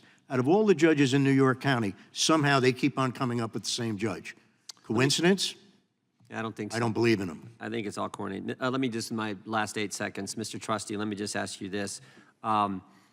When the prosecution alters the sequence and the order of the documents they seized in a raid that broke all precedent in what they did, the physical documents don't match up with the scanned documents. Is that a problem? It is. I mean, we viewed the materials almost like carbon dating. You could see dates of newspaper articles, you'd see photographs, you'd see an item marked classified. The exact context is an important part of the proof for the government as well as the defense, for the defense attorney. So altering that and not being able to retreat back to some sort of recreation is a serious problem. And you see the irony, don't you? The irony of Jack Smith mishandling documents all the while he's charging President Trump with mishandling documents. I mean, I don't think that's lost on anyone. Well, and remember, it came out in the context of correcting a prior statement to the court that there was not a problem with mishandling the documents. Oh, so they even worse or even better, I guess, is even. Let's go with worse. It'd be funnier if it wasn't so true. My time has expired. The gentleman yields back. I now recognize Ms. Stefanik for 5 minutes. Oh, I love being able to respond to the novice from New York. First of all, thank you so much for stating the obvious that political lawfare is in fact election interference. That's what we're seeing with the sham Alvin Bragg trial. Thank you also to the novice freshman member for New York, highlighting that withholding military aid to an ally for a political purpose, just like Joe Biden is doing to Israel. Always grateful for you stepping in it. Mr. Costello, in your opening statement, you said that in the over 50 years serving as a lawyer, you, quote, have never seen the types of politically motivated cases that have been brought in this presidential election season. These political cases are being used as a weapon of war to damage, defeat, or impede political adversaries and their allies. Instead of political warfare, it is lawfare, a cancer upon our collective judicial system. I want to begin with Alvin Bragg's weaponized sham trial in New York. Isn't it true that in Alvin Bragg's campaign for Manhattan DA, Bragg specifically ran on going after President Donald Trump? That is true. Isn't it true that Bragg's predecessor, Cy Vance, declined to prosecute President Trump? That is true. And the FEC also did not prosecute President Trump. That is true. And the DOJ did not prosecute President Trump in this case. The DOJ referring to the U.S. Attorney for the Southern District? Correct. Absolutely true. And one of the reasons the Southern District of New York turned down this case was because the supposed star witness, according to Alvin Bragg, Michael Cohen, was totally, quote, unworthy of belief. Isn't that true? Without a doubt. This is the same Michael Cohen who pled guilty to 7 counts in an indictment that had absolutely nothing to do with President Trump and actually predated the first time he met President Trump, correct? Absolutely true. And in fact, this is the same Michael Cohen who perjured himself to Congress. Isn't that true? Yes. In fact, when called as a witness in this sham trial, Cohen was asked directly if he was honest during his testimony to Congress. He said no, admitting perjury. But it's not just Bragg's case that is a total sham and illegal political lawfare going after Joe Biden's top political opponent, Donald Trump. This rot goes deep all the way up to the top in the Oval Office. Because when Congress referred this admission of Cohen's perjury to Joe Biden's DOJ, isn't it true that the DOJ has refused to prosecute? That is true. Isn't it correct that Michael Colangelo, who was the 3rd highest ranking official in Biden's DOJ, was transferred to Bragg's office to run this weaponized prosecution of President Trump? Isn't that true? Not only true, but it's unheard of. Unheard of. It's a disgrace. Do you agree that this weaponization of lawfare goes straight to the top with the purpose of helping Joe Biden's failing presidential campaign? The circumstantial evidence definitely supports that. And the unconstitutional gag order on President Trump from New York Judge Merchan is unprecedented lawfare. As far as I know, absolutely. And let's go to the daughter of the judge. Isn't it true that she is raising millions of dollars off of this sham case? Well, I have to say I've read that in the media. I don't know it of my own knowledge. It is true. Thank you. One additional question. I want to talk about the rigged and unprecedented jury selection process. Isn't it true that Bragg's team asked the jurors if they followed Trump on social media? Yes. And isn't it true that they did not ask any of the potential jurors if they followed Biden on social media? Or Michael Cohen. Or Michael Yes. Cohen. Yeah. And isn't it true that 87% of the jurors said they voted for Joe Biden? That's true, Is this unprecedented and lawfare jury shopping? without a doubt. Without a doubt. Political lawfare for the purpose of election interference to go after Donald Trump. Do you agree? Totally. This is one of the reasons that Trump's polls continue to skyrocket, and it's why President Trump will win in 2024 to end the illegal and warped weaponization of the justice system, because if they can illegally go after Trump, they can go after anyone. I yield back. Gentleman yields back. The gentleman yields back. The gentlelady from Florida is recognized for 5 minutes. Thank you, Chairman Jordan. And thank you to all of our witnesses for appearing here today. I'm just going to start going right down the line with a simple question. When a candidate campaigns for office, they make promises, correct? We'll start with you, Mr. Costello. Correct, obviously. Want to be a dictator? Mr. Trustee? Mr. Hamilton? Yes. Yes. One makes, wonderful. So I'm going to dig into what the prosecutors and plaintiffs have said about Mr. Trump here recently. Alvin Bragg, during his campaign for New York County District Attorney, said, quote, "I am the candidate in the race who has the experience with Donald Trump. I was the chief deputy in the Attorney General's office. We sued the Trump administration over 100 times. For the Muslim travel ban, for family separation at the border, for shenanigans with the census, so I know how to litigate with him," end quote. In response to another question from a reporter, Bragg said, quote, "We've got two standards of justice. Harvey Weinstein, Jeffrey Epstein, being a rich old white man has allowed you to evade accountability in Manhattan. That includes Trump and his children," end quote. Moving on to New York Attorney General James, during the last days of her campaign, said of Trump, quote, "Oh, we're definitely going to sue him. We're going to be a real pain in the ass," end quote. She would later go on to say, quote, "I will never be afraid to challenge this illegitimate president," end quote. And said, "What is fueling," quote, "what is fueling my soul right now is Trump," end quote. Mr. Costello, is there a financial benefit to making campaign promises? I'm sure there is, otherwise she wouldn't have made those promises. Mr. Trustee? I think that's right. Mr. Hamilton? Correct. Ms. Winebanks? I'm not sure I understand the premise of your question, so I You can't don't, answer. you cannot answer if there is a financial benefit to making campaign promises? Making campaign promises is to win election. You know, I don't see that as a financial benefit. I'm going to stick with you, Ms. Winebanks, as the Democrat witness here today. Can you answer how much money did District Attorney Alvin Bragg raise for his political reelection campaign immediately following the announcement of 34 felony counts against President Trump? I do not know. It's $850,000. $850,000. That's a good chunk of cash. Let's go on to the AG James. How much did she raise for her political campaign after her civil fraud case against President Trump?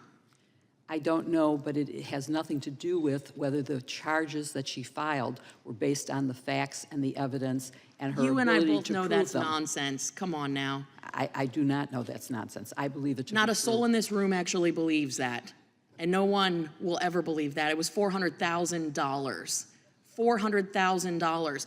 And we will submit for the record copies of campaign emails soliciting donations. It almost seems, and I'm just stating the obvious here, that the harder they go after President Trump, the more money they stand to make. The common thread between all of these individuals, as well as the other cases that President Trump faces, is that many of the prosecutors suing Trump either have a personal vendetta or they seek to gain fame and money from it. This isn't hard. Those of us here today, we understand politics and what it takes to run a successful political operation. Traditionally, you want to drain your opponent's resources, drive up their negatives in the polls, and you want to keep them from engaging with voters. Now, I'm going to ask the million-dollar question here. What better way to do that than to charge your opponent with 91 counts, force them to spend millions on a legal defense, and tie them up in court to keep them off of the campaign trail? It's almost like this is a plan. This is a strategy that is employed in campaigns all around the country, but we are seeing it at the highest levels today. Of course, as an incumbent, you have an added advantage of using taxpayer-funded offices and agencies and officials, and we all know that you can never go up against the federal government because it is an endless stream of resources. Isn't that correct, Mr. Costello? Without a doubt. Exactly. If that is not what lawfare is, I don't know what is. Lawfare, by definition, is exactly that, utilizing the law to take down your political opponents. It is an abuse of power. Mr. Trustee, you said earlier a pretty chilling statement that you fear we have, quote, crossed the Rubicon, that the ends now justify the means. I feel like many Americans agree with you. Heck, if it weren't for double standards, I feel like our Democrat colleagues in this administration wouldn't have standards at all.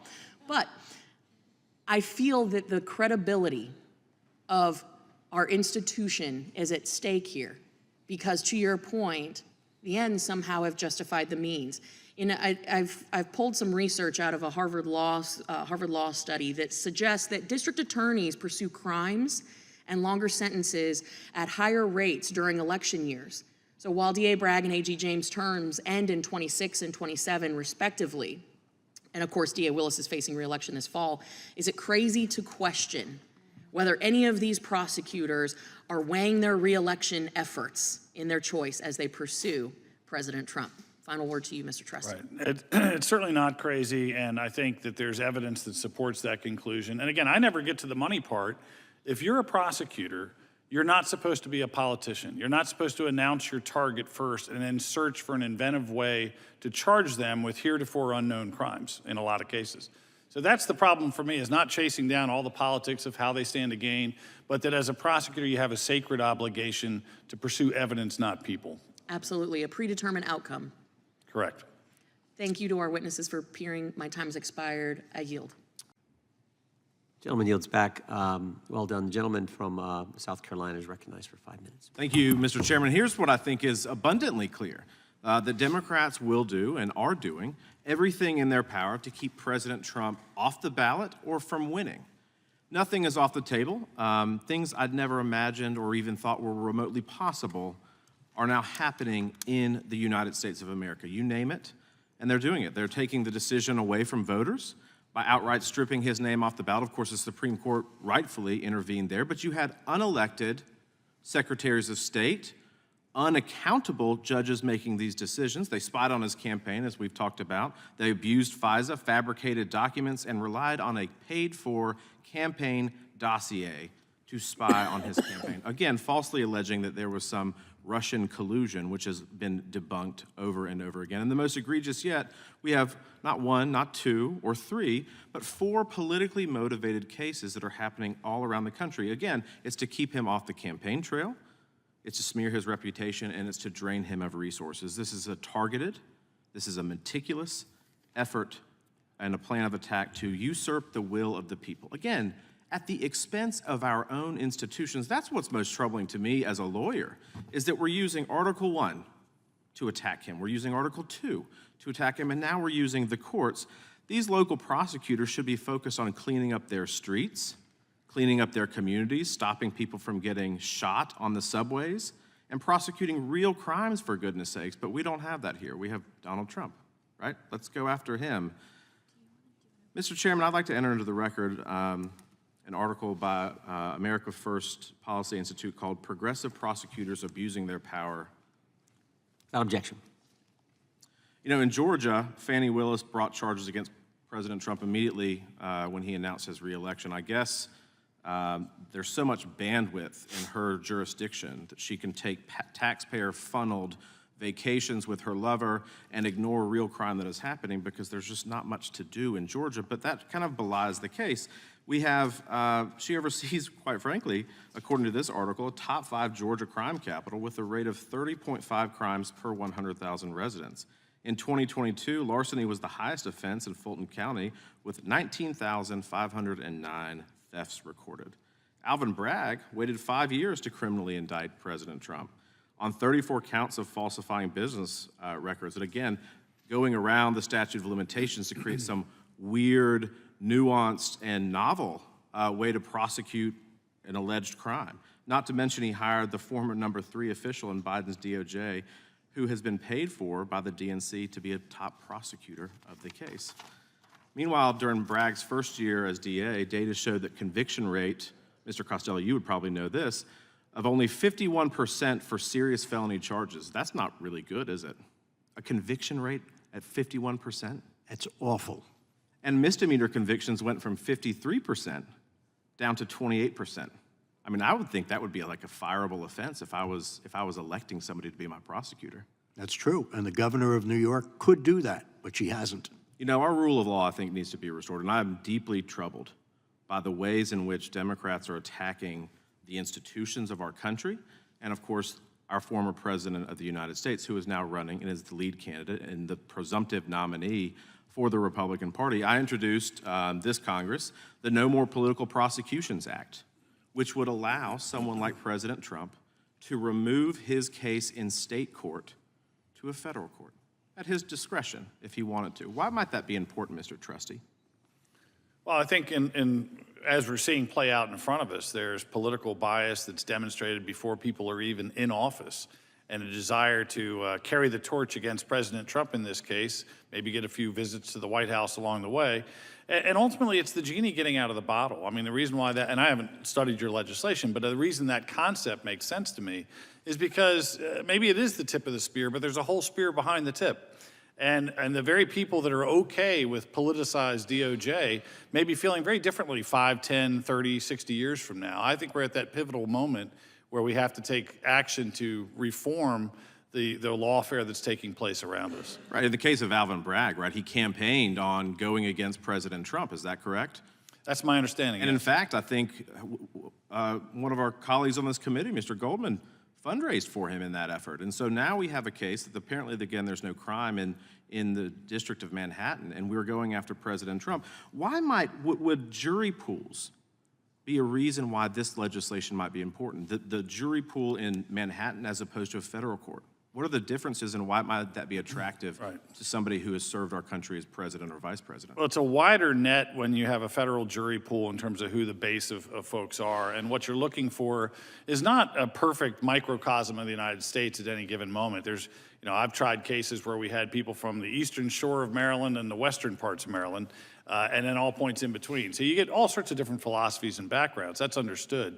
But And when you oftentimes, have, and I'm limited to the last question, though, oftentimes, too, the voir dire process in federal court is much more robust than state court. Might that be attractive to somebody who's served as president? yeah, it tends to be a pretty rigorous process. I've had death penalty prosecutions where weeks were spent picking a jury. High-profile defendants are going to have probably more protection, general rule, but more protection going through the voir dire process in a federal case. Thank you, Mr. Trustee. Mr. Chairman, I yield. The gentleman yields back. I now recognize Ms. Stefanik for 5 minutes. Oh, I love being able to respond to the novice from New York. First of all, thank you so much for stating the obvious that political lawfare is in fact election interference. That's what we're seeing with the sham Alvin Bragg trial. Thank you also to the novice freshman member for New York, highlighting that withholding military aid to an ally for a political purpose, just like Joe Biden is doing to Israel. Always grateful for you stepping in it. Mr. Costello, in your opening statement, you said that in the over 50 years serving as a lawyer, you, quote, have never seen the types of politically motivated cases that have been brought in this presidential election season. These political cases are being used as a weapon of war to damage, defeat, or impede political adversaries and their allies. Instead of political warfare, it is lawfare, a cancer upon our collective judicial system. I want to— Gentleman from Kentucky is recognized. I thank the chairman. Mr. Trustee, is it true, or do you believe, I'm going to ask you to speculate on something, that some of these cases are going to get overturned even if they do get a prosecution in their current venue? Yeah, I do think that when prosecutors are being inventive for historically important prosecutions, that they can collapse of their own weight. And maybe that is for misconduct in Georgia, maybe that's for a novel felonization of misdemeanors in New York. But I do think that it puts a lot of pressure on the appellate courts, but they may well get to that point where trial judges go along with the game, but the appellate court does not. So isn't it a characteristic of lawfare sometimes that you don't really care how the case is going to end up, that the process is the punishment? Sure. I mean, look, for any client, it is strain and stressful to go through an accusation and a trial. It's got to be particularly maddening when you're running for president to be going through that, to be tied up in New York courtrooms for most of the day. So, yeah, it is. There's a win without a win for the proponents of lawfare sometimes. Mr. Hamilton, I wanted to talk about the special counsel office in general. The Appointments Clause of the Constitution says the president shall nominate and with the advice and consent of Senate shall appoint ambassadors, other public ministers and consuls, judges of the Supreme Court, and all other officers of the United States. Are U.S. attorneys nominated by the president and confirmed by the Senate according to the Appointments Clause? In fact, they are. U.S. attorneys are held to the Appointments Clause because they are delegated some part of the sovereign power of the United States, such as the ability to make indictments and charge individuals with crimes. Was Jack Smith nominated by President Biden or confirmed by the Senate? He was not. He was merely given the powers of the special counsel by Attorney General Garland, wasn't he? That's correct. I think it's kind of a fallacy that Congress can create this special office and that it will be free of any political bias. Do you believe that Special Counsel Jack Smith is acting independently of the White House? Absolutely not. And what leads you to believe that he's not? So it's not only the novel application of some of these statutes to former President Trump, twisting statutes that this Congress wrote, twisting the meaning of plain language, of sections like 1512C, interpreting the Presidential Records Act in a way that precludes Donald Trump from deciding which records are his. There's all kinds of different things that he's doing, but I would say that the manner in which they've been acting, as my colleagues on this panel have testified to, the manner in which they have conducted themselves in their investigation, every step along the way, whether it's cataloging evidence or whether it's statements to the court and everything in between, Jack Smith is acting like a partisan hack, and he has a record of that doing so in the past. And, according to reporting, Jay Bratt, a top aide to Special Counsel Jack Smith, met with White House officials multiple times, including just weeks before Special Counsel Smith indicted President Trump. I mean, it's hard to say that he's independent if these meetings are in fact going on, isn't it? That's correct. I think maybe we need a hearing later on to talk about this office itself and how it's been weaponized. I'm going to yield my remaining time to the chairman. I thank the gentleman for yielding. Mr. Trustee, you've talked about earlier Jack Smith's obsession with getting this trial done before, in a speedy fashion, I think before the election, it seems to me, that in and of itself, all of them are concerned these trials may not happen before the. Why does that matter? We want justice done right. That should be the focus, not some artificial timeline. I think the speedy trial demand betrayed the political underpinning of the entire process. There's no reason for a federal prosecutor with a non-incarcerated defendant to say anything. And if I could just for a quick sec, the model here, there was a real obvious model that would have given us all more faith in this process. That is full transparency on behalf of the Department of Justice. Coming into court and saying, we're turning over everything in discovery, we're ready for trial, but Judge, you tell us we'll show up when we need to show up. We're here for small j justice, not capital J justice, as we used to say at DOJ. That's the problem. That model of transparency and openness, not fighting special master supervision, not appealing everything, not trashing Judge Cannon in Florida, that's what we could have had some respect for and some belief that the process is playing out fairly. You only bring charges after he announces for president, then of course you want the trials before the election. That seems so obvious, I think, to anyone with common sense. That's what they're trying to do. Now, the good news is it's all falling apart. It's all falling apart, which when you have these kind of cases, maybe that's what we should have probably expected in the end. I think the gentleman for yielding chair now. Mr. Gates for 5 minutes. Mr. Klegner, what is the ATF's zero tolerance policy? It is a change in how they used to enforce violations of the law against FFLs to no longer allow them to fix errors or to improve their compliance. It has no tolerance for these typos and wants to revoke their licenses. And give me a flavor of the type of errors that might have previously resulted in the ATF working with a license holder and now would result in the agency trying to revoke that license? I'd love to give you the examples that fly in the face of what the zero tolerance policy says it is, which is prohibited persons and background checks and things like that. But the problem is my client did none of those things that are even stated in the zero tolerance policy, and they're still falling subject to getting revoked. We can talk about a typo of an abbreviation of somebody's name when they shouldn't have done that. We can talk about accidentally listing United States as the country instead of paying attention to the box saying county, things like that. Well, Ms. Sampson gave testimony that these are essential, that these are necessary regulations to enforce at the finest point. Do you have a response to that testimony? Some are essential, I agree. The background check requirements, the identification requirements, and making sure we know who the purchaser is, and they're not a prohibited person.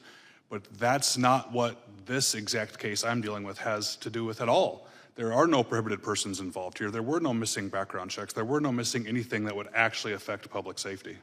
In a case I'm aware of in my district, the error wasn't even made by the license holder. The error was made by the Florida Department of Law Enforcement because they were charged with a certain feature of the background check.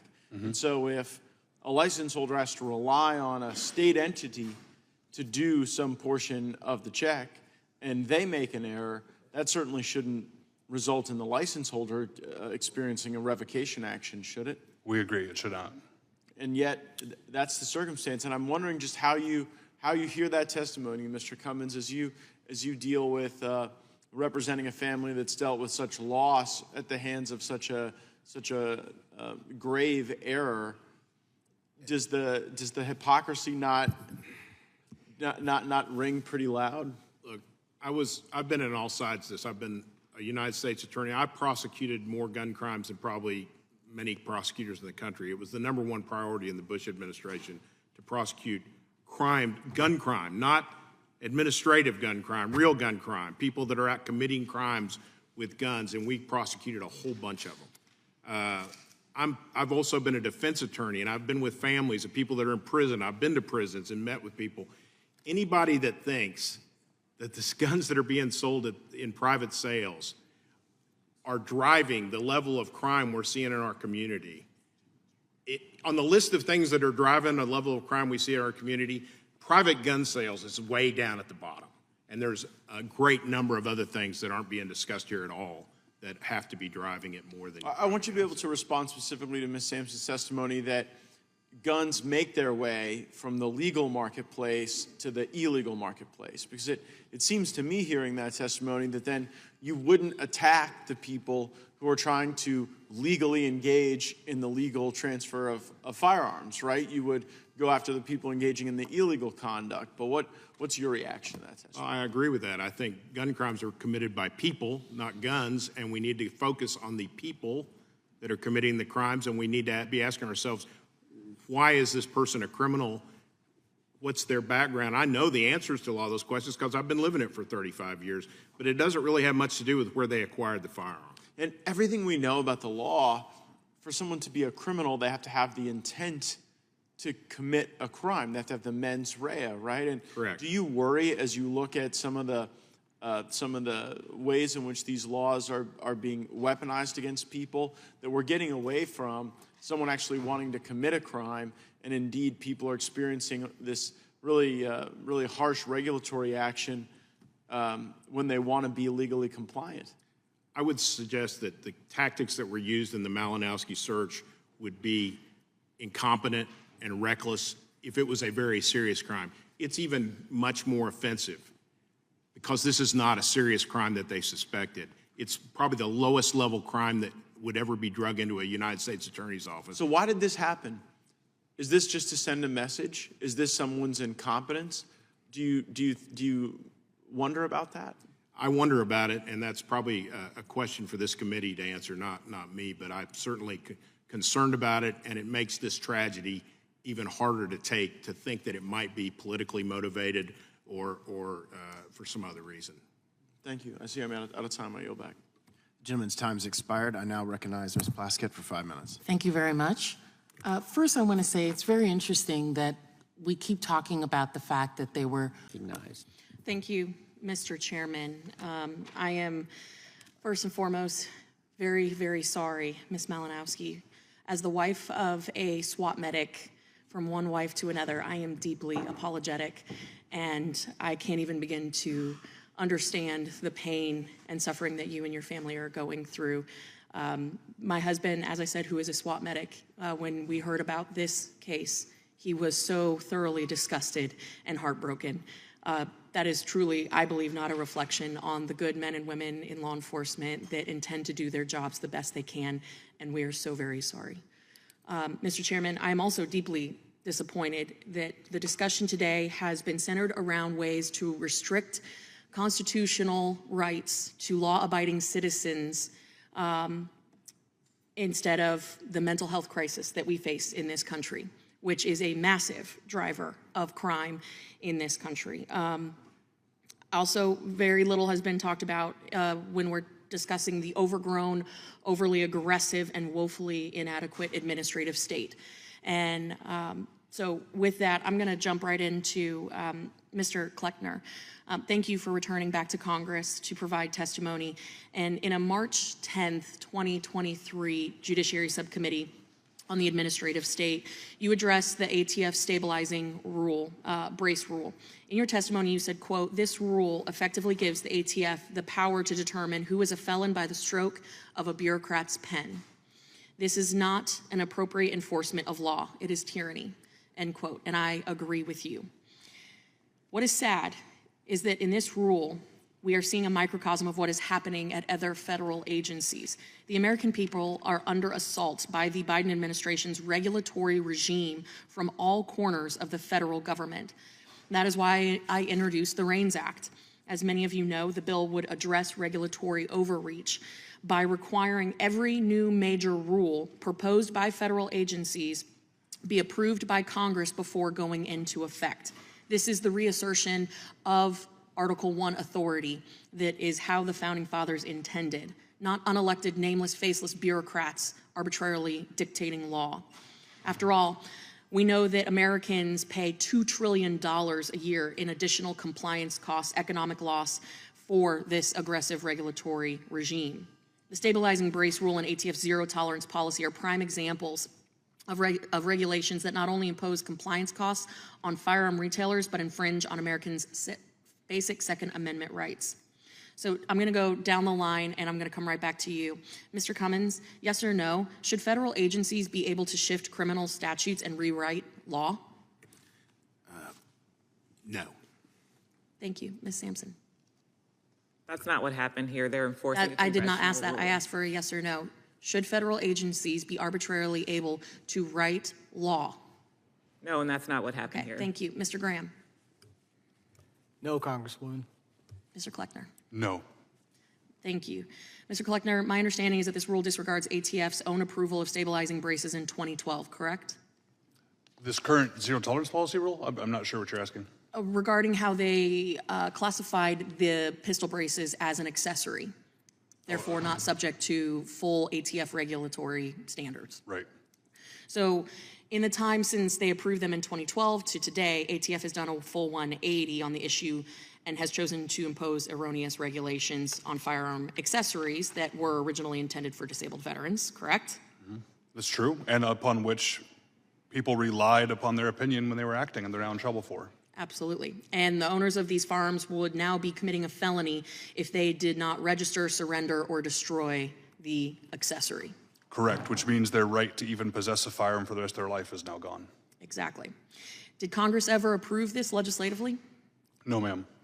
Can you quickly outline the specific penalties for failing to register a pistol brace under this rule? Quickly, yes, felony. Financial as well? Oh, for sure. Defending yourself, financial costs, losing the right to protect yourself or have firearms in the future, all those things. Right. And so now that this rule is being litigated in the Fifth Circuit Court of Appeals, considering the rule has criminal implications, can you speak to the risks associated with circumventing the legislative process in this case?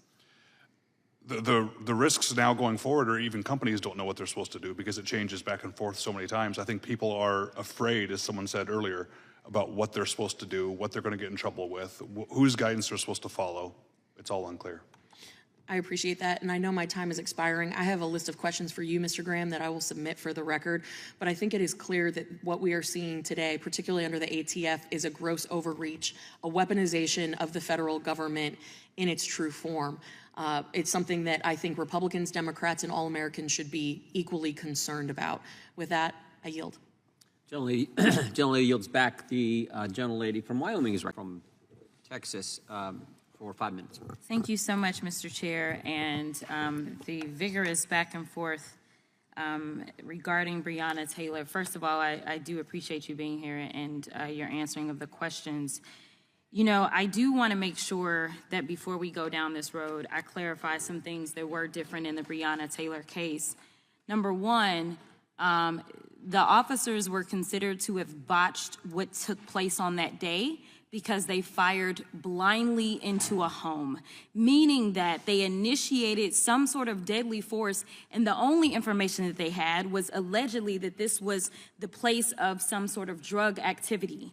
At that point in time, you ended up having her boyfriend, who returned fire, believing that someone was breaking in. It is very different when you are returning fire versus initiating fire, and there was no need to do so. In addition to that, no-knock warrants and knock warrants are basically a couple of seconds of difference, if I'm going to be honest. But one of the things that I worked on in the state legislature was actually making sure that we could reform no-knock warrants because it is a risk not only to the people in the homes, especially in a state like Texas, where everyone is allowed to have a gun, but it's also a huge risk to law enforcement. So being able to do this effectively, this is dangerous work that law enforcement engage in every single day. And I do want to be clear that I am always sorry for the loss of life. I don't care about the race. I don't care about any of those things. And honestly, I believe in the criminal justice system. I believe that if someone is accused of something, they should have their day in court. So I do want to say that I take issue with anyone losing their life, period, even if it's somebody that's accused of a crime. And I believe that they should go through due process and have an opportunity. But in this particular set of circumstances, we know that if somebody shoots at me, in fact, some would argue that last week I had a colleague that decided she wanted to shoot at me, I'm going to shoot back. And that's what happened here. But what's more frustrating for me in this hearing, and what seems to be a pattern, is that we continue to attempt to litigate pending cases. We saw that we had one of the witnesses in the Trump trial. He came and testified before us last week, and then he went and testified this week in front of the judiciary. And then we know that this is still a pending case, and I do want to afford an opportunity for those that will be granted access to discovery, video, whatever video doesn't exist, as well as any statements, depositions, all those things. Some folk that have access to all the information, and ultimately, if this needs to go to court, having a jury that will make a decision based upon the facts and the evidence. So with that, I want to make sure that we move on to something else, which is the reality that, in fact, let me do this before I run out of time. Mr. Chairman, I ask unanimous consent to enter into the record 97% annual gun owner October 2023 report, which details these and other statistics pertaining to gun owners' views on common sense gun control policies, and I'm gonna go back up to what those views are. Thank you so much.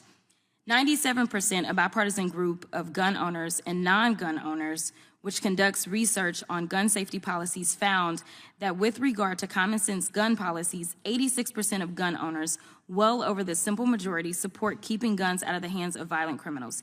70% of gun owners said they wish we would enact some kind of gun reform. 66% of gun owners, for instance, think guns should be restricted on school grounds, and 67% think that they should be restricted in government buildings. And I will tell you that I fall into those categories because I am a licensed gun owner. Yet despite the majority of Americans and the majority of gun owners, Republicans last week passed a bill out of the House that eliminates states' ability to regulate firearms on private property, government buildings, playgrounds, and gun-free school zones. If that's not hypocrisy, I honestly don't know what it is, and it doesn't end there. As the party self-proclaiming itself as law enforcement's biggest advocate and supporter, Republicans on this very committee have introduced legislation to abolish the law enforcement agency entirely. Ms. Sampson, I have a few yes or no questions. I may only get to one. Yes or no, are you familiar with the role of ATF? Yes. And to your understanding, the ATF is in fact law enforcement, correct? Yes. Does ATF's duties include preventing incidents, investigating cases, and recommending prosecution for issues of violent crimes and weapons for gangs and career criminals? Yes. Narcotic traffickers? Yes. Domestic and international arms traffickers? Yes. Armed human traffickers? Yes. Terrorists? Yes. And with that, I will yield. Yeah. Brian Malinowski was none of those. The gentlelady yields. I mean, what was Brian Malinowski's principal livelihood? He was the highest paid city employee in the city of Little Rock as the executive director of the Little Rock Airport, and it's a matter of public record. I think he made about $260,000 a year. So it wasn't selling guns? No, sir. This was and the rule at the collecting guns time, was a the hobby. law at the time says if your principal livelihood is not in selling firearms, you do not need an FFL. Is that accurate? That's my understanding to the best you can have. So what was the crime? What did he do wrong? You'd have to ask ATF. They decided that maybe had committed a crime, even though. Now the standard has changed, but the new rule didn't take effect until this past Monday. Is that right? That's correct. And even under the new standard, there's a question of whether he was in violation of the law. Is that accurate? A huge question. Huge question. But under the old standard, it was pretty simple. Is your principal livelihood selling firearms? That's correct. And for Brian Malinowski, it wasn't. Obviously not. It wasn't. And yet, at 6:02 on March 19th, 10 cars pull up to his home and to the gentlelady behind you's home, come up to the door in tactical gear and put a tape across the doorbell camera so no one can see what's going to go on. Correct. Now that's scary to me. Now, if the guy had done, if he had for sure done something wrong, a crime, okay. But they do that, and then 57 seconds later, gunshots erupt, and Brian Malinowski is no longer with us. A good man, you knew the guy, served your community, highest paid city official in Little Rock. What the heck do you think's going on here? That's the question on the lips of every person in Arkansas that's contacted me, and that's a large number of people. And isn't it true that a week before, these same agents were there in the Walmart parking lot close by the Malinowski home, going to go execute the search warrant, and then decided not to because Brian Malinowski wasn't home? Why was it so critical that he be home? I don't know, Mr. Chairman. It was a search warrant. In fact, they could have waited till nobody was home and come in. If they wanted to kick the door down, they could have come at noon and kicked the door down when Mayor and Brian were both gone. And searched and found whatever they were looking for. Exactly. And anything they wanted on Mr. Malinowski, if they wanted his phone or anything, they could have served that warrant. They could have got a warrant for that. I'm sure the judge would have given it to him, and they could have done that at the airport. Correct. At his principal livelihood at the airport, correct? Correct. Then to add insult to injury. This is the part that just, I know, infuriates Mr. Hill as your member of Congress, and I would bet any American, to add insult to injury, the way they treated his spouse, Mrs. Malinowski, sitting behind you, the way they treated her at a moment that maybe the most high anxiety moment in any individual's life, their spouse has just been shot. That to me is like unbelievable. What she had to go through. It makes me very angry. Well, it should. It should make all of us angry. I think it makes a Democrat. There's no explanation for that. That to me, and I keep coming back to, was this done for some kind of intimidation? We've seen this from other agencies, frankly. Intimidation. We had the FBI, Mr. Houck, come in, arrest him in front of his wife and children. Same thing. Pre-dawn raid, 7 kids there, take him away. When his attorney said, we'll be happy to work with you. You'd have been happy to work with these guys if they had contacted you or any. Absolutely. That's the part that gets us. That's the part that gets. What was his principal livelihood? It was not selling firearms. I can't figure out what the crime is. Now, by the way, any of the guns, any of the firearms that Mr. Malinowski sold as part of his hobby, Any of them ever be used? Were any of them were ever used in a crime? The affidavit alleges that they were found in crimes, but the crimes were 3 traffic stops where there was marijuana and a firearm in the car, so that was a crime. And But the 2 other ones, but they were never fired in the commission of a crime. Guns themselves were never used in a crime. They were never used in the commission of a crime, according to the affidavit. Yeah. So you asked, in your testimony, you said the right thing. Why? Why did they do it? I mean, why did this happen this way? That's what we're going to try to find out. Tomorrow, Mr. Dettelbach will be sitting right where you guys are sitting, and we're going to ask him questions about this. He's probably going to say ongoing investigation, but we're going to push him as hard as we can to try to figure out why they would behave in this way and why they didn't wear body cams. I mean, it's almost like, what are they trying to hide? Cover up the doorbell, no body cams? What are they trying to hide? But we'll get to those questions tomorrow. But I see my time has expired. I would now recognize the gentleman from Massachusetts, Mr. Lynch. Thank you, Mr. Chairman. So as a member of the House Oversight Committee, I strongly supported. Without objection, the gentleman from Arkansas, Mr. Hill, will be permitted to participate in today's hearing for the purposes of introducing a witness, which we will get to in just a few minutes. The chair now recognizes himself for an opening statement. In June 2021, just a few months after taking office, President Biden directed the Justice Department to adopt a zero-tolerance policy to revoke federal firearms licenses from those who committed, quote, willful violations of the law. That same month, ATF updated its internal best practices guide to state, quote, ATF will, absent extraordinary circumstances, initiate proceedings to revoke the license of any dealer that has committed a willful regulatory violation of the Gun Control Act for specified violations, close quote. These willful violations now include purposefully broad classifications like, quote, falsifying documents and failing to maintain records needed for successful firearms tracing, and would essentially allow the ATF to revoke the licenses of FFLs for simple technical and non-material paperwork violations. And ATF is zealously doing just that. The year after the zero-tolerance policy went into effect, ATF revoked over 90 licenses, more than any year since 2006. Last year, that number jumped to 157 FFL revocations. The year before zero tolerance went into effect, there were just 40 revocations.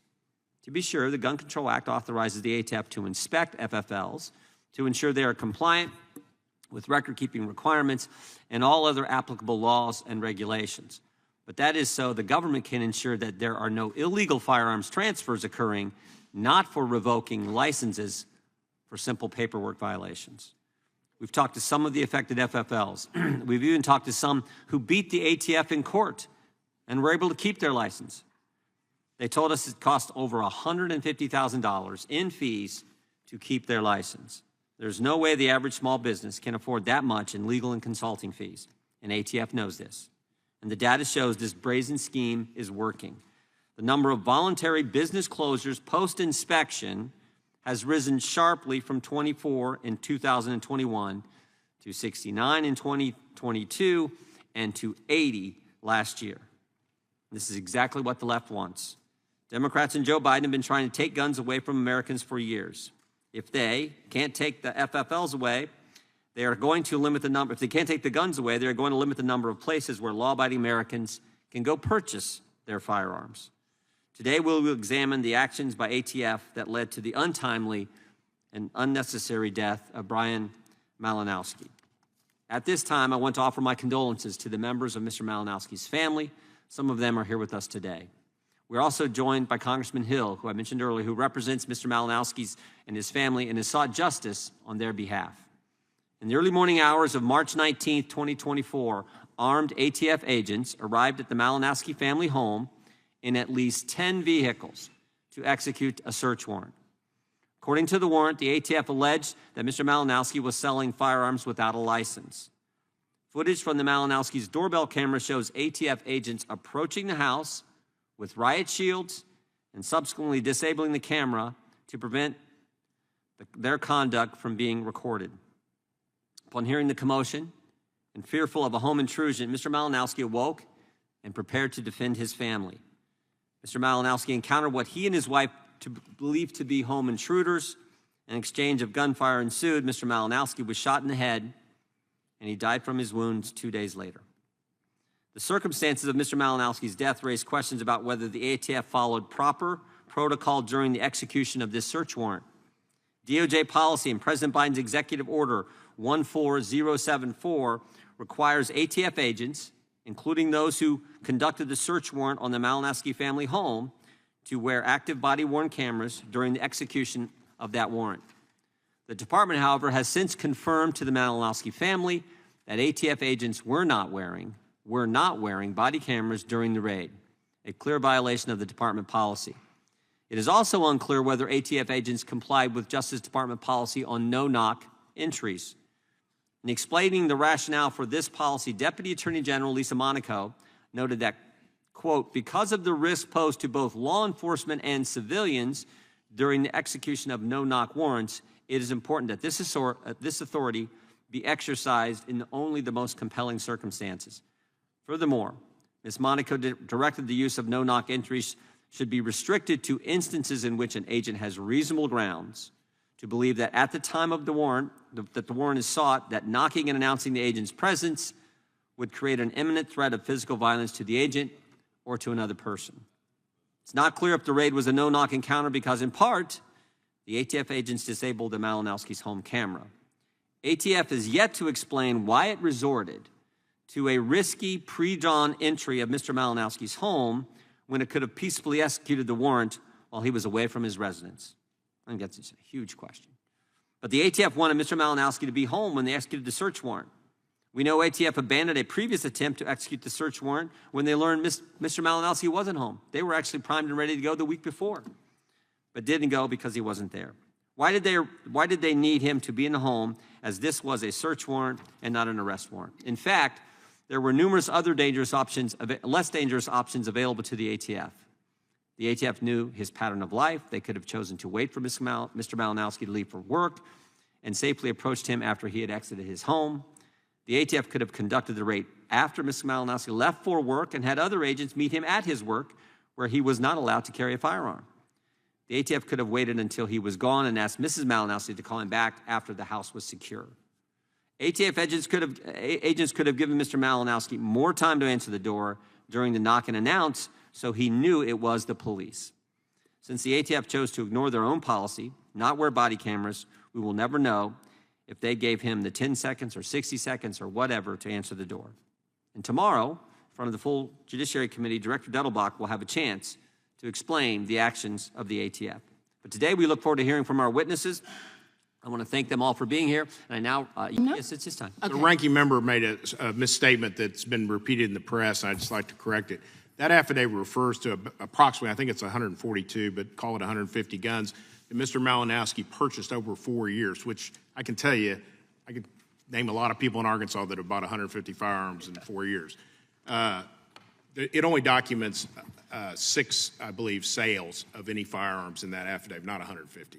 It documents that he purchased 150 guns, but it only documents that he sold about 6. Which you're allowed to do in America, right? As far as I know.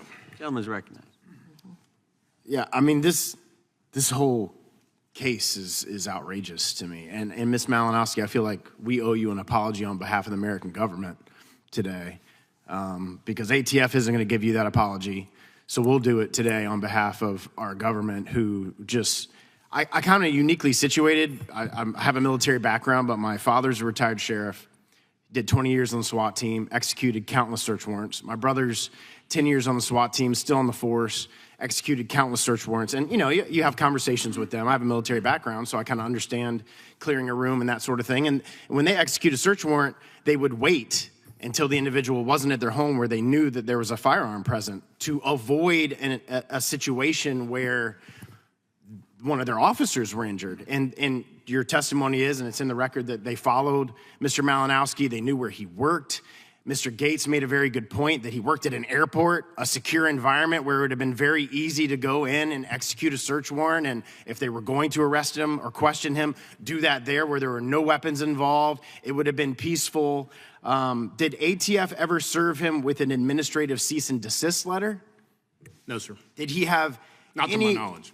Did he have any knowledge or understanding that he was being investigated for any type of crime? Well, obviously, he's not available for me to ask that question to, but to the best of my knowledge and based on our investigation, the answer is no. You and his wife, Yes. obviously. Yes, sir. Since Malinowski did not receive a cease and desist letter, did he ever get any other, well, I just asked that. In ATF search warrant application, agents indicate that they talked to him on February 8th, just over a month prior to the raid.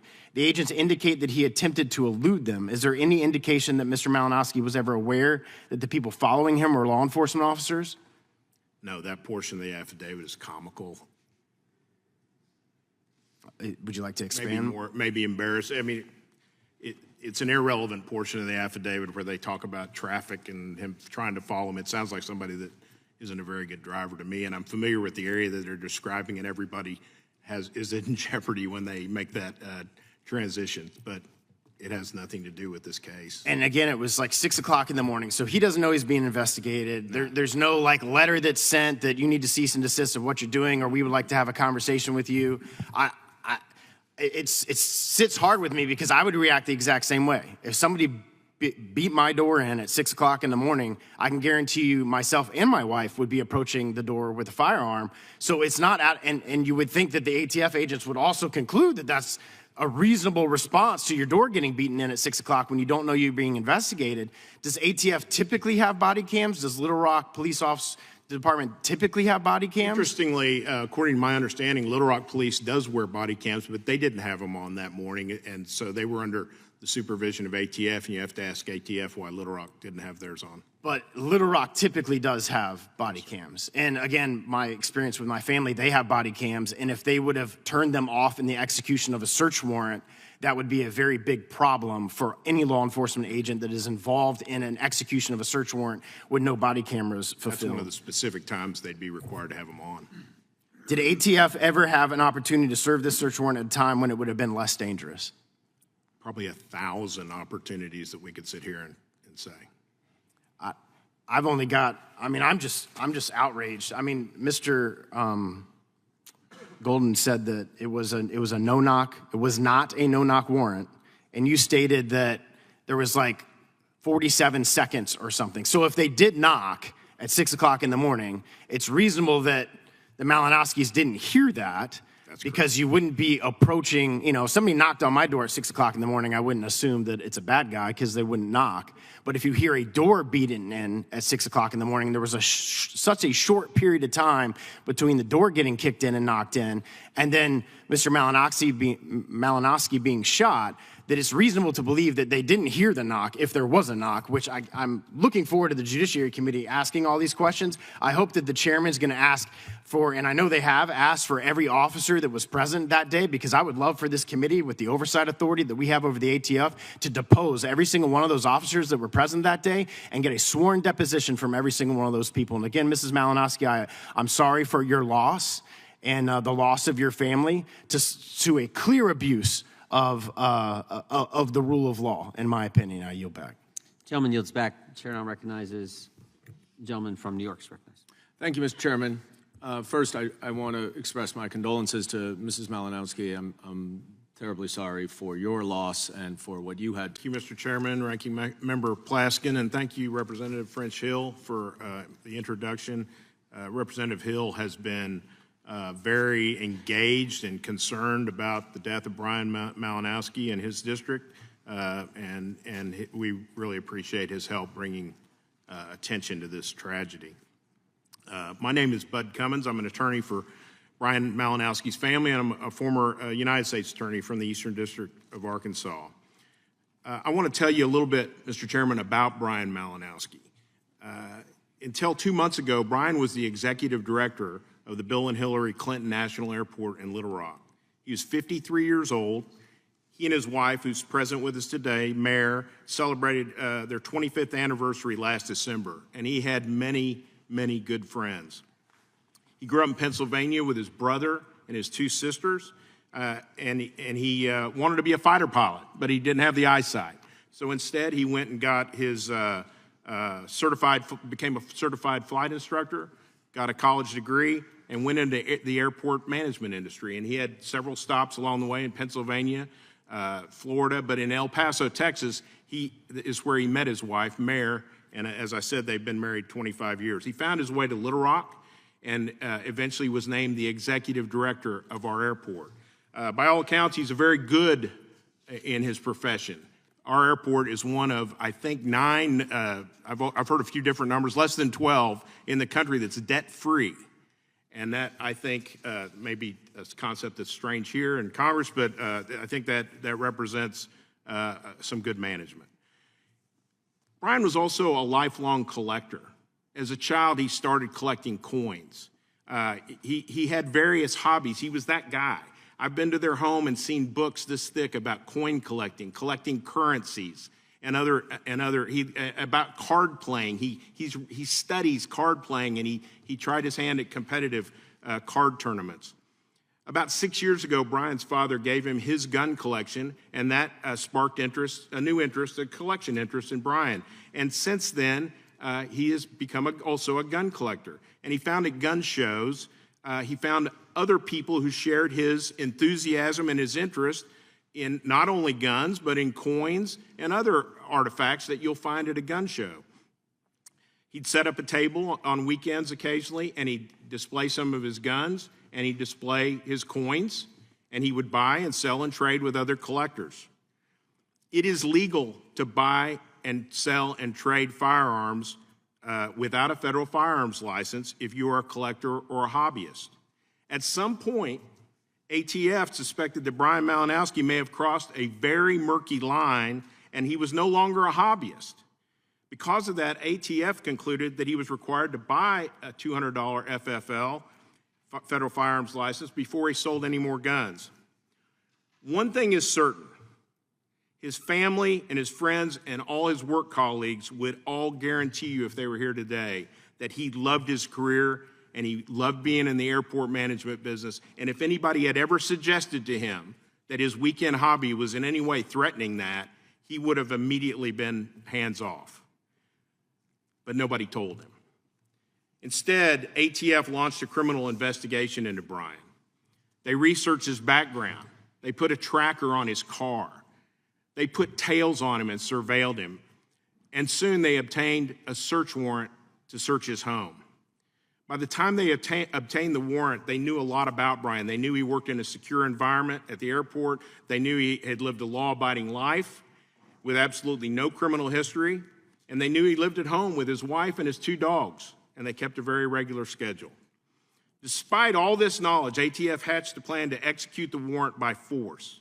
And on March 19th at 6:01 a.m., over 1 hour before sunup, 10 carloads of ATF agents and Little Rock Police Department officers came to the Malinowski home to execute the search warrant. They wore full tactical SWAT gear, and they approached the door at 6:02 and 46 seconds a.m. That's an hour, over an hour, about an hour and 15 minutes before sunup that day. They had a piece of tape ready, and they covered up his doorbell camera. So if he had time to wonder who was at the door, I think people get a doorbell camera to see who's at the front door, but they took away his ability to do that. Moments later, Mrs. Malinowski heard a loud crash as their front door caved in, and fearing for his wife's safety, Brian jumped up at the sound of a crash, found a pistol, loaded a magazine in it, and left the bedroom to investigate. He warned his wife to stay behind him in the bedroom, but she stubbornly followed him through the doorway. It appears to us that ATF also killed the electricity to the home, making it difficult for Brian to see in the pre-dawn hours. Mrs. Malinowski saw only darkness as she peered down towards the front entryway and could see shadowy outlines of presumed home invaders standing in her front hallway. That's what Brian saw too. There was gunfire, and Brian was fatally wounded. His wife was standing just a few inches from him when he received a fatal wound to his head. We don't know all the details of what happened at the front door because they covered up the Ring camera and because they didn't wear body cameras in spite of a 3-year-old policy initiated by the President of the United States that mandated that they wear body cameras when executing search warrants. But we do know this. We know 57 seconds elapsed from the time they covered up the lens of the camera to the time Mr. Malinowski was dead. So something less than 57 seconds is the time it took them to knock, if they knocked, but we don't know if they knocked. force entry on the front door, and for Mr. Malinowski to emerge, to wake up, find a gun, and come to the bedroom. That means they couldn't have been at the front door more than 20 or 30 seconds. Although her husband had just been shot in the forehead right in front of her, the agents dragged Mrs. Malinowski into the front yard. She was barefoot, wearing minimal night clothing, and the temperature was 32 degrees. They locked her in the back seat of a car where she was detained for 4 or 5 hours. She begged to be allowed to check on her husband, but they refused those requests and kept her locked in the car in her nightgown. And she also had not been to the restroom yet since she'd just gotten out of bed, and they refused her request to go to the neighbors and use the restroom. And then finally, it took her to a nearby fire station, made her walk through in her night clothes in front of the firemen, and use the restroom with a female police officer present in the room while she went to the restroom. Mrs. Malinowski does not have the answers to many of her questions, and there are a lot of questions. We give federal law enforcement awesome powers. We have given, and when I was United States Attorney, I was responsible for the use of those powers. But it's a huge problem if those powers fall into the wrong hands. I've been involved in public controversy for many years. I've never been involved in anything that more Kansans have come to me to express their concern. And they all ask the same question, why? And I don't have an answer for that. We don't have an answer to that question, and we hope this committee will pursue this and find the answer, why? And if there's not an answer, we hope that you'll find the problem and fix it. Thank you. From New York's recognized. Thank you, Mr. Chairman. First, I want to express my condolences to Mrs. Malinowski. I'm terribly sorry for your loss and for what you had to endure that day. I do want to get into some of the details because I think they're very important. It was actually, the search warrant affidavit, without going into great detail, demonstrates that Mr. Malinowski did purchase 142 guns from 2019 to February 27, 2024. He resold at least 9, because we have the 6 plus the 3 to the undercover firearm. He also had, at various times, at various gun shows, 12 or 13 firearms on the table to be sold, and he offered one witness, who was the one convicted of robbery and therefore was a prohibited person, many more firearms than what he purchased. Many of these firearms were purchased just days before they were sold. So whether or not you want to assert, Mr. Cummins, that this was a hobby of his, you agree that there's certainly probable cause to believe that he was selling guns to individuals without a license and without performing a background check because he didn't have a license. There's no allegation that he knowingly sold a gun to anyone that was prohibited. And that's not what probable cause. And under ATF's interpretation of, but you don't have to. You don't have to do that. I just said that he. Well, I'm just answering your question. Selling without a license. Like, there's certainly probable cause that he was in the business of selling without a license. Under ATF's interpretation of a vague regulation. But not yours. So you would say that if you purchase 142 firearms within a 4-year span as a former U.S. attorney, and you have evidence of 9 sales within that period of time, plus many other more weapons offered for sale, you would say, as you, not the ATF, as you, as the former U.S. attorney, that there is no probable cause to believe that this person is in the business of selling guns without a license? I would agree that that could be probable cause. Thank you. So we have probable cause. The Little Rock police is there with the ATF. They go in, and the one fact that doesn't ever seem to be mentioned here, and that the chairman's letter does not mention, is that an ATF agent was shot. That's correct. Is that correct, Mr. Cummins? That's correct. Okay. So an ATF agent was shot, and then in response, fired back at Mr. Malinowski. Is that accurate? That is accurate, and it's also a tragedy. It is a tragedy. I agree. I agree. And you also agree, I assume. I was a assistant U.S. attorney for 10 years, secured many search warrants, oversaw the execution of them, and arrest warrants. They're routinely done at 6 a.m. Is that right? Yeah, a lot of warrants are executed at 6 a.m. Whether I agree with that as a tactic is another discussion, but yes, that's not uncommon. No, okay. I want to understand that we're making a big deal out of the 6 a.m. here, but that is the standard time that law enforcement executes arrest warrants and executes search warrants. So I certainly am sorry that this is a tragedy that Mr. Malinowski died. I'm also sorry that Mr. Malinowski shot an ATF agent during a search. And I think if he were truly not in the business of selling firearms, the way to respond to a search warrant is to allow your house to be searched and to cooperate.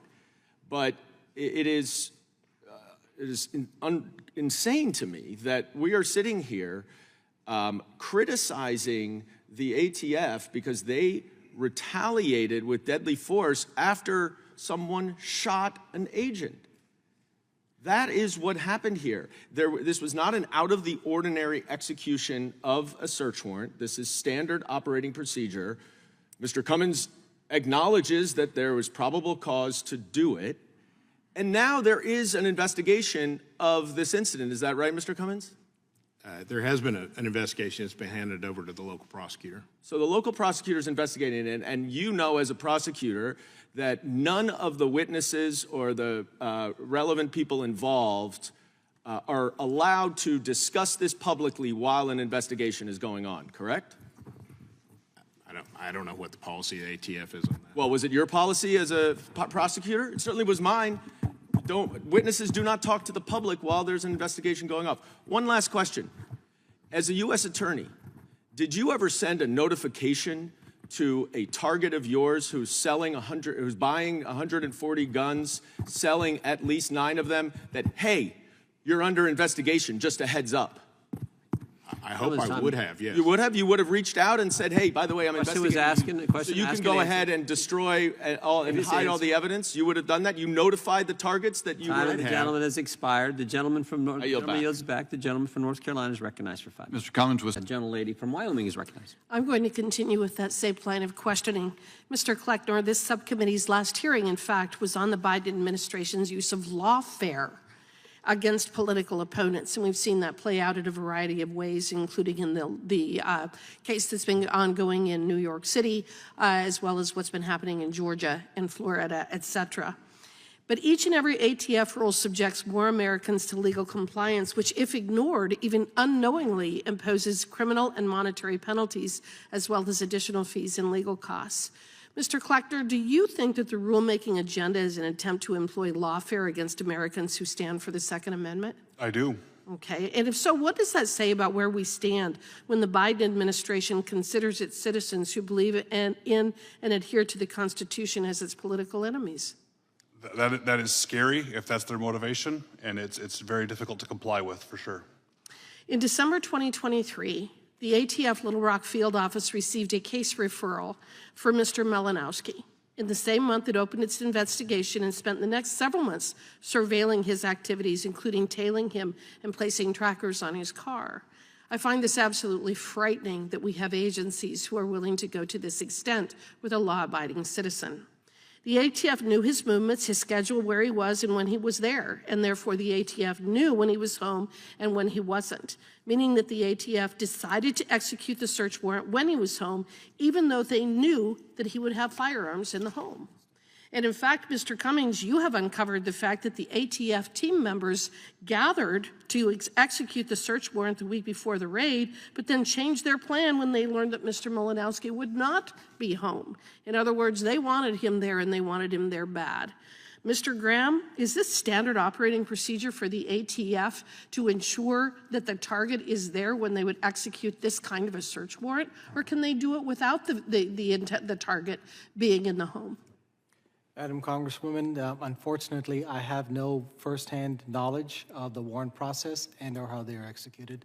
So Well, Mr. Cummins, what about you? Do you think that that would be standard operating procedure to wait until the gentleman was there at 1 o'clock in the morning knowing that he had guns versus just going ahead and executing the search warrant when he wasn't there? Well, clearly it's a search warrant. He didn't need to be there. I think they definitely wanted him there.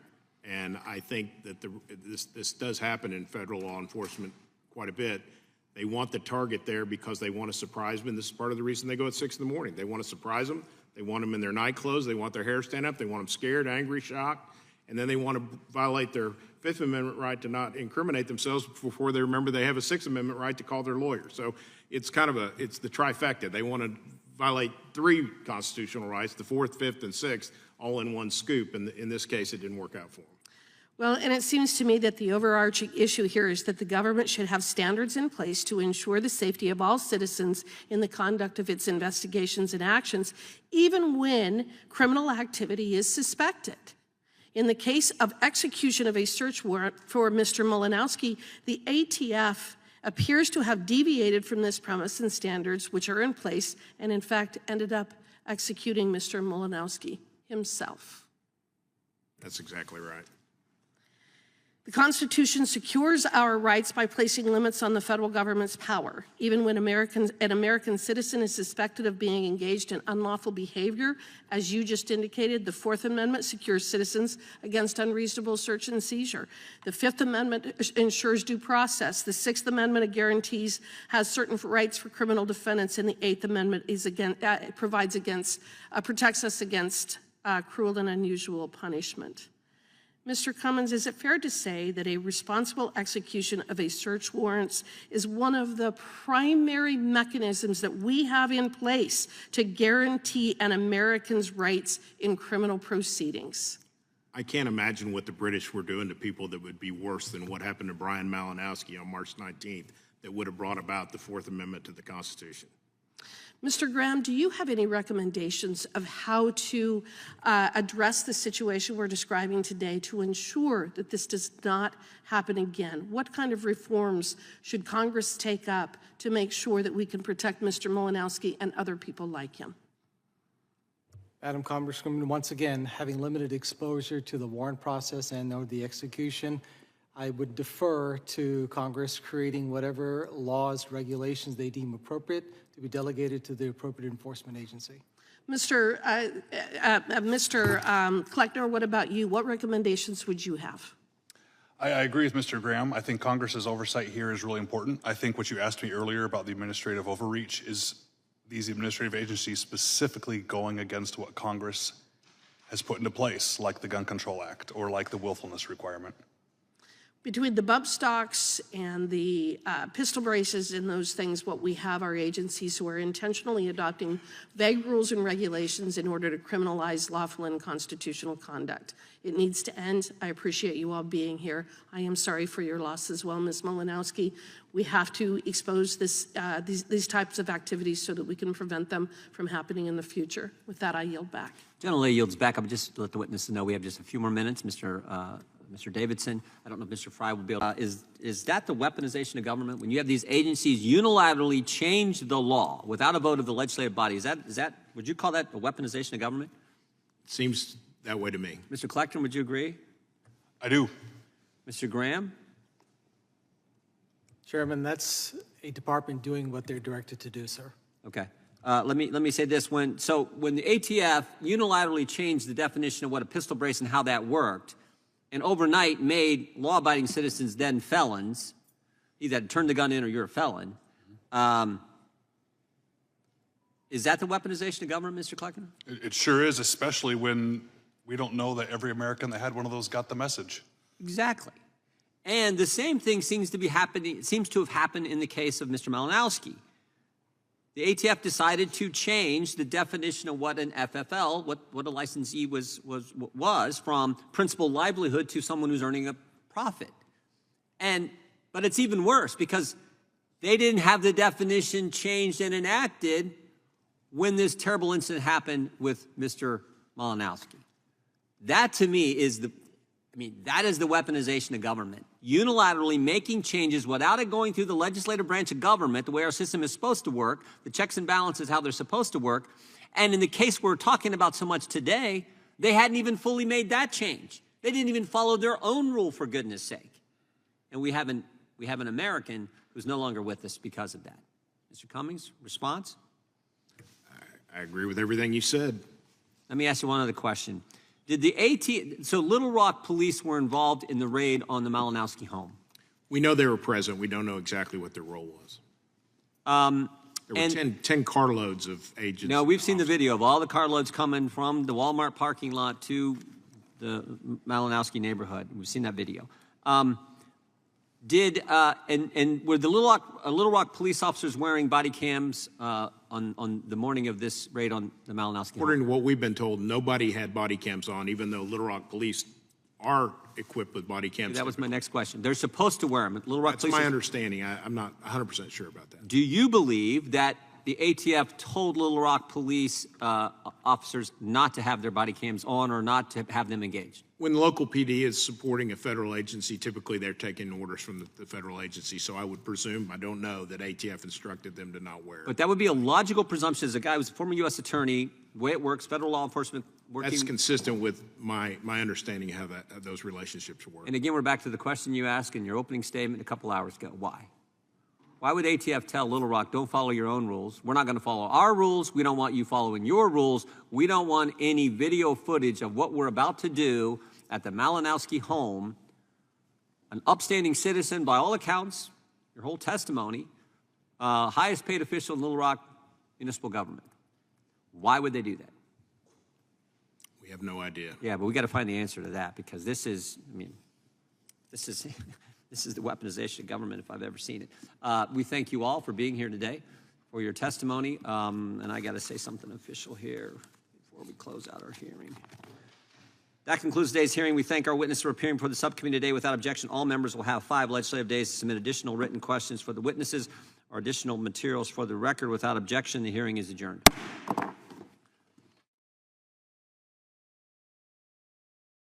Thank you, Mr. Chairman. Joe Biden's DOJ has utilized their power and weaponized the justice system to go after his political opponent. From Florida, courts in Georgia, courts in New York, the farce that occurred in New York is a pathetic and sad abuse of the legal system by a rogue Democratic prosecutor and an obviously biased judge.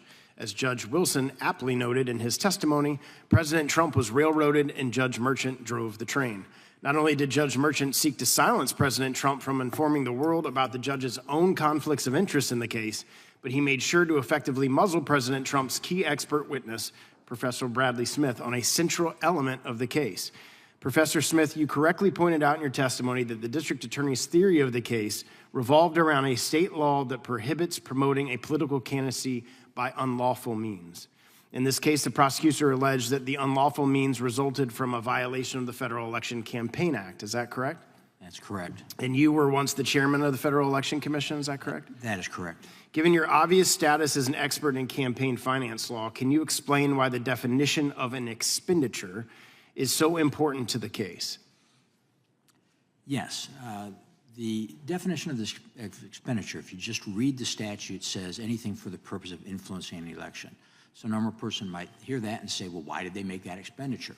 But if you read further into the statute, the provisions regarding personal use, and if you read the FEC's regulations and its explanation of those regulations, but it's clear what they mean is for the purpose of of influencing an election is not the subjective motivation of the spender, it's an objective motivation. So setting up a campaign headquarters, hiring a campaign manager, buying TV ads, printing bumper stickers, whatever else you do like that, that's for the purpose of running a campaign. But the mere fact that you do something that might be helpful to your campaign, like taking a weight loss program so you look better on the campaign trail, buying a house in New York so you can run for U.S. Senate from New York, settling complaints against your business in your private life, sealing your divorce records, those are not things that arose from your campaign. Those are things that people sometimes do anyway, and those would not be campaign expenditures. And were you allowed to provide any of that context to the jury through expert testimony? No. And what is your expert opinion of the instructions that Judge Merchant gave to the jury regarding the Federal Election Campaign Act? Well, I think the judge's instructions were clearly wanting. All he gave them was that bare bones. If this was for the purpose of influencing an election, you've got a problem. And again, as has been noted in this hearing, he repeatedly allowed witness Michael Cohen, who's no expert in campaign finance law, and the prosecutors to state that there had clearly been a violation. I would note that had I testified, of course, I would not have testified specifically to what the law is, but I would have testified to the reporting system that would have shown that there was no advantage to not reporting this as a campaign expenditure, to the contribution system, which would have shown that Mr. Trump could have clearly paid this without any ramifications had he wanted to do so. I would have talked about how the FEC in practice had in many cases found that certain things that look like, again, that for the purpose of, were not found to be for the purpose of a campaign, and let the jury do with that what they will. And Judge Merchant allowed Michael Cohen, who has no expert qualifications in this field whatsoever, to provide the jury information on campaign finance law, but he prevented you from giving substantive expert testimony on Federal Election Campaign Act. He did, and then he advised the jury, now, you can't use that to consider Mr. Trump guilty. That's only for context, which is sort of like saying to the jury, or sort of like saying to you, for the rest of this hearing, I don't want any of you to think about a yellow minibus by Volkswagen. I mean, that's all you're going to think about the rest of the hearing is a yellow VW van. It kind of flagged it to the jury's attention that Cohen had pleaded guilty in this case under, I think, tremendous pressure because he was facing years and years in prison for tax violations. So he pleaded guilty to the campaign finance thing and basically got a much lighter sentence. In the beginning of questioning by Chair Jordan, you talked about how we wouldn't want non-disclosure agreements of things that happened before a campaign to be campaign expenses. Can you just expand upon that? Right. I mean, you don't want members of Congress to pay for their, personal peccadillos from year before or allegations of such. I think we should credit those just as allegations using campaign funds. You don't want a person to use campaign funds and say, gee, this is something really embarrassing to me that happened in my past. I think I'd like to seal that up, even though it's not relevant. It's not something that you created from your campaign. It's the ticket for abuse. And this is why the law specifically lists a number of things. Like, for example, you can't pay for a country club membership, even if the reason you have it is to raise money for your campaign, because it's something that people do even if they're not running for office. And we don't want campaign funds paying for that. Thank all of you for being here today. I yield back. Mr. Chair, I ask. Record in its entirety. Accordingly, we ask that you summarize your testimony in approximately 5 minutes. And we're going to just move right down the line like we introduced you. We'll start with Professor Smith and go right down and finish with Mr. Wu. So, Mr. Smith, you're recognized for 5 minutes. Thank you, Chairman Jordan, Ranking Member Plaskett. In the written testimony today, I explain at length why the convictions of Donald Trump in New York in May, because they relied in the end on alleged violations of Federal Election Campaign Act, or FECA, were incorrect as a matter of law, and I discussed some of the errors of law made by prosecutors and judges in the case. To quickly summarize, the payments that were made to Stormy Daniels were not under current law and should not be, as a matter of policy, treated as campaign expenditures, and thus Michael Cohen's brief fronting of the money, which was repaid to him shortly thereafter, does not constitute an illegal contribution. But moreover, the prosecution theory that the defendant, Trump, had to engage in a vast conspiracy because of a desperate desire to hide Stormy Daniels' allegations from the public and thus ignore campaign finance laws simply makes no sense, because even had they treated these as campaign expenditures, which again, I think they're correct not to do so, nothing would have come out before the election. As I explained under the reporting schedules, nothing would have been reported until after the election. And the idea that illegality was needed is simply laughable.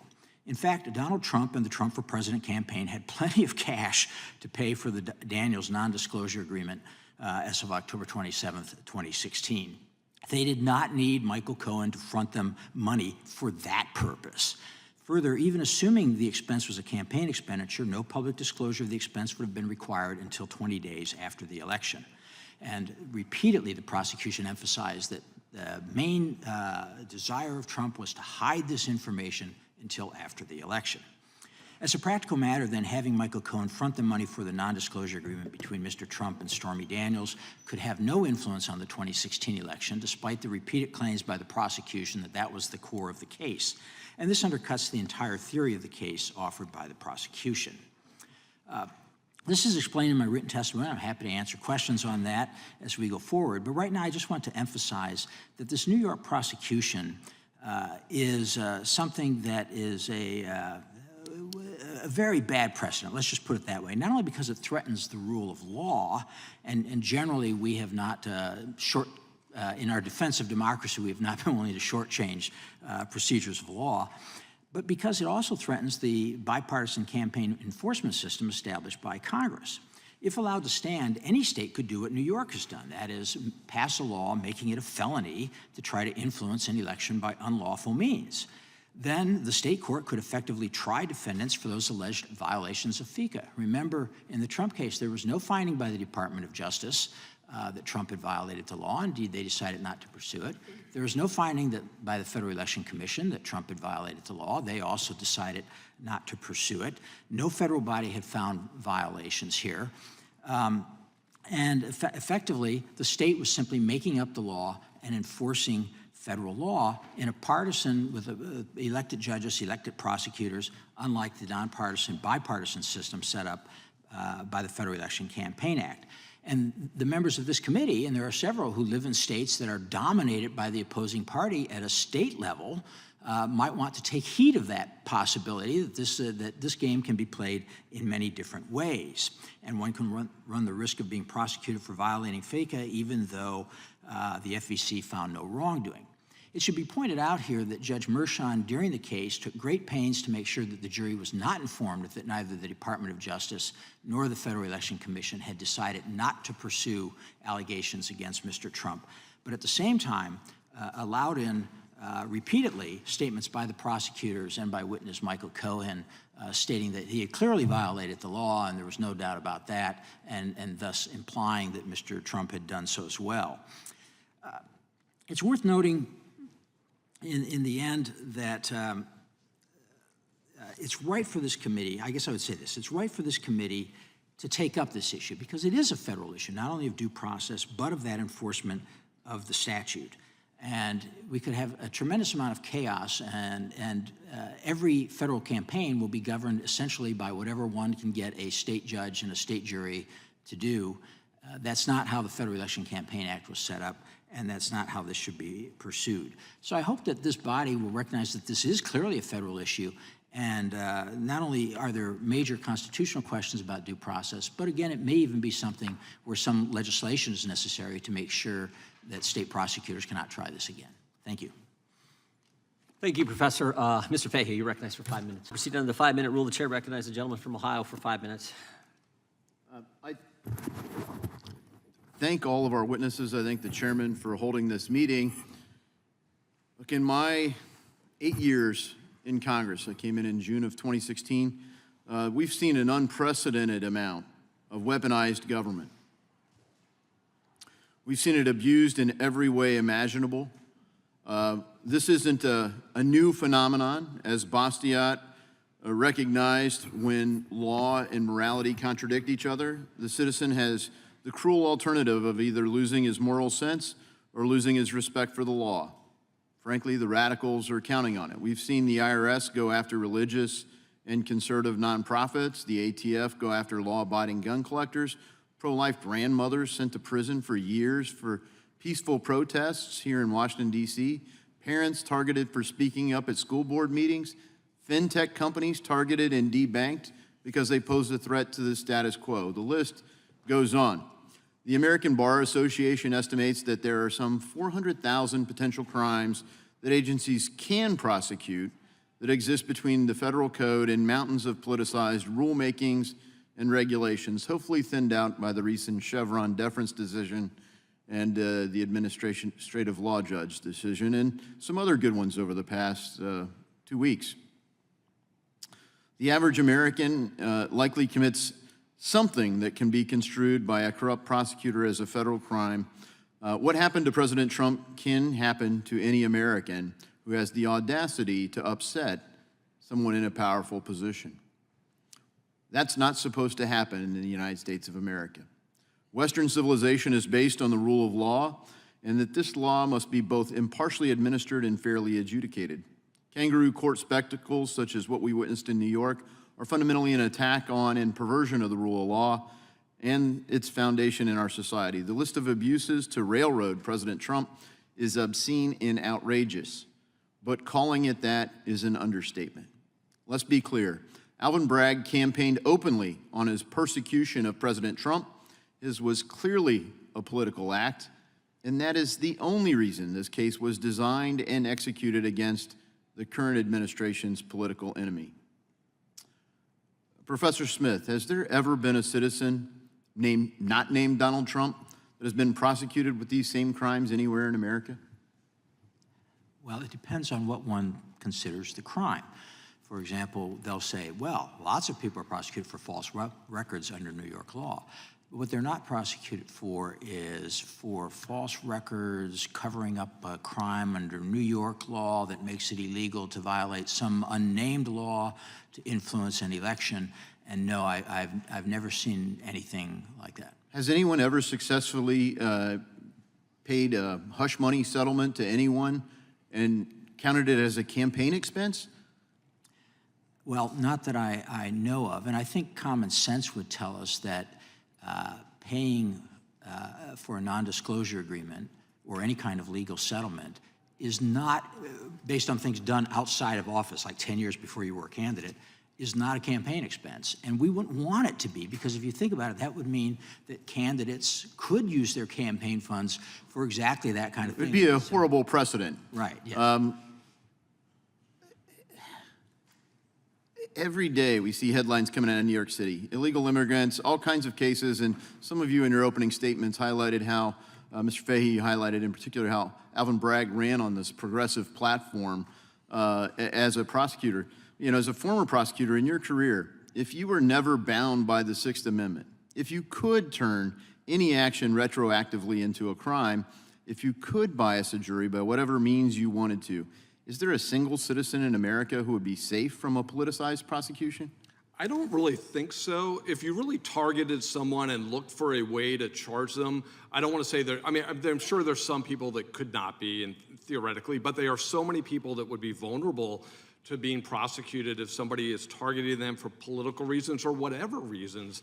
And that's really what's scary about this. And I think your point with Alvin Bragg it's funny that on one hand he runs on not prosecuting the law, and then all of a sudden on this case this is the most aggressive stance that's ever been taken probably on these sort of Clearly charges. not the rule of law. Right. And crime is going through the roof. I think the seven biggest felonies the last 2 years are the highest year since 2006. So it's like he's not prosecuting the law equally or against other people and more serious criminals. Thank you. And look, Judge Wilson, you referenced it in your statements about the precedent in the court's recognition in Andres versus the United States. But as early as 1898, the court said that a defendant enjoys a, quote, constitutional right to demand that his liberty should not be taken except by the joint action of the court and a unanimous verdict of a jury of 12 persons. I thank Chairman Jordan for holding this vital hearing today. What we are witnessing is an unprecedented attack on the rule of law and a weaponization of our criminal justice system, and it's a shame. I yield back. Gentleman yields back. The gentleman from Massachusetts recognized for 5 minutes. Thank you, Mr. Chairman, and thank you to the ranking member, and I appreciate the attendance of our witnesses this morning. I've served on the Oversight Committee here in Congress, which is the principal investigatory testimony. The gentleman from Florida is recognized. So Mr. Smith, following up on Mr. Stubbe's question, I want to understand the precedent here. So if a candidate for federal office wanted to use campaign money now to make a hush money payment, could they point to what has occurred in this New York litigation and say, well, I guess I can go use my donor money to make a hush money payment? I suppose they could, at least unless Judge Jackson is correct, and we'll have to wait for that overturning on appeal. But yes, that's... Yeah, but well, I guess I want to ask the question, if an appellate court does not in some way deal with what has been laid before the country, could we see people collecting money from donors, lobbyists, and PACs, and then using it to make hush money payments? Yeah, and you could do almost anything else. You could say, for example, I'd really like to go to the Super Bowl this year. I think I'll take a couple of donors along and buy your Super Bowl tickets and your whole trip to the Super Bowl because it's for the purpose of influencing your campaign. So in the prosecution to preserve our democracy, we have now greenlit potentially the most expansive abuses of campaign funds ever. Well put. So, all right, I have to test the limits of this. I do not like wearing ties. I would never wear a tie. I'm told that when people vote for a congressman, they like to see them wearing a tie in their advertisements. So does this now mean that when I go to Ross and buy a tie, that I should use my campaign credit card because otherwise I'm not really a tie person? If you took seriously the subjective standard that was given to the jury as the instruction, yes, it would mean that. If you took the objective standard that appears in the statute, no, you couldn't. So in the absence of some appellate review here, and this is why we have appellate courts to try to resolve these things, do we not unleash like this confusion and then this opportunity for fraud? Because here's how this will go. Politicians will then simply use the gray area to enhance their own personal lifestyles through their campaign funds, right? Yeah, that's correct. And one thing we should remember is that the Federal Election Campaign Act was elected or enacted against a background in which members could just pocket the campaign funds. And that was part of the whole idea, was you're not going to be able to do that anymore. Well, thank goodness for the good prosecutors in New York who have unlocked the greatest potential for campaign fraud in the history of the campaign finance system. Judge Wilson, I just want to ask you a precise question. Was there ever a case that you were presiding over where you had a family member economically benefit from the notoriety of the case? No, never. You sure you don't want to take some more time on that? Think about it? I don't need more time. I know that for a fact. Well, I mean, if that had ever arisen, would you have allowed a family member to make money off the notoriety of a case? I would have recused myself from the case. Well, it's just interesting because we had Attorney General Garland who was, spent a good amount of time on the bench, and I asked him the same question, and, he said that he wouldn't answer it because it was obviously a reference to what had gone on in New York. I mean, I thought he might could have answered it, but, I mean, when you look at what happened in New York, does it concern you that the judge in that case seemed to have a family member who was economically leveraging the notoriety of the case? It greatly concerned me, but not so much from the perspective of the ethical violation that would be apparent, because that judge did get an ethical opinion from the Judicial Ethics Committee in New York that exonerated him from any wrongdoing in listening to the case when his daughter was benefiting. What I was concerned about was the appearance of impropriety. When I sat on the bench, sometimes I would get a report from probation or some other organization, and they would hand it to me in an envelope. And I made certain to open up that envelope and show everybody that it was a report that I was looking at, because I didn't want there to be the appearance of impropriety that I'm receiving an envelope from someone in the courtroom. The concept is the same here. You're presiding over a case where your daughter is benefiting and where you've made political contributions in small amounts, but it's irrelevant, the amount. But you've made contributions to the political opponent of the defendant before you.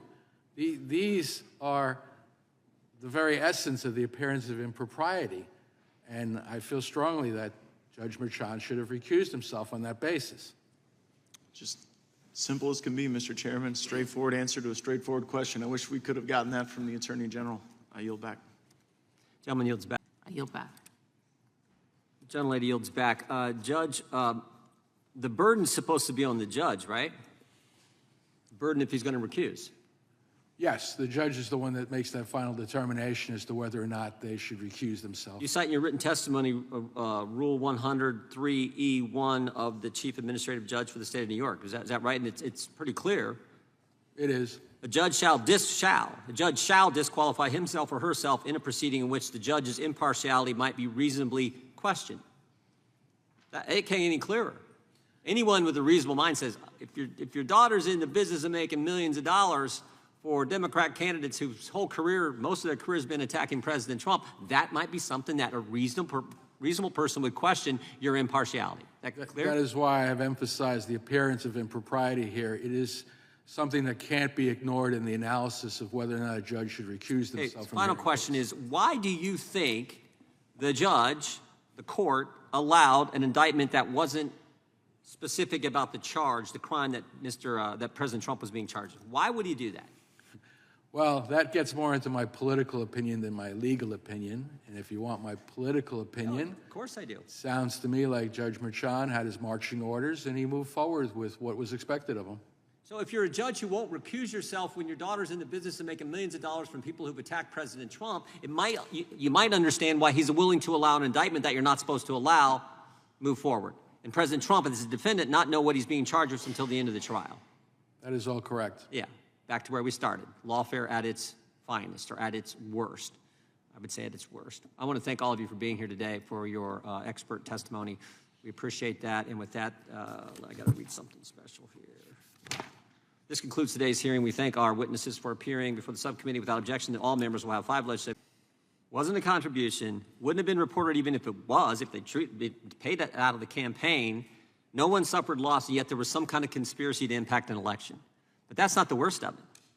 The worst of it is they didn't tell the defendant what the crime was he was being charged with. Isn't that right, Judge?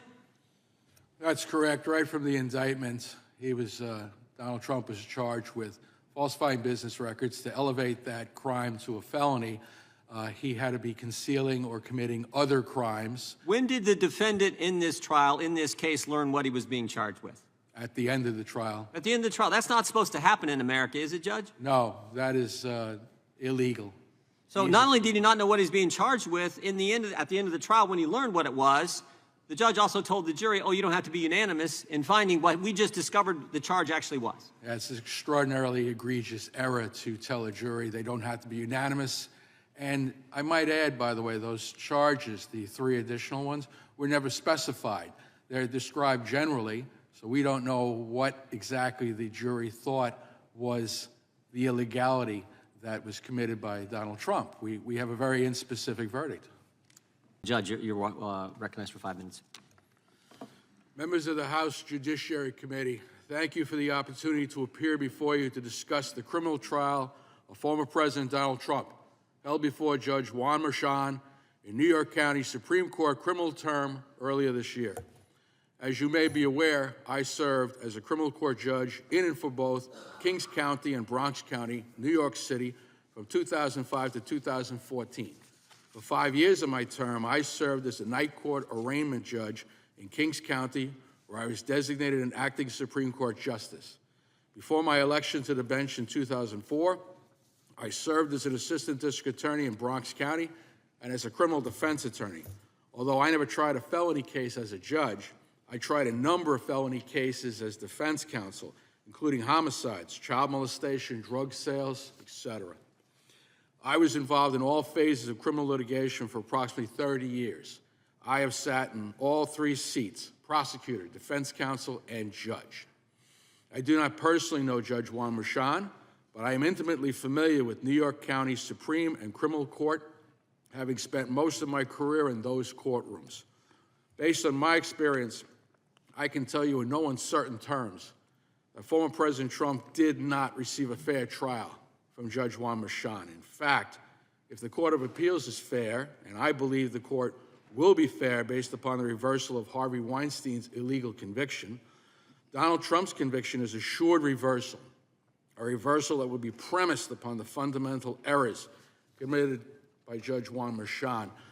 If I may be blunt, Donald Trump was railroaded, and Juan Merchan was the driver of that train. For the purpose of this statement, I would like to concentrate on the most glaring problems presented by Judge Merchan's conduct of this trial. I believe the following. 1, the indictment was legally insufficient, and Judge Merchan should have dismissed the indictment before trial. In my book, The Making of a Martyr, an analysis of the indictments of Donald Trump, I wrote that my review of the New York County indictment revealed that Donald Trump was accused of causing a false entry to be made in his business records for the purpose of concealing or committing another crime. What other crime? The indictment does not say. Simply put, how is former President Trump to prepare a defense if he is not informed of the other crime he intended to commit or conceal when he allegedly falsified his business records? Judge Merchan was obligated to dismiss an indictment that failed to identify the underlying crime. Number two, the failure to dismiss the indictment led to charges being added during trial that were not included in the indictment. In doing so, former President Donald Trump was not given a fair chance to prepare a defense to these added charges, thus depriving him of his right to prepare a defense. This was a violation of Donald Trump's right to fundamental fairness and notice of the charges he faced prior to trial. Further, the jury instructions given by Judge Merchan were illegal in that they included these additional charges and allowed for a non-unanimous verdict. A non-unanimous verdict is unprecedented in any felony trial in American jurisprudence, and recently, the U.S. Supreme Court reiterated the necessity for a unanimous jury verdict in the case of Erlinger versus United States. Number three, Judge Juan Merchan made unconstitutional and prejudicial rulings that impacted Donald Trump's ability to present a defense, and that he allowed the prosecutor to use civil penalties and uncharged sexual assault charges against Donald Trump were he to testify in his own defense. This deprived the former president of his right to present evidence in his own defense and was the very basis for the Court of Appeals' reversal of the conviction of Harvey Weinstein earlier this year. Number four, Judge Merchan should have recused himself from presiding over this matter based upon the appearance of impropriety in having contributed to political campaigns regardless of the amount, and based upon his daughter's political activities, regardless of the ethics opinions he received, which absolved him of any actual unethical activity. There are, of course, other appellate issues which exist in this case, allowing the prosecution to claim federal election law violations without presenting any evidence to support those allegations, not allowing the defense to present a witness regarding federal election law after allowing the prosecution to make the aforementioned statements, and allowing Stormy Daniels to testify, knowing that the prejudicial effect of her testimony outweighed any probative value, are several. It is my belief, however, that the ones I have outlined are the strongest issues to be presented on appeal. Therefore, it is my considered opinion, based upon my years of legal training experience, that former President Donald Trump did not receive a fair trial, that Judge Juan Merchan failed in his obligation to be fair and impartial, that Judge Merchan committed a series of errors that necessitate reversal of this conviction. To be direct, I do not believe anyone can reasonably state that former President Trump received a fair trial in New York County Supreme Court from Judge Juan Merchan. Thank you for your attention. I'll be happy to answer your questions. Thank you, Judge. Mr. Wu, you're recognized. Gentlelady yields back. Gentlelady from Wyoming is recognized. I think there are a few things that should be cleared up today. First of all, we are not a democracy. We are a republic. I think it's extremely important to remember that and to understand our form of government.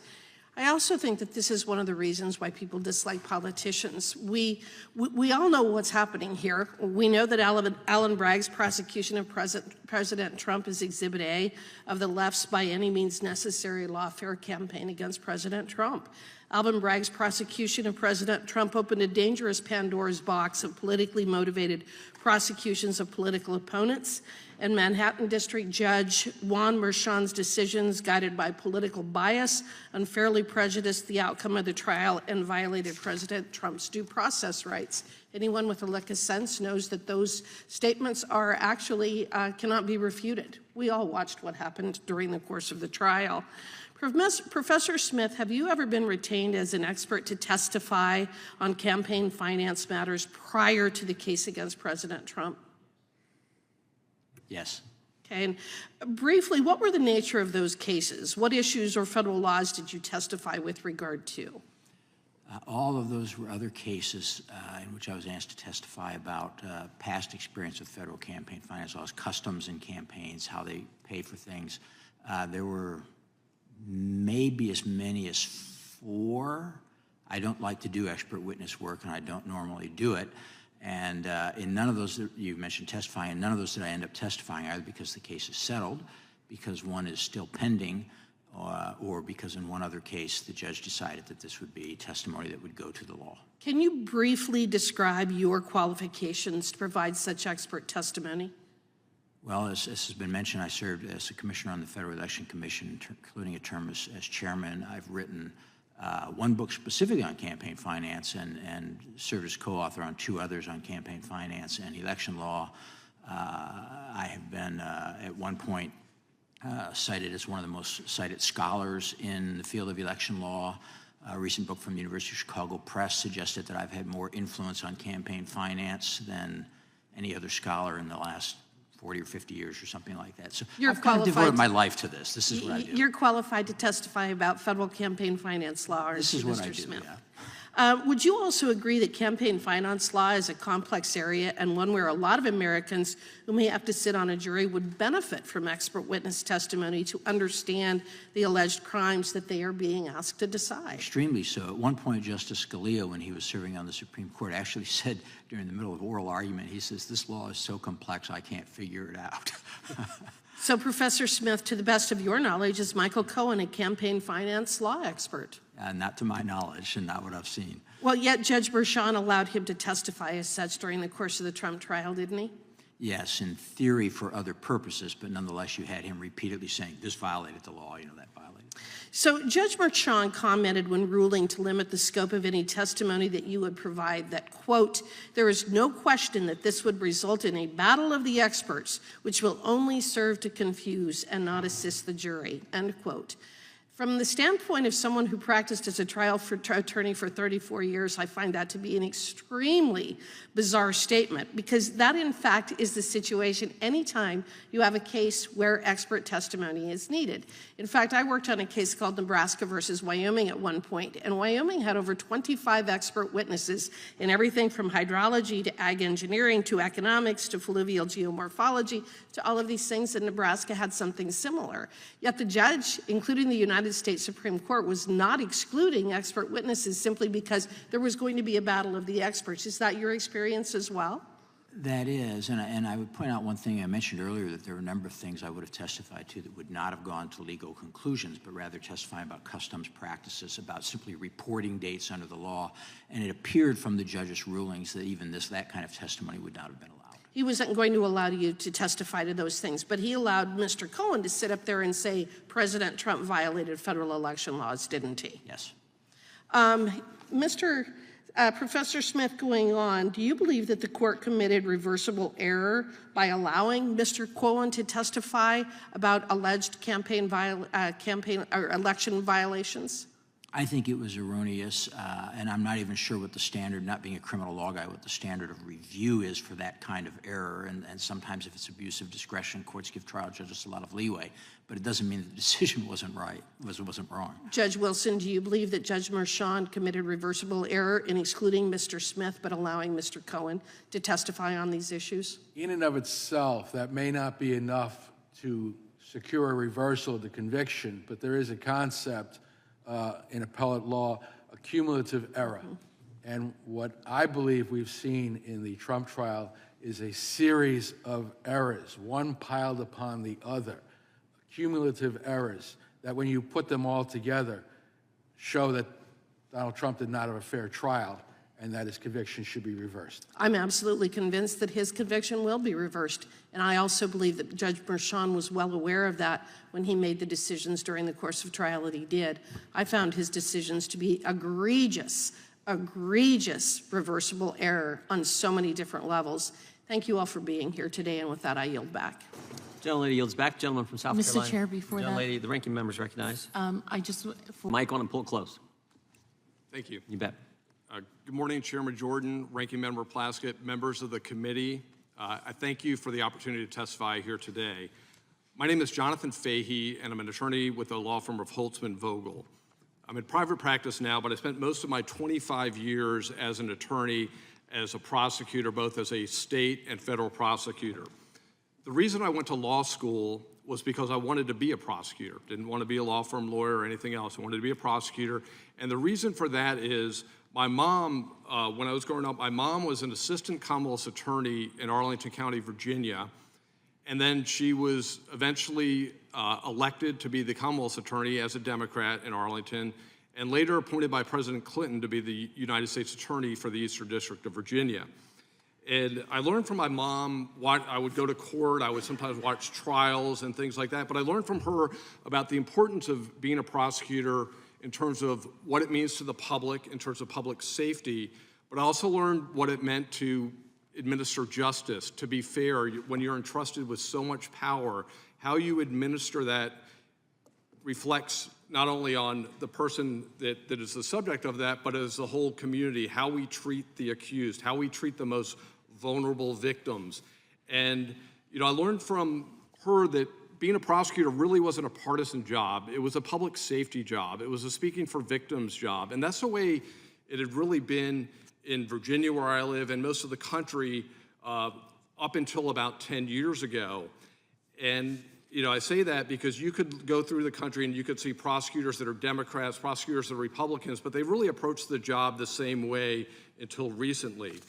But I began my career after law school, after clerking in state court. I became a state prosecutor in Fairfax County. There, I served under Bob Horan, who was an elected Democrat, and he had been the Commonwealth's attorney for probably 30 years or so at that point. And I had the opportunity to prosecute cases anywhere from the lowest level misdemeanor cases to the most violent felons. And again, I learned a lot of lessons there, but the most important lesson I learned was you're entrusted with so much power from the position, from the community, and how you administer that power is what's most important. You don't prosecute people because you don't like them or you have some other ulterior motive. You prosecute them because they violated the law and you're treating people equally regardless of the political motivations or political parties or anything else they might have.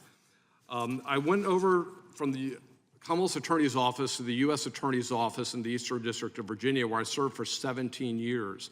I served under multiple administrations, from George W. Bush to Obama to President Trump. And also what I learned there, no matter who was within that office, people were professional. I had a chance to work with the most talented, probably, attorneys I've ever worked with. And one thing that during that tenure, people's political, whatever their political leanings were, you rarely knew other than maybe outside of work. And while I was there, I had the opportunity to prosecute drug traffickers, gang members, fraudsters, other types of crimes. I also had the opportunity to prosecute, to train younger prosecutors on how to prosecute cases, ethics, things of that nature. The reason I go into my background, and I know the time is short, is the reason I'm here today, I would say, is because of the progressive prosecutor movement, you know, funded by these outside groups. This started about 10 years ago, these progressive prosecutors being elected through funding from outside groups as mostly in Democrat jurisdictions. They defeated incumbent Democrats, and the movement basically is sort of the underlying premise was the entire system was unjust, therefore the prosecutor can do whatever they want. And you saw that in Philadelphia, you see it in Chicago, which incidentally I think had 100+ people shot over the weekend. You see it in LA, other places. And essentially what these prosecutors have done is to institute what they would call criminal justice reform. They would go into office and they would nullify any laws they did not like. And that seems somewhat benign in some respects, but the problem with it, as you see with Alvin Bragg, which I'll get into briefly at the end of my 5 minutes here, but Alvin Bragg has taken this. He was a progressive prosecutor in New York. He ran on this progressive prosecutor, as a progressive prosecutor, and when he got into office, his main theme was deciding not to prosecute cases. Basically not in prosecuting any misdemeanors whatsoever, reducing misdemeanors to felonies, and reducing serious felonies to lesser felonies. So all of his theme for running, his in-office practice has led to, I think New York, the last 2 years have had the highest crime rate on the big 7 crimes in the last 20 years. But he's taken this a step further because, again, it's somewhat benign to say I won't prosecute trespassing, but this sort of opened the door for the political prosecution of Donald Trump, which, as we've seen, you know, now it's taken from not prosecuting to identifying a political opponent and prosecuting them for political reasons. I'll talk to somewhat in my testimony, hopefully, about the reasons behind the prosecution, the errors in the case, and how the immunity decision affects the case. And I thank you for your time, and I look forward to your questions, and I apologize for going a little bit over. That's fine, Mr. Fay. Thank you. Again, I want to thank everyone for joining us. We apologize for the delay. The Democrats have an important caucus they're at, or conference they're at, and we had some technical difficulties here. We'll now, the chair now recognizes himself for an opening statement. Alvin Bragg's prosecution of President Trump is lawfare at its worst. The New York County District Attorney's Office began investigating President Trump in 2018. Southern District of New York months later concluded its investigation into the payments by Michael Cohen and determined no charges should be brought against President Trump. While this was going on, Alvin Bragg was running for the job. While on the campaign trail, Mr. Bragg boasted about the number of times he had already sued President Trump. In January 2021, Mr. Bragg stated, "I'm the candidate in the race who has the experience with Donald Trump," close quote. He said that it'd be hard to argue with the fact that any case against President Trump would be the most important, most high-profile case. Mr. Bragg won and took office in January 2022. A few weeks after taking office, he told one of his prosecutors, Mark Pomerantz, quote, he could not see a world in which he would indict President Trump and call Michael Cohen as a prosecution witness. That's right, after campaigning on going after the former president, Bragg gets into office and realizes the case against President Trump is ridiculous. That is why the Southern District of New York didn't bring it. It's why his predecessor, Cy Vance, didn't bring it. Why did Bragg change his mind? Mark Pomerantz, Special Assistant District Attorney, resigned in protest, and he and his fellow Assistant District Attorney, Kerry Dunn, leaked their resignation letter to the New York Times. After that, the left began the pressure campaign on Alvin Bragg, and suddenly the zombie case was resurrected. One of the first things Alvin Bragg did was hire Matthew Colangelo, a top official in the Biden Justice Department who had a history of taking on President Trump and his family's businesses. It's also interesting to note who Mr. Colangelo listed as his references when he applied for the job at the Justice Department. He listed Tom Perez, former DNC chair, and Jeff Zients, who is now President Biden's chief of staff. That's right. The head of the DNC and the Biden White House chief of staff, those were his references. That's the guy who went to work to be the lead prosecutor on the case against President Trump. Alvin Bragg, Matthew Colangelo picked their target, searched for a crime, and then they prosecuted President Trump. The partisan DA that campaigned on going after President Trump, whose newly hired lead prosecutor for the case also had a history of taking on President Trump, also had their case in front of a partisan judge.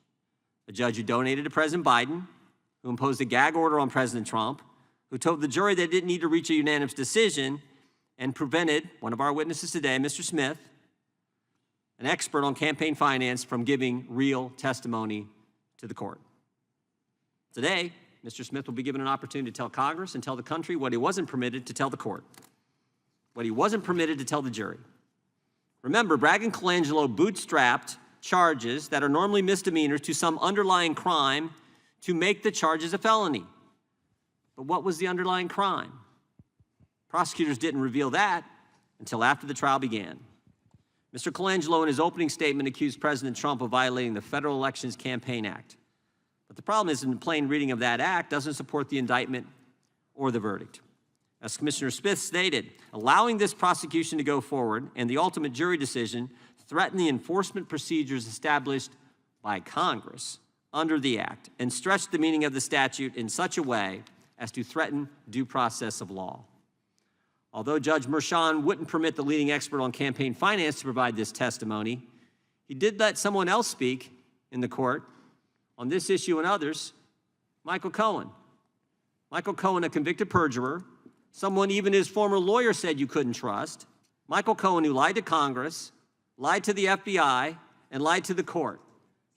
It's not often you have a witness that can lie to all three branches of government and then become the star witness in the prosecution of a former president. But that's exactly what took place in New York. It is clear Manhattan District Judge Juan Merchan's decisions, guided by political bias, unfairly prejudiced the outcome of the trial and violated President Trump's due process rights. Bragg's prosecution of President Trump, with the help of Judge Merchan, opened the door for politically motivated prosecutions, and it will not be easy to undo the damage that's already been done. As we have seen, other ambitious prosecutors have followed Bragg's lead and pursued politically motivated indictments against the former president. Rather than debate political opponents on substance, the Democrats' strategy to win the 2024 election is through the use of partisan, lawfare tactics. These politically motivated local prosecutions raise substantial federal interest and potential collusion between federal and state authorities. And that is precisely why we are here today. Alvin Bragg's prosecution of President Trump was personal, it was based on politics, and it was wrong. We now recognize the ranking member for an opening statement, and then we'll get to our witnesses. Gentlelady yields back. Professor Smith, in your opening, in your written testimony, you said that the lead prosecutor, Matthew Colangelo, in his opening statement in the court, accused President Trump of violating the Federal Election Campaign Act. But the FEC didn't bring charges, I think you've said a couple times. Is that true? That's correct. And the Department of Justice didn't bring charges. That's correct. And if President Trump's campaign had paid for it, it wouldn't have been reported until after the election. Is that right? That's correct. And did President Trump's campaign have the money to pay for it? Yes, they had plenty of money. They had like $7-8 million bucks still on hand on election day, I think, right? Yes. And certainly President Trump had the money to pay for it. He's not. Yes, he'd already spent over $60 million on it. Yeah, he had. So they'd already done that. Was it a political contribution? No, I do not believe so for reasons stated. I can elaborate on those now, but you know. Not only do you not believe so, their star witness didn't believe so. Michael Cohen said he was working clear back in 2011 to deal with this Miss Daniels making the allegations and wouldn't make this public, and he was doing it for other reasons. Isn't that correct?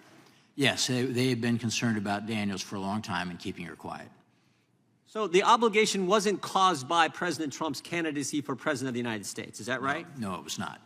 Okay, Mr. Fahey, in your written testimony, you said one of the most alarming aspects of the case is that the fraud, quote, fraud, did not involve anyone losing money or even being harmed in any way. To the extent that the ledger entries were inaccurate, they were entered into the books of a private company that understood what they were for. It is unheard of for a fraud case to be brought where no losses were suffered. So there weren't any losses in this case at all, were there? Yeah, that's what makes this so remarkable. And just, I can't even imagine someone bringing a fraud case to the United States Attorney's Office where nobody lost money, there were no victims, and no one was worse off at the end of it. It just makes it laughable, even before you get to steps 2 through probably 20 that make this case really absurd to have been brought to begin with. It wasn't a contribution. If it was a contribution, it wouldn't have been reported until after the election, and no one suffered any losses, and yet they bring this charge against President Trump. I find that just amazing. If that's not political motivation, I don't know, because what other motivation could there be?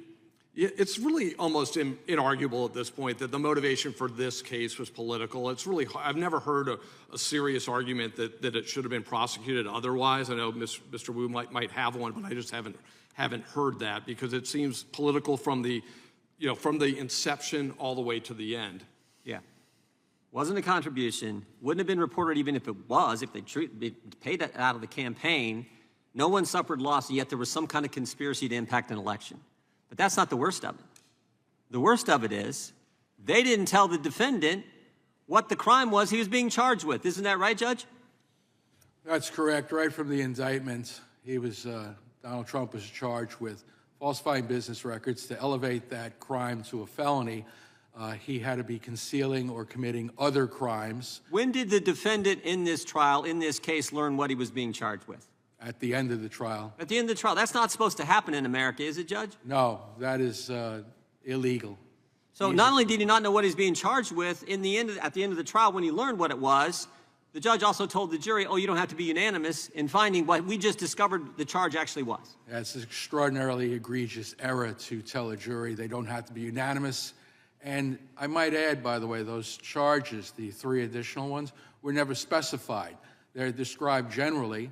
So we don't know what exactly the jury thought was the illegality that was committed by Donald Trump. We have a very inspecific verdict. Campaign finance expert says it wasn't a contribution. And even if it was a contribution, if they treated it as a contribution, paid it out of the campaign, it wouldn't have been reported until after the election. So there's no conspiracy to influence the election. No one suffered any harm or fraud in the initial case, former prosecutor tells us. And the judge tells us that the defendant didn't know what he was charged with until the end of the trial, and the judge gave instructions to the jury. Never mind the fact the judge should have recused himself, which you point out in your written testimony, Judge. The judge didn't tell the jury, or told the jury you don't have to be unanimous. But the real thing here is the opportunity cost. And you raised this in your testimony, Mr. Fahey. The opportunity cost. When Alvin Bragg did the day 1 memo, says we are not going to charge all these felonies, we're going to bring them down to misdemeanors and let the bad guys roam the streets of New York. How that squares with what happened here, that to me is the real issue. That's the issue that most Americans see, like, we're going to do this to the former president of the United States, meanwhile, take felony charges against really bad guys on the street and bring them down to misdemeanors. That's the opportunity cost here, I believe, in Manhattan. You get the last word, Mr. Fahey. Yeah, exactly. When you're letting carjackers out on bail or illegal immigrants that assault police officers aren't getting prosecuted, but this is the way you're using your time, in addition to the fact you run on a soft-on-crime policy and then you take the most creative, aggressive approach to this crime, it's hard to argue it's anything other than a political motivation. Chair now recognizes the gentlelady from Texas. Okay, I got a lot of ground to cover. I do want to clarify, Mr. Fahey, when you... Thank you, Mr. Chairman. Good morning. Thank you to our witnesses for being here. I especially like to thank witness, former U.S. federal prosecutor and former United States Department of Justice Attorney Shan Wu. My colleagues, thank you to the American people watching around the country for joining another hearing of the Congressional Committee to undermine American independence and to defend Donald Trump. From the early days of our nation's formation, our founding fathers were very clear. The upkeep of democracy requires constant proactive maintenance. In his letters to fellow founding father and his political opponent John Taylor, then former President John Adams wrote, "Democracy has never been and never can be so durable as aristocracy or monarchy. Remember, democracy never lasts long. It soon wastes, exhausts, and murders itself. There never was a democracy yet that did not commit suicide.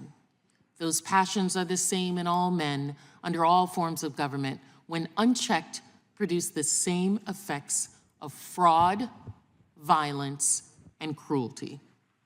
American democracy has always been a question of progress, not finality. Democracy has been given to us with the blood, sweat, tears, and efforts of Americans who came before us, who struggled long and hard to build and protect every democratic institution we have. Indeed, our country's dark past, the very foundation of our economic juggernaut on the world, was premised on a sick institution called slavery that some now want to even erase. This democracy that our ancestors struggled to bring us all into, these rights, some of which some Americans do not even have all of, are fragile. Remember that the great Republic of Rome was destroyed. Greece was destroyed. Germany of the early 20th century, destroyed. Spain. These great empires are gone.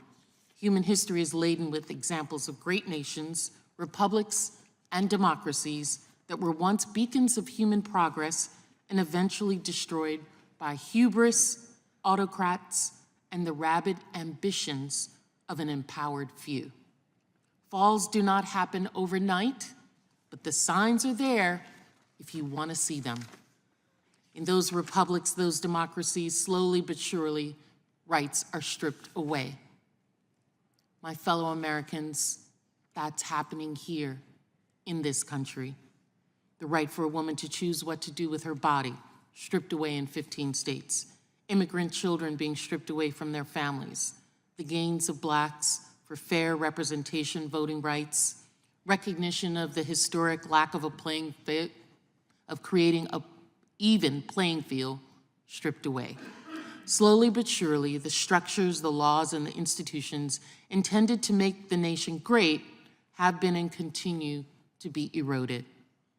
Not to mention the souls of the human race and minorities being eroded every day by injustices. We have a blueprint that we can see how that's being done.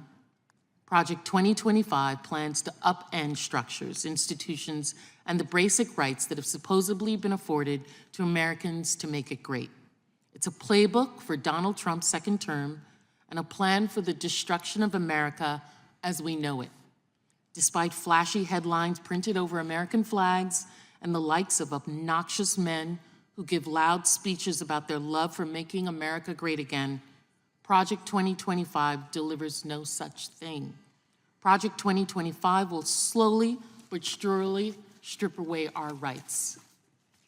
I've asked for a hearing about Project 2025 because I believe it is a dire warning to us all of an individual and others around him's desire to weaponize the government for their own empowerment. It will rip our experts out of agencies to be replaced by sycophant political appointees. It will strip women of even more healthcare access and rights. It will further dehumanize undocumented immigrants and punish their family members, even those who are American citizens, for daring to be associated with them. It will restrict free speech in schools to only allow far-right approved agendas and curriculum. It will erode our freedoms, all under the vague guise of making America great. And yes, because it is a grand Republican plan, Project 2025 calls for severe cuts to Medicare and Social Security. I'm not just saying that. The authors of Project 2025 are saying that. Here's a video outlining that. 2025 believe that a woman should be able to have an abortion if her doctor says that she needs one. It's a yes or no question. Abortion is not health care. So that is a no? Murder of a human being. We're also going to have teams, because we can multitask, to deconstruct the administrative state and to go after criminals and the traitors in the deep state.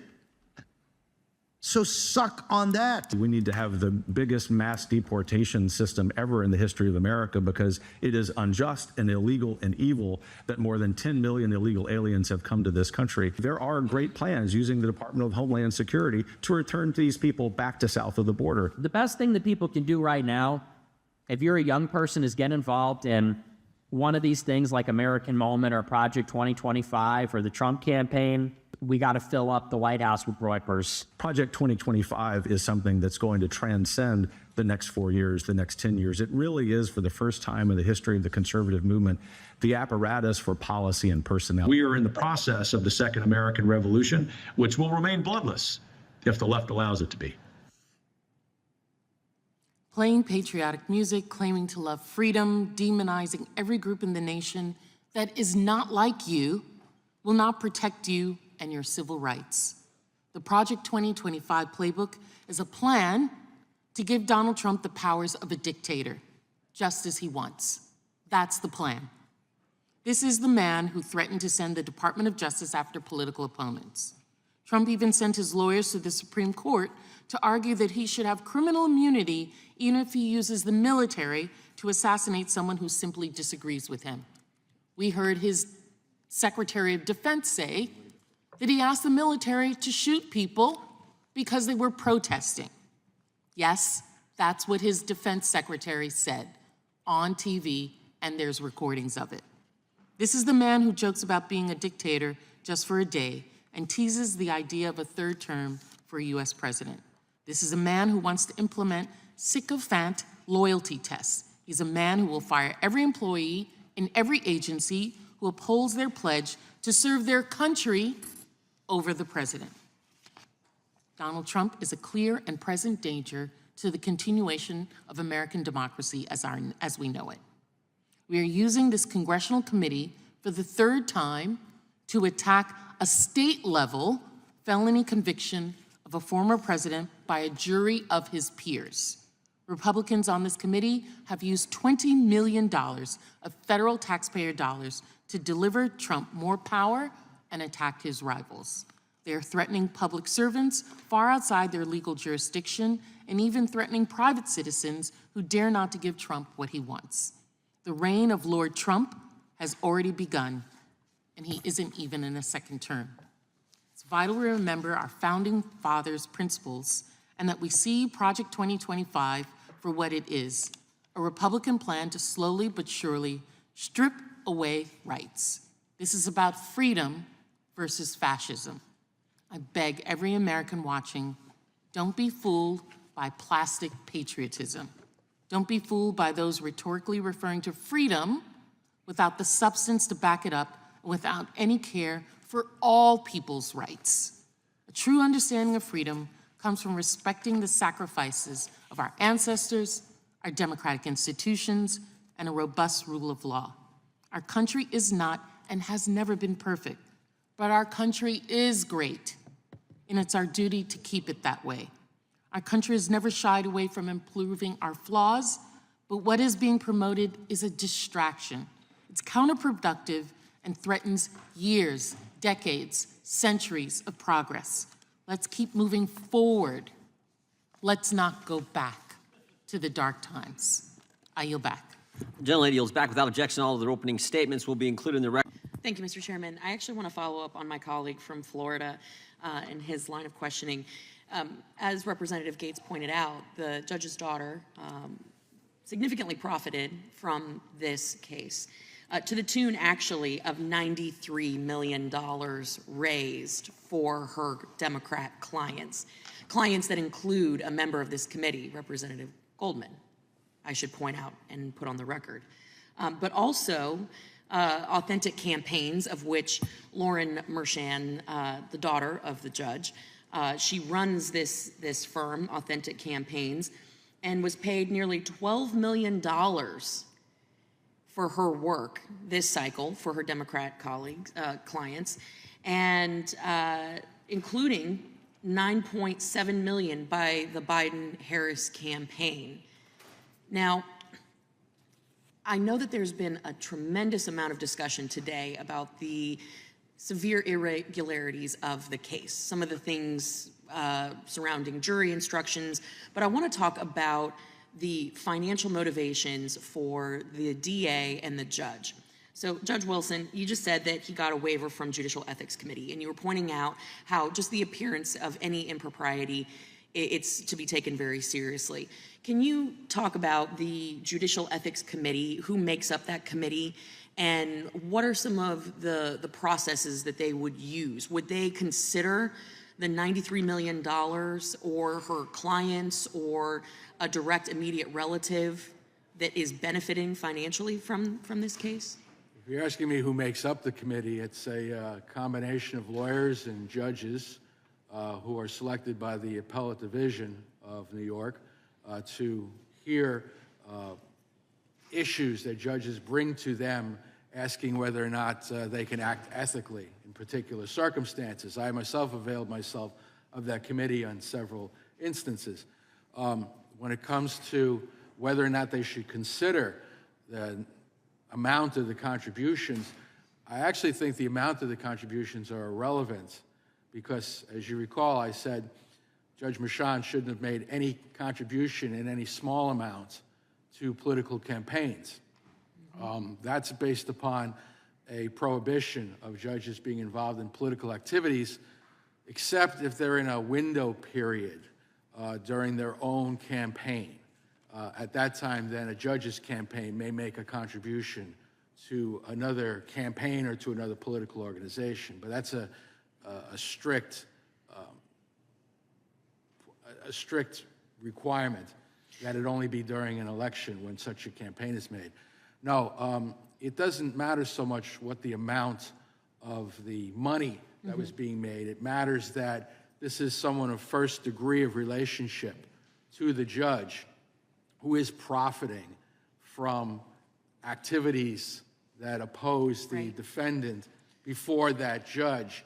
And even if he had an ethics opinion exonerating him, saying it's okay, your daughter's not a witness and none of her interests are being tried here, so the ethics committee thought it was just fine, there's still an appearance of impropriety that's of great concern to the public in general, and that's what a judge wants to avoid when you're hearing a case. You don't want people to feel that your integrity and that your impartiality is being impacted. Is compromised, right? Which, and that's what happened here. And the judge himself had given contributions, and I think you pointed out very appropriately that it doesn't matter if it was a large or small contribution, but the judge in this case, Judge Mershon, he contributed to a political action committee called Stop Republicans.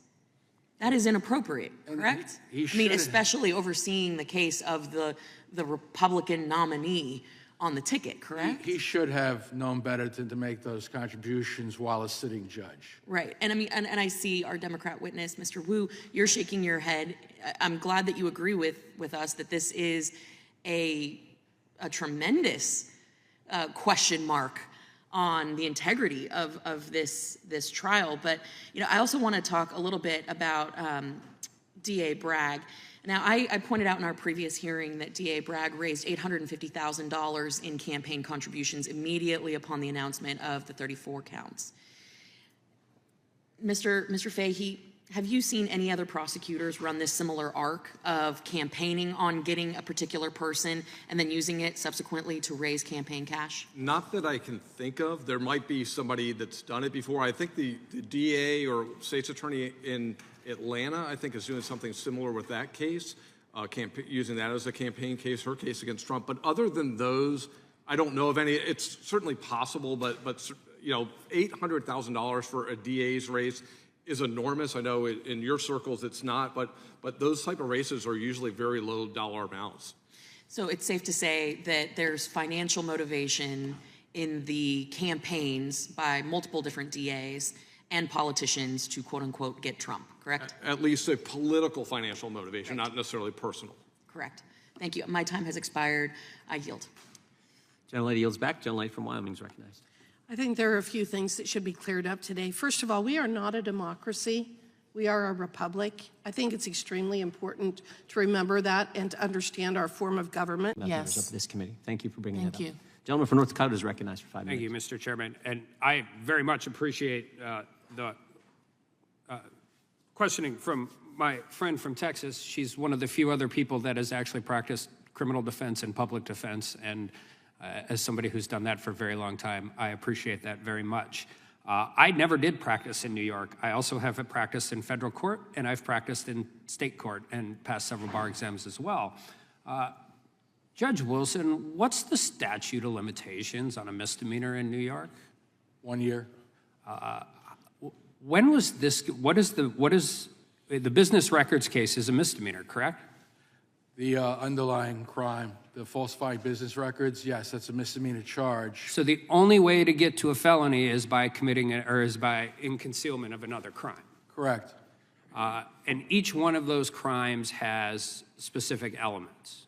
That's right. And you have to prove, in order to get a conviction at trial, you have to prove every element of the crime beyond a reasonable doubt, right? That's just traditionally how this works. That is the right way to do it. So in the indictment, did they put the underlying crime? No, they did not. They only described it as other crimes. Okay, and in the jury instructions, did they put the specific underlying crime? No, the falsifying business records was described in the jury instructions.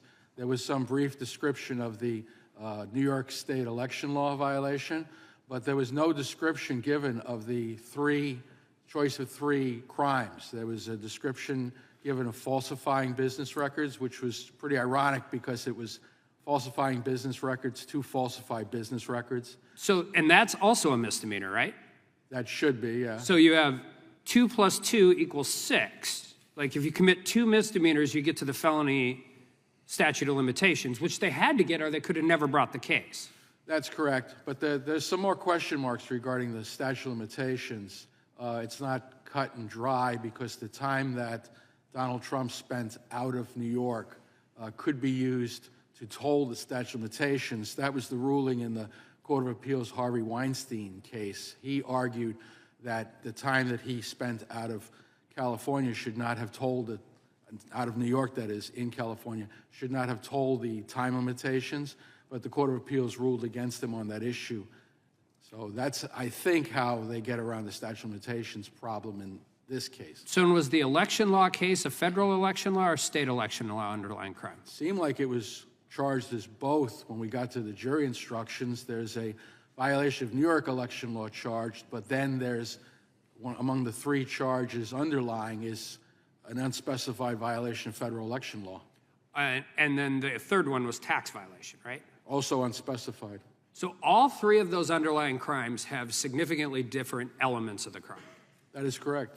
Were any of the elements of those crimes listed? No, not at all. So, this is important, and it might not be as robust or anything, but when you defend a client in court, if you don't know what the elements of the crime you're defending, how do you mount a defense? You can't. That's the very issue of fundamental fairness that I referenced. You, as a defendant, are entitled to know what the charges are against you so that you can defend against those charges. Donald Trump was never made aware of what the extent of the charges were against him until the end of the trial. And the elements of the crime go in the jury instructions. I mean, traditionally, that's how it works. Federal court, state court in North Dakota, state court in Minnesota. I've been in all of these different jurisdictions. You actually get the elements of the underlying crime, correct? Any time that I instructed a jury, I instructed them what the elements of the crime were. And instead, in this case, they got a grab bag.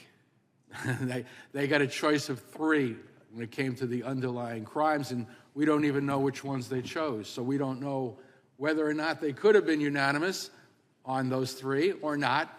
That's another failing of the jury instruction. So not only did we have not the elements of the crime, but we had 3 different crimes with 3 vastly different elements of the crimes. All unspecified. None of them in the indictment. The elements of the crimes weren't in the bill of particulars. Last hearing, I had the bill of particulars waved at me like it was some kind of magic document that flew in here with its own cape. So the statement of facts only describes a series of allegations, a series of actions that it's believed that Donald Trump took. None of them describe any criminal activity. None of them describe any, they don't describe any elements of any crime. And that's why you believe, as do I, that when this goes on appeal, there's going to be significant legal issues to argue that the jury never actually got them put in front of them. I have very little doubt that this matter will be reversed on appeal and based upon these issues. Because I've actually been pretty, I believe jury trials are still the best way to determine guilt and innocence. I just believe juries are only as good as the information put in front of them. So, and with that, I yield back. Gentleman yields back. The gentleman from New York is recognized. Thank you, Mr. Chair. Okay, I got a lot of ground to cover. I do want to clarify, Mr. Fahey, when you consistently talk about NY or New York crime, you're speaking in an opinionated stance. You're not speaking from a place of fact, correct? No, I'm speaking from a place of facts. Okay, well, let me clarify for you. Thank you so much. I'm reclaiming my time. Let me clarify for you that NYPD puts out reports. And in April, it said overall index crime across New York City dropped another 4.9%. As it relates to May, the report says overall index crime across New York dropped another 2.4%, and June's report hasn't come out. I would ask for unanimous consent to enter this into the record. Now, moving on, I just want to level set because I feel as if some people don't understand how government works, and I don't know how they got to Congress. So, Mr. Wu, I'm gonna need you to help me out because I don't know that I trust that other people will know the answers to these questions. Number one, how many branches of government do we have? 3. 3, okay, sounds good. So, can you name them for me? Legislative, judiciary, and executive. Very good. Okay, so currently, I think that I serve in the legislative branch. Would you agree? I agree. Okay, fine. Can you tell me when somebody goes to court, such as a criminal convicted of 34 felony counts, state court in New York, would that be the legislative people or judicial people? Well, it's really the executive that's prosecuting, and then it's within the judiciary to run the trial properly. Okay, very good. So, judiciary. So, typically, if someone has an issue with, say, what happens in court, do they then somehow hop from state court all the way to the federal legislative branch, or is there a different process in which you are supposed to be able to explain any issues you may have? The process would be the judicial appellate process, holding aside the issue of state versus federal. Oh, interesting. Okay. All right. So normally people don't get convicted on a state level and somehow end up litigating the issue on the federal level in the legislative branch. Is that correct? Yes. Okay. All right. So something is different about what's going on today. I just wanted to clarify because I thought I was living in the upside down for a second. Now, I want to move on and talk about how someone is prosecuted. Currently, because under Project 2025, we'll get there, there will be a different way to prosecute people. But currently, it is my understanding, and I only kind of went to law school, passed a couple of bar exams, and practice on the state and federal levels, but just clarify for me. When someone goes in to be prosecuted, is it, say, the President of the United States that somehow becomes the state prosecutor in New York? No, absolutely not. Absolutely not, because he's the executor, huh? That's that other branch. Correct. Okay. All right, so you have this prosecutor, and in this case, it's Alvin Bragg, who was duly elected, correct? Correct. Not appointed by the president, correct? Right. Duly elected by the citizens in his jurisdiction, right? Right. So he's elected, and usually there's some sort of an investigation that takes place, correct? Prior to his election? No. With a case, I'm sorry. Yes, I've correct. moved on. Yes, yes. All right. So the very first part of a case is that we go through an investigation. After that investigation, then the prosecutor usually has what we would consider to be some sort of prosecutorial discretion as to whether or not they want to go forward, correct? Correct. All right. And then they use that discretion, but then when it's somebody that is facing a felony amount of time, which is usually in most states over a year, then they have to present it to a grand jury. Is that right? That's right. Now, a grand jury is comprised of citizens, correct? Correct. U.S. citizens from that area, correct? Right. Okay, so they have to come to the conclusion that they are going to issue what we call a true bill, correct? Correct. All right, so then we have an indictment. And then there's pretrial motions, there's pretrial hearings, all kinds of stuff, right? Right. All right, and then ultimately, depending on where you are, you have the opportunity to say, hey, I want a jury trial, correct? Correct. And a jury trial is comprised of U.S. citizens again, right? Right. Okay, very good. All right, so can you tell me so far if all of this took place in the case in New York? Yes, it did. Oh, okay. All right, so you get to trial. Now, when you show up to trial and you're facing a felony amount of time, as a defendant, are you not entitled to an attorney? Yes, you are. And your attorney is allowed to pick the jury, they're allowed to present evidence, and ultimately, it is a jury of your peers who decides whether or not you are guilty or not, correct? Correct. And in this case, the picking has the judge involved too. And in this case, they found him guilty not once, not twice, not 3 times, not 4, not 5, not 6. I could keep going on, but 34 counts were given. So the opinions of these people who were not juries is not what we do in this country. In this country, we have a system in which jurors decide who is found guilty, and if you have a problem with that, you go to the appellate court, which the last time I checked, he was raising money so that he could go to the appellate court and appeal his decision, and they will have the final say-so. Thank you so much. Yes, they will.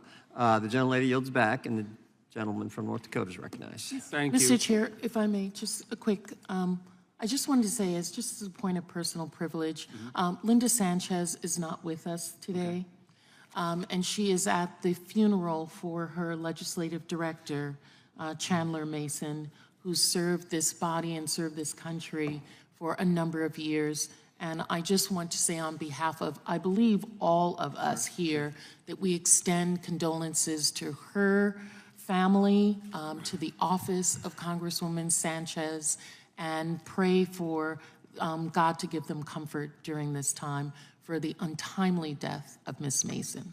No, well said, and I appreciate bringing that attention. I should have, this is my oversight, I should have said something about our colleague, Mr. Massey. Mr. Davidson and I and our yes. Polly and Lisa and I had a chance to go down and visit with Thomas a week ago Sunday. He's doing as good as you can under these difficult circumstances, and his wife Rhonda was an amazing person. So to both members Yes. of this committee, thank you for bringing Thank that up. you. Gentleman from North Dakota is recognized for 5 minutes. Thank you, Mr. Chairman. And I very much appreciate the questioning from my friend from Texas. She's one of the few other people that has actually practiced criminal defense and public defense, and as somebody who... Mr. Horwitz, you said you've not seen a pattern, but you have found evidence, or let me do it as a question. Have you found any evidence of a focus on religion and vaccination status playing a role in discussions about clearance decisions? We certainly did, as to Mr. Allen. Of course. I mean, that's the whole point. I thought, you know, his email questioning the leadership at the FBI, they used that. They used his vaccination status. They used his religion. I thought pretty soon they were going to accuse Marcus Allen of writing Project 2025. I thought that might happen. You didn't write Project 2025, did you, Mr. Allen? No, you had nothing to do with that. Mr. Levitt, you didn't either. Right, and I know Mr. Horowitz didn't have anything to do with that. Let's go to this questionnaire, because this questionnaire that was used by the FBI in these clearance discussions, I find very troubling. In the opening, in the sort of the preamble before they get to the questions, they say they're asking colleagues to rat on fellow colleagues. They say, you are being asked to provide information as a fact witness. Should you refuse to answer or fail to reply, action against your security clearance may be undertaken. So I find this amazing. Like, they're going to a colleague in a security clearance investigation, they're asking a colleague to talk about that individual, and if they don't, they're going to lose their security clearance. I mean, that, and then when you look at the question, do you find that a little troubling, Mr. Horowitz? I certainly find I'm not sure I find necessarily the questioning of individuals about allegations troubling.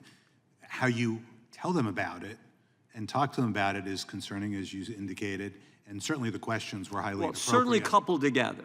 Hey, we're doing a security investigation on Mr. Allen, as an example, and if you don't answer it, your security clearance is in jeopardy. And oh, by the way, here's the question. Did Mr. Allen ever voice support for President Trump?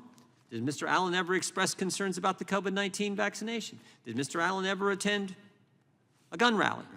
That is as troubling as it gets. And right at the top of this questionnaire, FBI Security Division, Security Integrity and Investigation Section, Clearance Investigation Unit. Mr. Levitt, have you ever seen anything like this?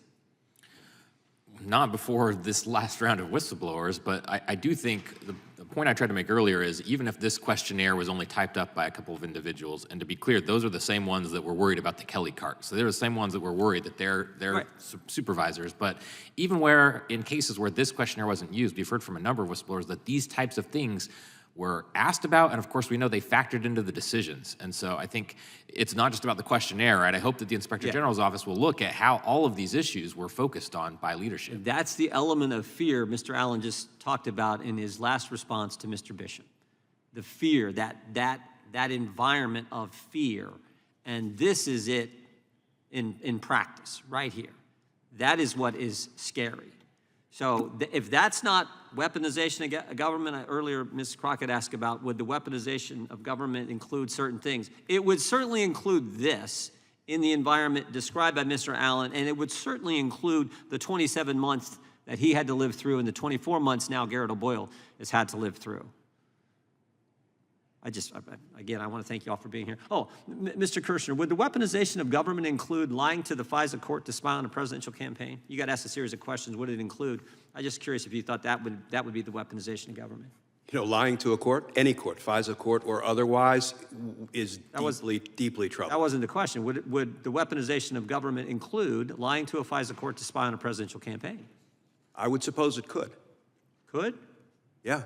Oh, good, okay. Would it include text messages written by people who were involved in that effort to spy on presidential campaign? Text messages like, don't worry, we'll stop Trump. Would that be the weaponization of government as well? You know, I think that's inappropriate language because we're supposed to be doing our work, you know, apolitically, without fear or favor. So, you know, I think that's ill-advised.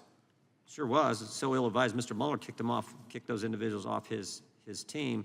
So ill-advised that Kevin Kleinsmith got prosecuted for lying to the FISA court in order to go spy on a presidential campaign. That seems to me to be the weaponization of government as well. I'm going to thank all of you for being here. Mr. Allen, we really thank you.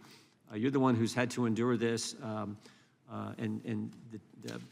your testimony to the strength of your faith and your family, I think, is just inspiring. We appreciate your service to our country, service to this committee and to the country for telling your story and being willing to come forward and work with Mr. Levitt. Mr. Horowitz, we appreciate the work you've done over the years in getting this information to us. And with that, the committee stands. Well, in light of that ranting from Mr. Kirshner and understanding that he has a long history working in the Department of Justice, I could understand why we're in the mess that we're in. We now have the details on what the DOJ is required by law to do and its intentional violation of the law and the impact that this has had on DOJ employees in the form of the loss of the ability to earn a living and having their lives destroyed. I want to take a step back and ask the question, why did they do it? I suppose for the same kind of reasons that Mr. Kirchner was just outlining, because they have some obsession of something that is actually not real. But they also didn't just violate the law for the sake of violating the law. They did so with the explicit intent of targeting a certain class of employees, and in this instance, those they perceived to be conservatives. One whistleblower stated, quote, that if an FBI employee fit a certain profile as a political conservative, they were viewed as security concerns and unworthy to work at the FBI. I assume Mr. Kirchner has the same viewpoint. Mr. Allen, does a person's political beliefs, and most specifically holding conservative views, disqualify someone from serving in the FBI? No, ma'am, they do not. Well, then, based on your experience as an FBI veteran and target of the DOJ's unlawful acts, why do you think this political purity campaign is ongoing inside the FBI? I'm not fully aware of why they're getting rid of people with more conservative views, or potentially not wanting people to speak out at this time, ma'am. Well, and I think your testimony is that they also are trying to get rid of anyone who holds Christian values and Christian beliefs. Is that your experience as well? That is my experience, especially when you see the comments that were leveled against me and the findings during the investigation. So we have the gentleman sitting next to you ranting and raving about this Project 2025. I doubt that he really understands anything about it, but ranting and raving about that, but doesn't seem to be at all bothered by the fact that you were targeted because you were a conservative and a Christian. Do you find that odd? I do find it a bit surprising. We shouldn't be targeting groups of people within our organizations because of firmly held belief or any kind of political standpoint. And Mr. Levitt, beside the violation of whistleblower protection laws, the FBI is also, for example, using First Amendment protected speech and activity which occurs outside of work to punish its employees. Were the officials involved in this unlawful conduct, such as Acting Assistant Section Chief Dina Perkins and Assistant Deputy Assistant Director Jeffrey Veltri, punished or in any way held accountable for their violation of employees' First Amendment rights? Not that I'm aware of. I know Ms. Perkins is still in the same position, and Mr. Veltri received a promotion to the 5th largest FBI office in the country, the Miami Field Office. According to whistleblowers, that promotion was delayed because he was under investigation for whistleblower retaliation, but that wasn't for the targeting of individuals for their First Amendment views.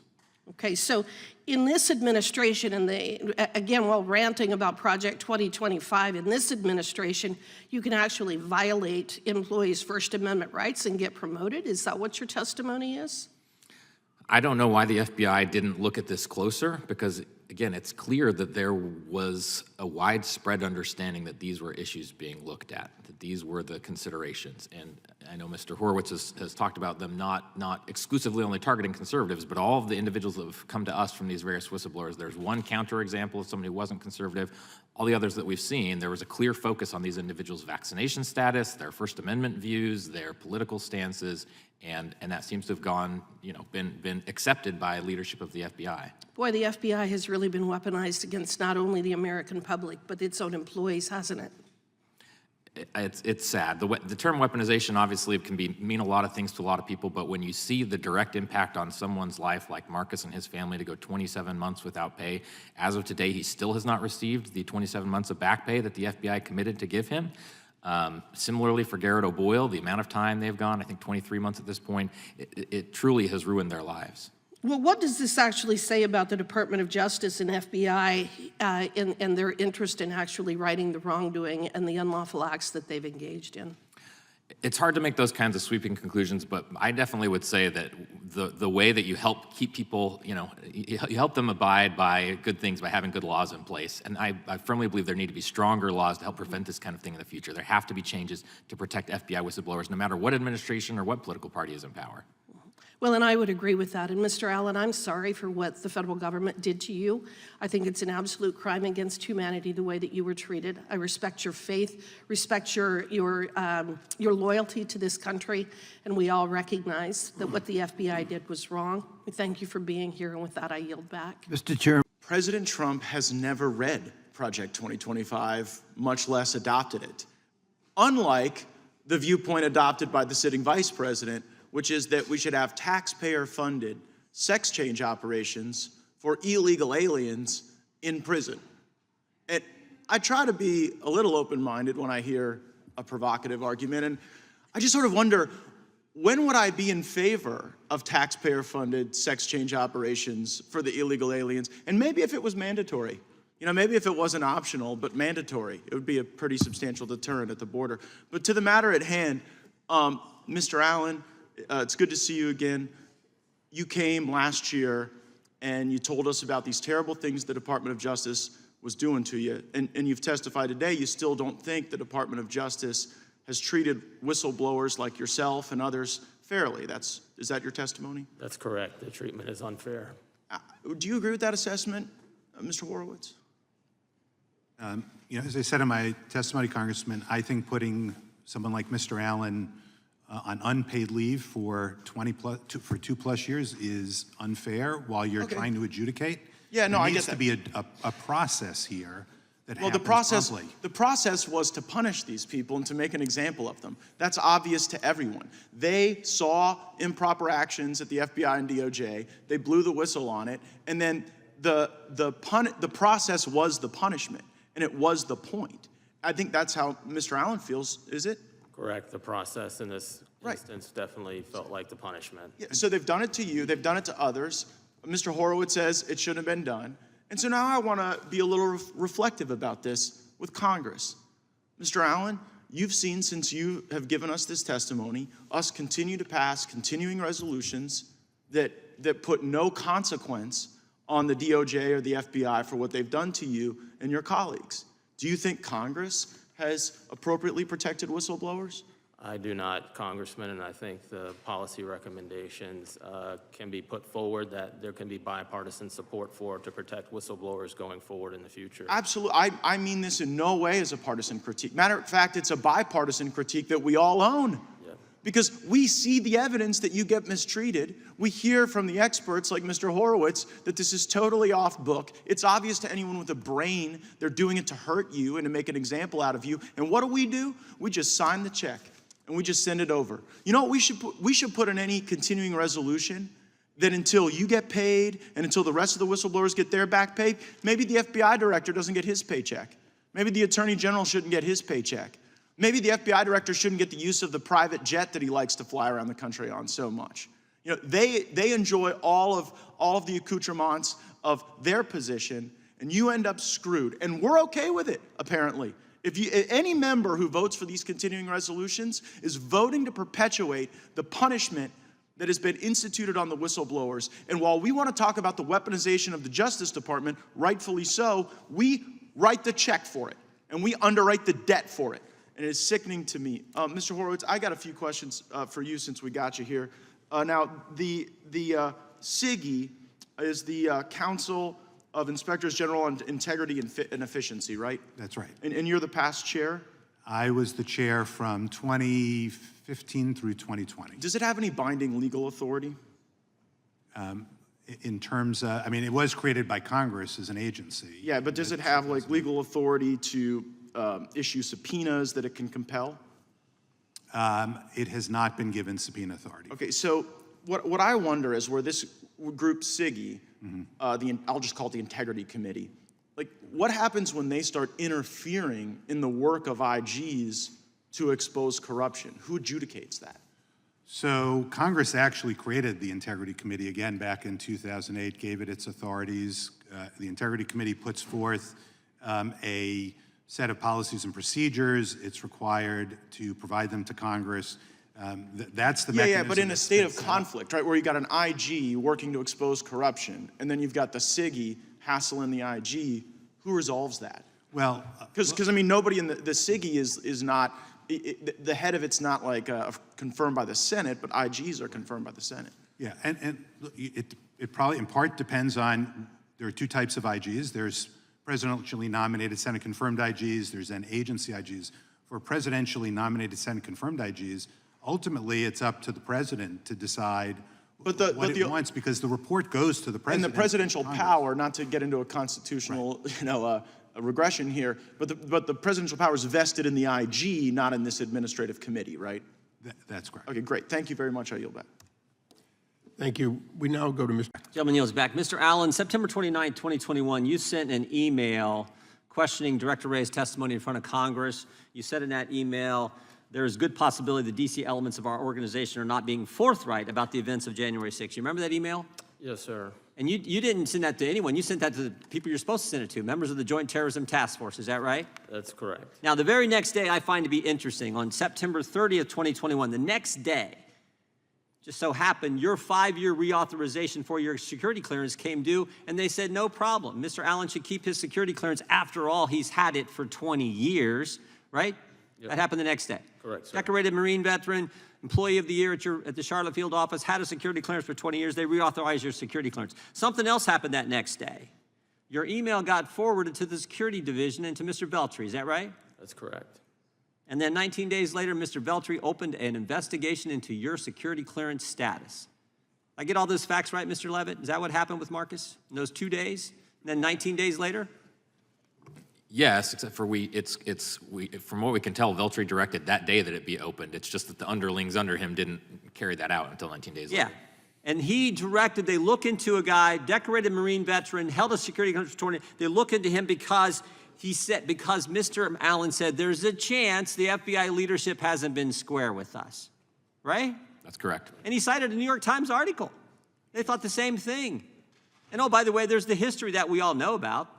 FBI spied on the president's campaign, lied to the FISA court, investigated parents at school board meetings, said if you're a pro-life Catholic, you're an extremist. So we got all that history, and he gets investigated for that because he simply questioned the leadership, went through the appropriate channels. Mr. Horowitz, did Mr. Veltri and the people at the Security Division follow the standard process? They did not. They did not. In fact, isn't it true that, Mr. Levitt, isn't it true that some of the people, I think you cited 4 of them in your statement, 4 people, the initial investigator, the second investigator, the first adjudicator, and another adjudicator, all got reassigned. They all agreed that Mr. Allen should keep his security clearance. This investigation shouldn't have happened, and they get reassigned or something happens to them. 4 of them all did not recommend that his clearance be, that there be a negative action on it. 2 of them were reassigned. 2 were reassigned. Some of them are whistleblowers now, right? Yes, absolutely.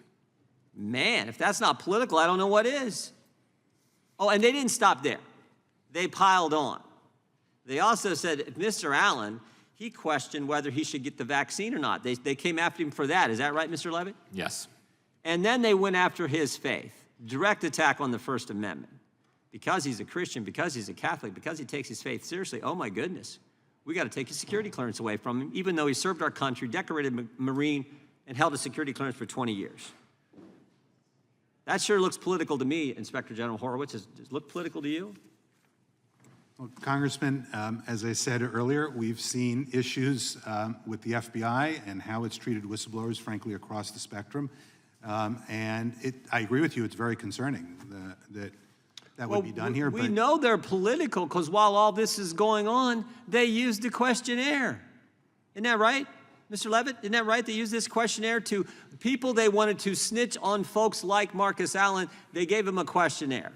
Those were used in the case of a handful of employees, and I know that Mr. Horowitz's office is looking at that. I think it's important to note that the questionnaire wasn't the only thing, right? That these questions were asked across I'm talking about the way they piled on to go after Mr. Allen and keep his security clearance and keep his pay from him for 27 months. And they did the same thing to Garrett O'Boyle. And what that has meant, as you indicated in your testimony, what that has meant to his family and Mr. O'Boyle's family.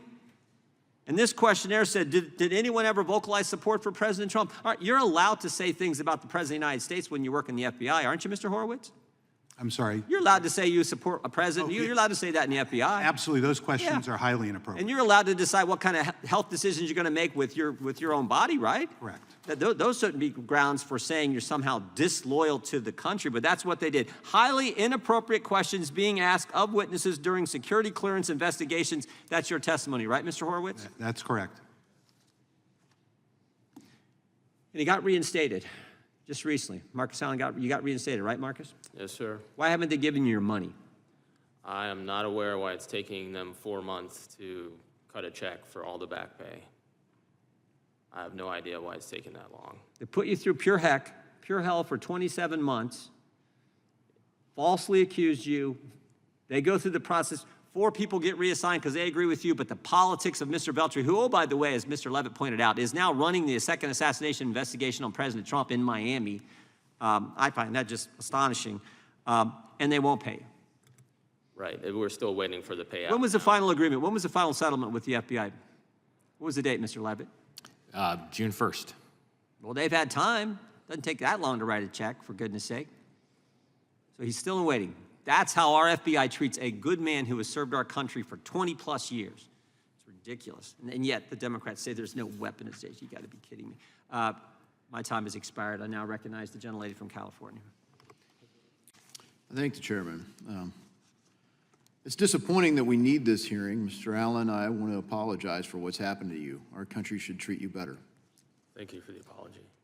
Thank you for your long career of service to our country, and I just wanted to ask, your experience spans a couple decades, and so over your time in service to our country, just confined to the FBI, what kind of changes? You know, I think the perception back home is the rank and file people at the FBI are people that we want to be there, that we want to support, and frankly, there's not a lot of trust in the current leadership system.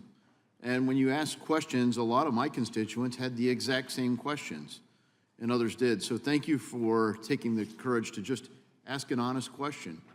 And the way that that was treated is shameful. And we're here today in part because of that. And frankly, Mr. Horowitz is continuing a 3-4 year long, hopefully imminent, report that answers the exact same question. So how have you seen the FBI change as someone who moved up through the ranks? I would say that, unfortunately, in my experience with the culture at the FBI, it's very easy for leaders there to kind of impose their wills on their subordinates. It's a culture where there are a lot of careerists and blue flamers who'll do what they need to climb up the charts and the ladders. And if that includes burning other agents or subordinate employees to get to where they want to get in the organization, whether that's for power or money concerns, that's something I've observed in the culture of the FBI since I started there in 2008 as a contractor, worked for a couple of years, and then I got on officially with the Charlotte Field Office in late 2015. So I'd like to say that this is, from my personal experience, a sea change, but from what I've seen, there have always been vain careerists within the organization who will destroy people in order to climb the charts. So safe to say we're not always promoting the best and brightest. I would concur with that statement. How do we need to change the culture to get it back on track? I think there needs to be more accountability, and there needs to be a high focus on moral and ethical behavior within the organization. And I think outside checks and balances via policy change where the Bureau isn't allowed to simply just review their own conduct, to truly have an external watchdog force that can actually cause punitive change and enact measures in the organization. I think that's a big part of it. That's what I would advocate for. But I know a lot of the folks that join the FBI, they get into it, and it's not quite what they expected once they get on the inside. So there's a lot of cultural change just from the historical culture of the place that has to change. And I'd like to tell you that I'm shocked that this is where the FBI has come today. But frankly, I'm not shocked at all that this kind of lawless conduct could have occurred within the walls of the organization. Yeah, sad, but I've heard it from many other people, and frankly, you felt the blunt end of it. And again, hopefully we can make this right swiftly, and you serve out a good career there. Thank you for your service. Thank you. You know, Mr. Horowitz, in another way, you've done things that my constituents appreciate. You've provided oversight and accountability, and the oversight and accountability function of Congress seems to work. The public finds out about all kinds of things, but they're just so frustrated because at the end of the day, Congress just shuts up and cuts the check. We don't provide reform. We don't provide accountability. Instead, you see people like Mr. Veltri promoted, somewhat validating Mr. Allen's observations, and trusted, as it turns out, with critical investigations. I mean, we saw the FBI. I hope there's an investigation underway on the Events in Butler, Pennsylvania on July 13th. Is there an active Inspector General overview of that? I actually don't have jurisdiction over that. My understanding is the DHS Inspector General. Inspector General Kufari does. And as SIGI, you know, the Integrity Committee, you formally directed that. You know, they've tried to target people, even as Inspector Generals. Did you feel sometimes limited or coerced because of how SIGI has changed their behavior over the years? Yeah, let me just say, I was the chair of SIGI, not the chair of the Integrity Committee, and by law, that is separate. Distinction, Congress has separated those two, but the Integrity is part of SIGI. Look, I've dealt with issues at the Integrity Committee. I think there are improvements that certainly need and can be made, both internally and through legislative action, that would improve the process. But I do think, and I've worked with folks there, that they have tried to exercise their responsibilities, the chair of the as members of the Integrity Committee, as best they could. Well, one thing we absolutely have to do is we have to change the way it's funded. Right now, they're harvesting cash from other agencies, including extra money. And so Congress needs to take action, in particular with funding. My time has expired, and I yield back. Gentleman. Thank you, Mr. Chair. Mr. Horowitz, your office published advisory memo 24-067 entitled The Justice Department's Compliance with Whistleblower Protections for Employees with Security Clearance, and noted how you found that the DOJ was not in compliance with whistleblower protections for employees with a clearance. Is that correct? That's correct. What policies exactly did the DOJ fail to follow? So the law requires for suspension and revocations of security clearance that the department have an appeal process allowing, after 1 year of suspension, to come to the Inspector General and appeal that process. That was not in place at the time. Does it concern you that the DOJ, that certain DOJ components like the FBI indefinitely suspend employees without pay for the duration of a security investigation and review process? It does, which is one of the issues we also raised in that management memo. What is the average length of time for one of those investigations? So we found in the report that for the 106 employees that we looked at over a 5-year period who had been suspended for more than 6 months, that the average was 527 days. So about 17 and a half months. So about a year and a half, roughly. Year and a half. So in your work, have you seen similar delays or similar lengths of time in other agencies? We have within the department in other components, law enforcement components. What concerns me too, at least with the pay issue, the DOJ and FBI's current policy forces employees to remain in kind of an indefinite state of limbo without pay. That's exactly right, and that is the concern, Congressman, that goes actually beyond whistleblowers. Mr. Allen ultimately was able to get a settlement because he was a whistleblower alleging retaliation, but that same issue applies to people who don't have a whistleblower claim but have nonetheless had their security clearance pulled. I just think it's remarkable to me, I mean, just to hear Mr. Allen's testimony earlier about what he and his family went through. Pulling out retirement, life savings, things like that, just to stay afloat.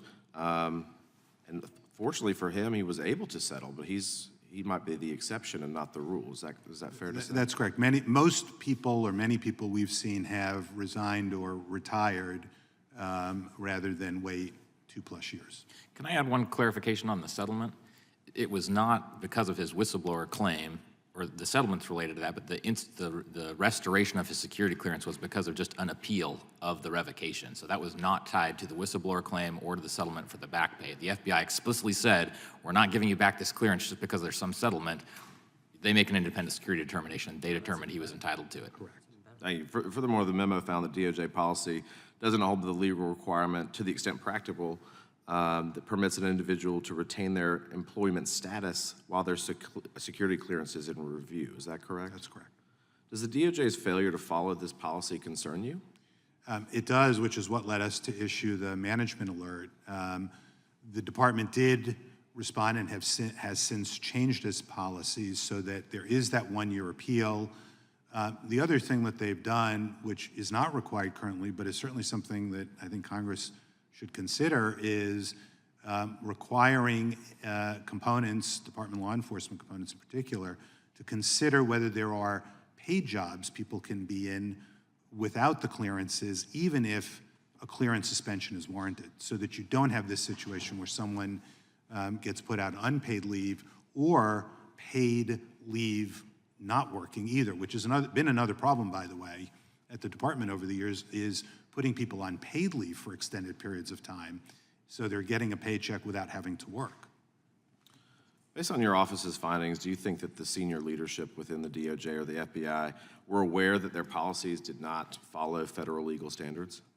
I actually, my sense is they were not aware, because when we started this process and went to them, they did not seem to know about this issue, or weren't aware that their policy fell short on that issue, I should say. Your office made 4 recommendations to the DOJ to address the concerns cited in your memo. 1, what were those for the record? And 2, to your knowledge, what steps has the DOJ taken to implement those recommendations? So the 4 recommendations were: 1, to make sure there was this one-year appeal process; 2, to notify employees of their right to this process, because obviously you can have a process, but you shouldn't have to have an employee rummage through a lot of policies to find it. 3rd, when there is a suspension, look to see if there are positions they can go into where they can continue to maintain their position while performing work, even without the suspension, if that's the plan. And then 4th, put in place a review to make sure that these are being done timely. And so, because you don't want a situation either where if they can find another job with a security clearance suspension pulled, that they somehow indefinitely stay in that other job. You want them to have that resolved. If they shouldn't be in the job, they should leave, right? Then if it was an unfair suspension, they should be put back to their old job. And have they taken those recommendations? They have. And I think, very importantly, is the requirement that they report regularly to department leadership as to why that hasn't occurred in a timely way. Thank you, Mr. Chairman. I yield back. Gentlemen. Chair now recognizes himself for an opening statement. The FBI can't tell us who planted pipe bombs on January 6th. They can't tell us who leaked the Dobbs decision. They can't tell us who put cocaine at the White House. But they were able to spy on a presidential campaign, lie to a FISA court, investigate parents showing up at a school board meeting, and of course saying if you're a pro-life Catholic, you're somehow an extremist. All that because I think the FBI is driven by politics today. In this Congress, this subcommittee has been investigating the political actions of the FBI and a double standard at the Biden-Harris Justice Department. We've heard from countless witnesses. We've heard from government officials and experts. We've heard from Americans targeted by their government, not just conservatives, but also Democrats. In fact, we were in a hearing in this room over a year ago when journalist Matt Taibbi was testifying. While he was testifying, it wasn't the FBI or Justice Department, but I think it makes the point, while he was testifying, the IRS was knocking on his door. Chilling impact, knocking on his door. Turned out they actually owed him money, but they did at the very moment he was testifying to us about the censorship going on in the Biden-Harris administration. Most importantly, we've heard from whistleblowers. We have one with us today, who we look forward to hearing from, Mr. Allen. As we have seen, if you're not politically correct, you're not in line with what the government thinks is the proper position, you become the target. Just as frightening if you're one of the good employees in our government who came forward to talk about the targeting, then you really become the target. If you're one of those good employees driven by your commitment to the Constitution, your conscience, and you come forward, they're coming after you. The FBI has used its security clearance adjudication process to purge its ranks of conservatives and whistleblowers, to unlawfully punish those with views contrary to the FBI leadership. Excuse me. Mr. Levitt has brought multiple whistleblower disclosures to this committee regarding the rampant politics within the FBI Security Division, which is tasked with investigating and adjudicating employees' eligibility for a security clearance. Whistleblowers described the Security Division of the FBI as, quote, a toxic work environment. Investigators were asking employees about their colleagues questions like, did they support President Trump? Are they opposed to COVID vaccinations? And we know they asked this because there's a questionnaire that they used, actual questionnaire that the FBI used to have colleagues snitch on their fellow workers. According to whistleblowers, the Security Division leadership under the command of Deputy Assistant Director Jeffrey Veltri created an environment where, quote, it was very common for investigators to ask inappropriate questions of an employee's colleagues, the content of which could never have been used to revoke a person's clearance. And by the way, what is Mr. Veltri up to now? The guy who during his time at the Security Division was described as being adamantly anti-Trump, he's leading the investigation into the second assassination attempt on President Trump in Miami. He's the special agent in charge in Miami.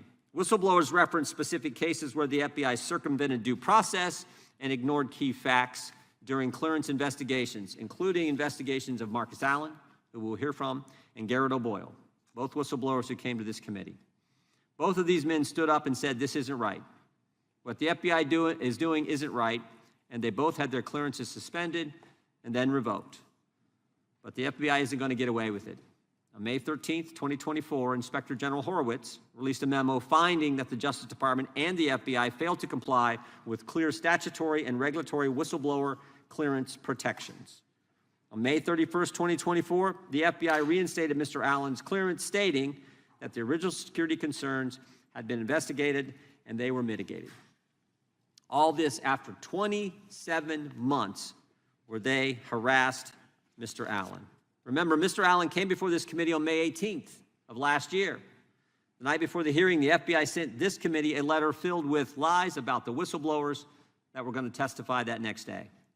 The FBI questioned Mr. Allen's allegiance to the United States, decorated Marine veteran, 20 years of having a security clearance, employee of the year at his Charlotte office. They questioned that. During the hearing, Democrats attacked Mr. Allen, first by imputing someone else's tweet to Mr. Allen, second by comparing him to individuals convicted of sharing classified information with foreign governments, ridiculous, and finally by saying he wasn't a whistleblower, he just had grievances. But that's not what the IG concluded, not at all. Mr. Allen was simply doing his job, doing it well, and for that, because he questioned the leadership at the FBI, he was harassed, lost his security clearance for 27 months, only to have it reinstated. So again, I want to thank our witnesses for being here today, and with that, I would yield to the ranking member for an opening statement.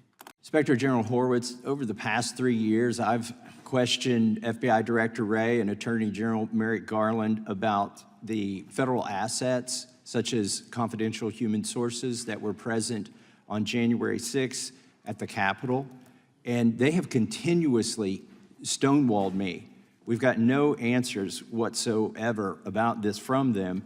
Now, you announced that you were going to do a review of the DOJ response and preparation, mainly preparation, I think, for January 6th. When did you start that review? When did you announce that review?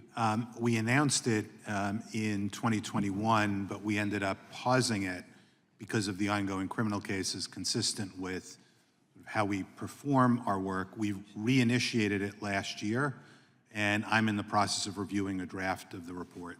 So 3.5 years ago, it was announced that you'd be doing this review, and we still don't have the review, do we? No, as I said, the reason is we paused the review because of the ongoing criminal work that would, consistent with our practice, we don't interfere with ongoing criminal investigations. So, but now that you've restarted it, do you have evidence of the number of confidential human sources that were operating on the Capitol grounds on January 6th? Our report will include the information in that regard. Can you tell us today how many there were? Were there more than 100? I'm not in a position to say that, both because it's in draft form and we have not gone through the classification review. And so I need to be careful on what I say. So we're 4 years in. The reason to do these reports, I think, is so we don't make this, if there were any mistakes, not to make the same mistakes again, but we are just weeks away from the inauguration. We're 4 years, almost 4 years into this report. When is it going to be released? It's certainly my hope and expectation, although I don't control this entirely because it has to go through a classification review, but certainly in the next couple of months is my hope.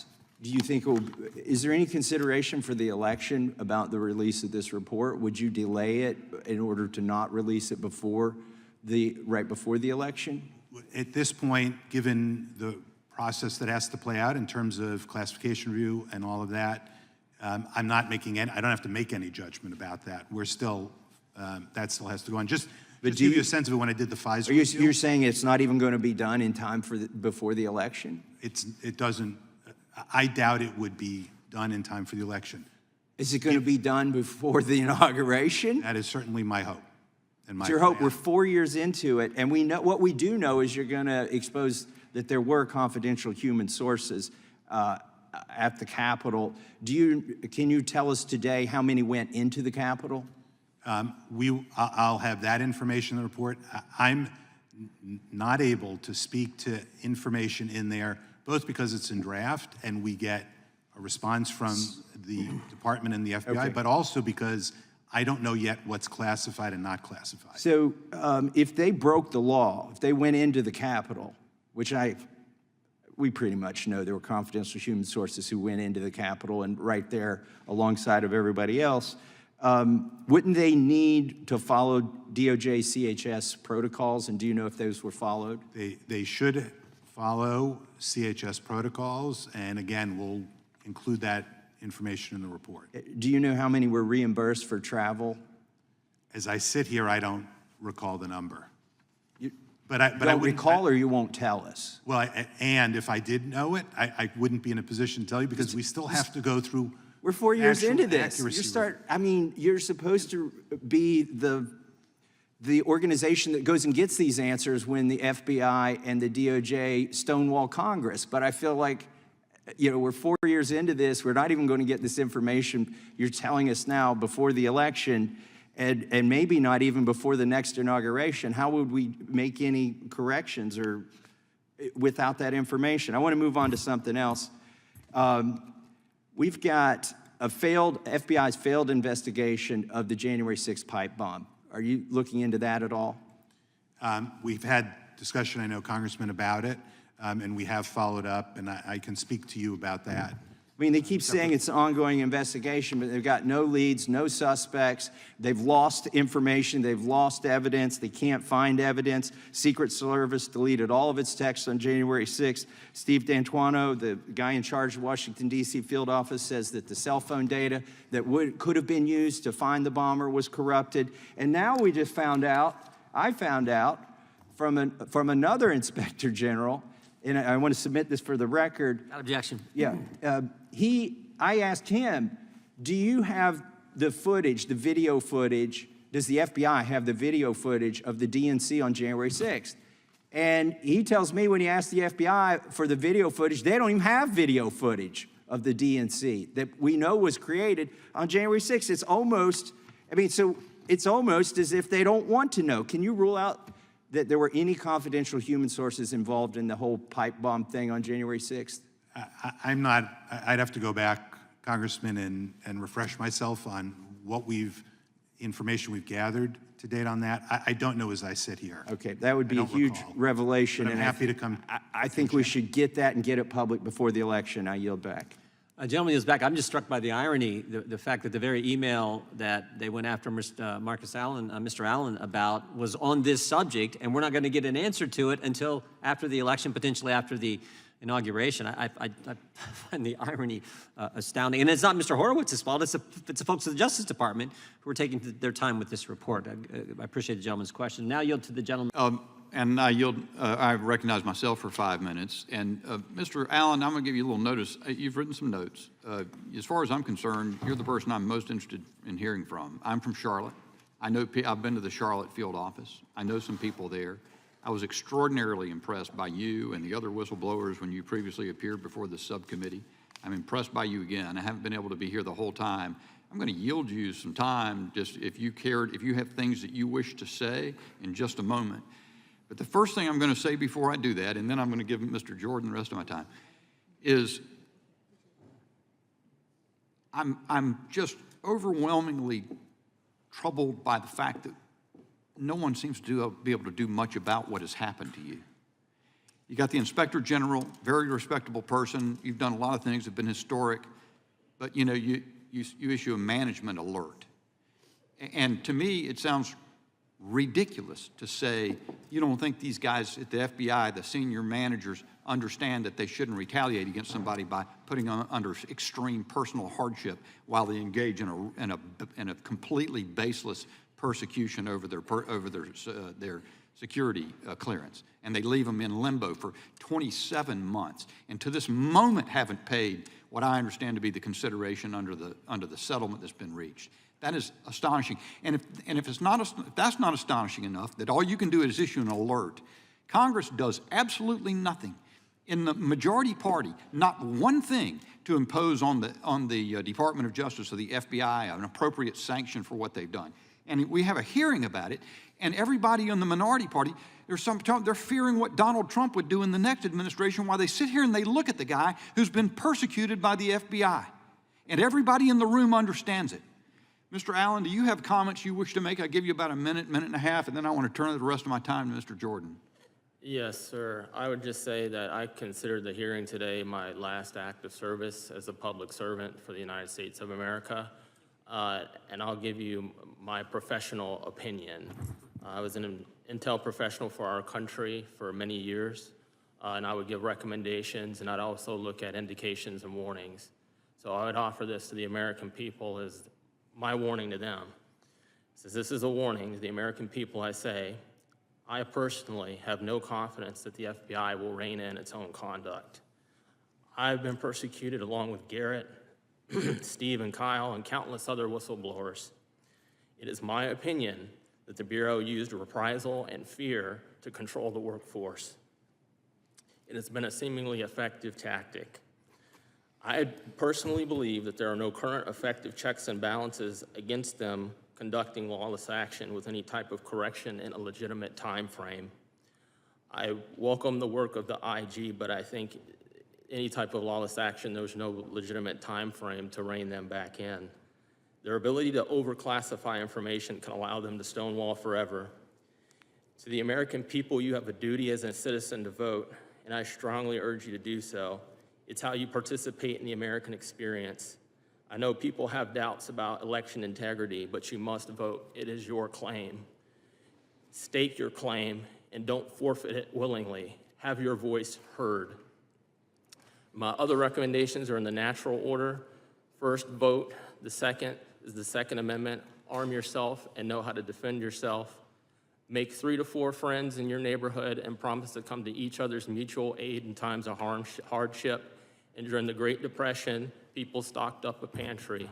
So I think that's a good practice, especially in our economic times, and make sure you have 3 to 4 months of food. And as a person of faith, I'd say pray the rosary, go to the First Friday devotions. That's for everybody, all my brothers and sisters of all faiths, and I know I'm Catholic, and read the gospel of our Lord and Savior, Jesus Christ, and live it every day.